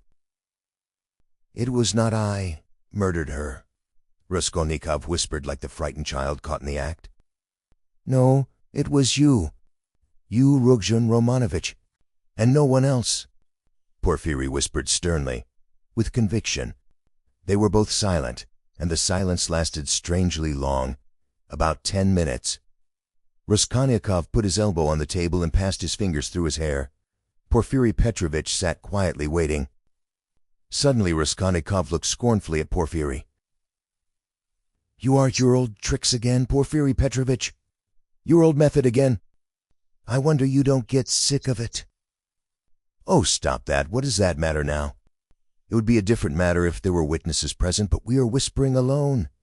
You see yourself that I have not come to chase and capture you like a hare. Whether you confess it or not is nothing to me now. For myself, I am convinced without it. If so, what did you come for? Raskolnikov asked irritably. I ask you the same question again. If you consider me guilty, why don't you take me to prison? Oh, that's your question. I will answer you point for point. In the first place, to arrest you so directly is not to my interest. How so? If you are convinced, you are... What? What if I am convinced? That's only my dream for the time. Why should I put you in safety? You know that's it, since you asked me to do it. If I confront you with that Lurkman, for instance, and you say to him, Were you drunk or not? Who saw me with you? I simply took you to be drunk, and you were drunk too. Well, what could I answer, especially as your story is a more likely one than his? For there's nothing but psychology to support his evidence. That's almost unseemly with his ugly mug. Well, you hit the mark exactly, for the rascal is an inveterate drunkard, notoriously so. And I have myself admitted candidly several times already that psychology can be taken in 2 ways, and that the second way is stronger and looks far more probable, and that apart from that, I have as yet nothing against you. And though I shall put you in prison, and indeed have come, quite contrary to etiquette, to inform you of it beforehand, yet I tell you frankly, also contrary to etiquette, that it won't be to my advantage. And secondly, I've come to you because... Yes? Yes, secondly. Raskolnikov was listening breathless. Because, as I told you just now, I consider I owe you an explanation. I don't want you to look upon me as a monster, as I have genuine liking for you. You may believe me or not. And in the third place, I've come to you with a direct and open proposition, that you should surrender and confess. It will be infinitely more to your advantage, and to my advantage too, for my task will be done. Well, is this open on my part or not? Raskolnikov thought a minute. Listen, Porfiry Petrovitch. You said just now you have nothing but psychology to go on. Yet now you've gone on mechanics. Well, what if you are mistaken yourself now? No, Rojan Romanovich, I am not mistaken. I have a little fact even then. Providence sent it me. What little fact? I won't tell you what, Rojan Romanovich, and in any case I haven't the right to put it off any longer. I must arrest you. So think it over. It makes no difference to me now, and so I speak only for your sake. Believe me, it will be better, Rojan Romanovich. Raskolnikov smiled malignantly. That's not simply ridiculous, it's positively shameless. Why, even if I were guilty, which I don't admit, what reason should I have to confess, when you tell me yourself that I shall be in greater safety in prison? Oh, Rajon Romanovich, don't put too much faith in words. Perhaps prison will not be altogether a restful place. That's only theory and my theory. And what authority am I for you? Perhaps, too, even now I am hiding something from you. I can't bear everything. And how can you ask what advantage? Don't you know it would lessen your sentence? You would be confessing in a moment when another man has taken the crime on himself and has so muddled the whole case. Consider that. I swear before God that I will so arrange that your confession shall come as a complete surprise. We will make a clean sweep of all these psychological points of a suspicion against you, so that your crime will appear to have been something like an aberration. For in truth it was an aberration. I am an honest man, Rajon Romanovich, and will keep my word. Raskolnikov maintained a mournful silence and let his head sink dejectedly. He pondered a long while and at last smiled again. But his smile was sad and gentle. No, he said, apparently abandoning all attempt to keep up appearances with Porfiry. It's not worth it. I don't care about lessening the sentence.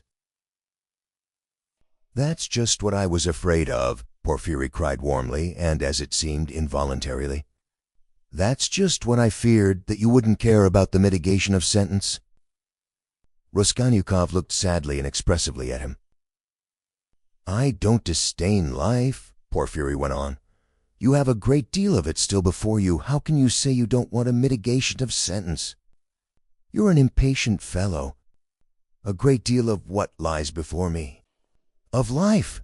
What sort of prophet are you? Do you know much about it? Seek and you shall find. This may be God's means for bringing you to Him. It's not forever, the bondage. Whatsoever will be shortened, laughed Raskolnikov. Why is it the bourgeois disgrace you are afraid of? It may be that you are afraid of it without knowing it because you are young. But anyway, you shouldn't be afraid of giving yourself up and confessing. Hang it, Raskolnikov whispered with loathing and contempt, as though he did not want to speak aloud. He got up again, as though he meant to go away, but sat down again in evident despair. Hang it if you like. You've lost faith and you think that I am grossly flattering you, but how long has your life been? How much do you understand? You made up a theory and then were ashamed that it broke down and turned out to be not at all original. It turned out something base, that's true, but you are not hopelessly base. By no means so base, and you didn't deceive yourself for long. You went straight to the furthest point at one bound. How do I regard you? I regard you as one of those men who would stand and smile at their torture while he cuts their entrails out, if only they have found faith or God. Find it and you will live. You have long needed a change of air. Suffering, too, is a good thing. Suffer. Maybe Nikolai is right in wanting to suffer. I know you don't believe in it, but don't be overwise. Fling yourself straight into life without deliberation. Don't be afraid. The flood will bear you to the bank and set you safe on your feet again.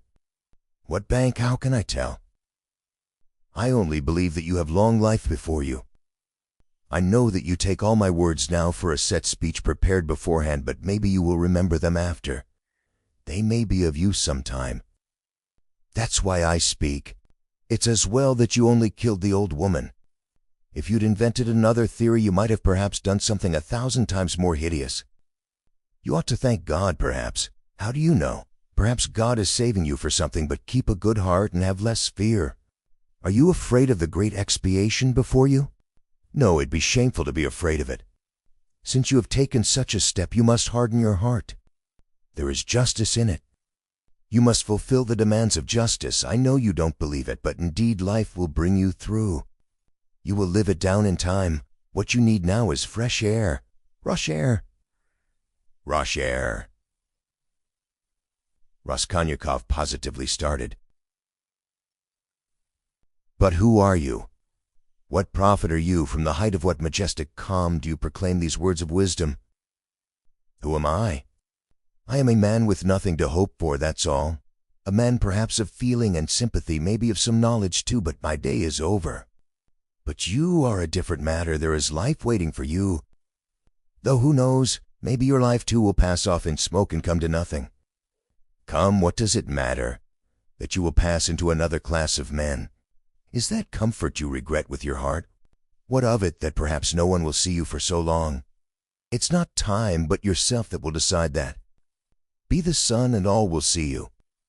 The sun has before all to be the sun. Why are you smiling again? Am I being such a shiller? I bet you're imagining that I am trying to get round you by flattery.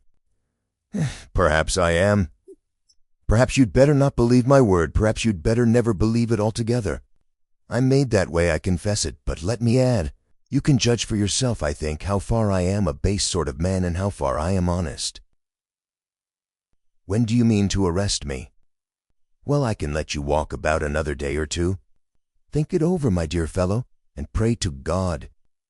It's more in your interest, believe me. And what if I run away? Asked Raskolnikov with a strange smile. No, you won't run away.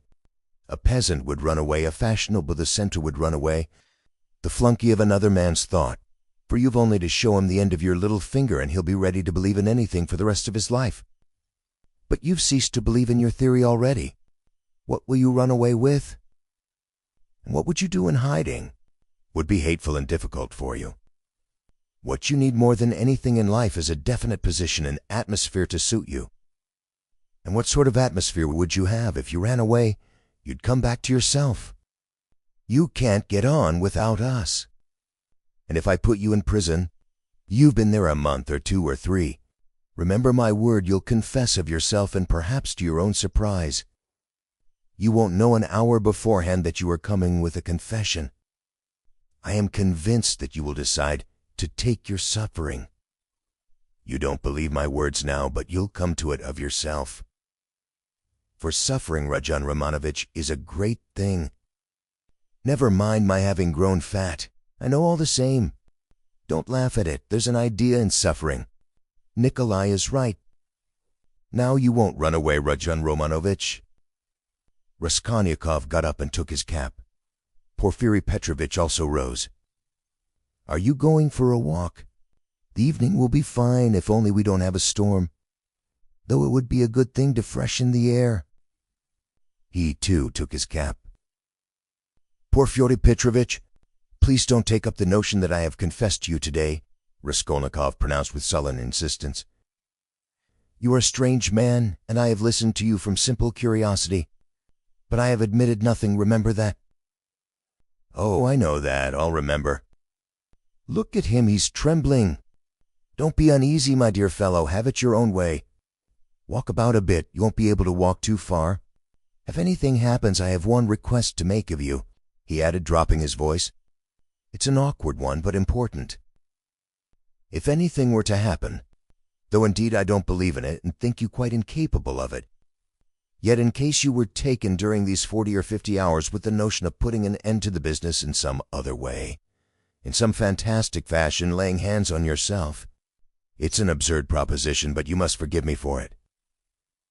Do leave a brief but precise note, only 2 lines, and mention the stone. It will be more generous. Come till we meet. Good thoughts and sound decisions to you. Porfiri went out, stooping and avoiding looking at Raskolnikov. The latter went to the window and waited with irritable impatience till he calculated that Porfiri had reached the street and moved away. Then he too went hurriedly out of the room.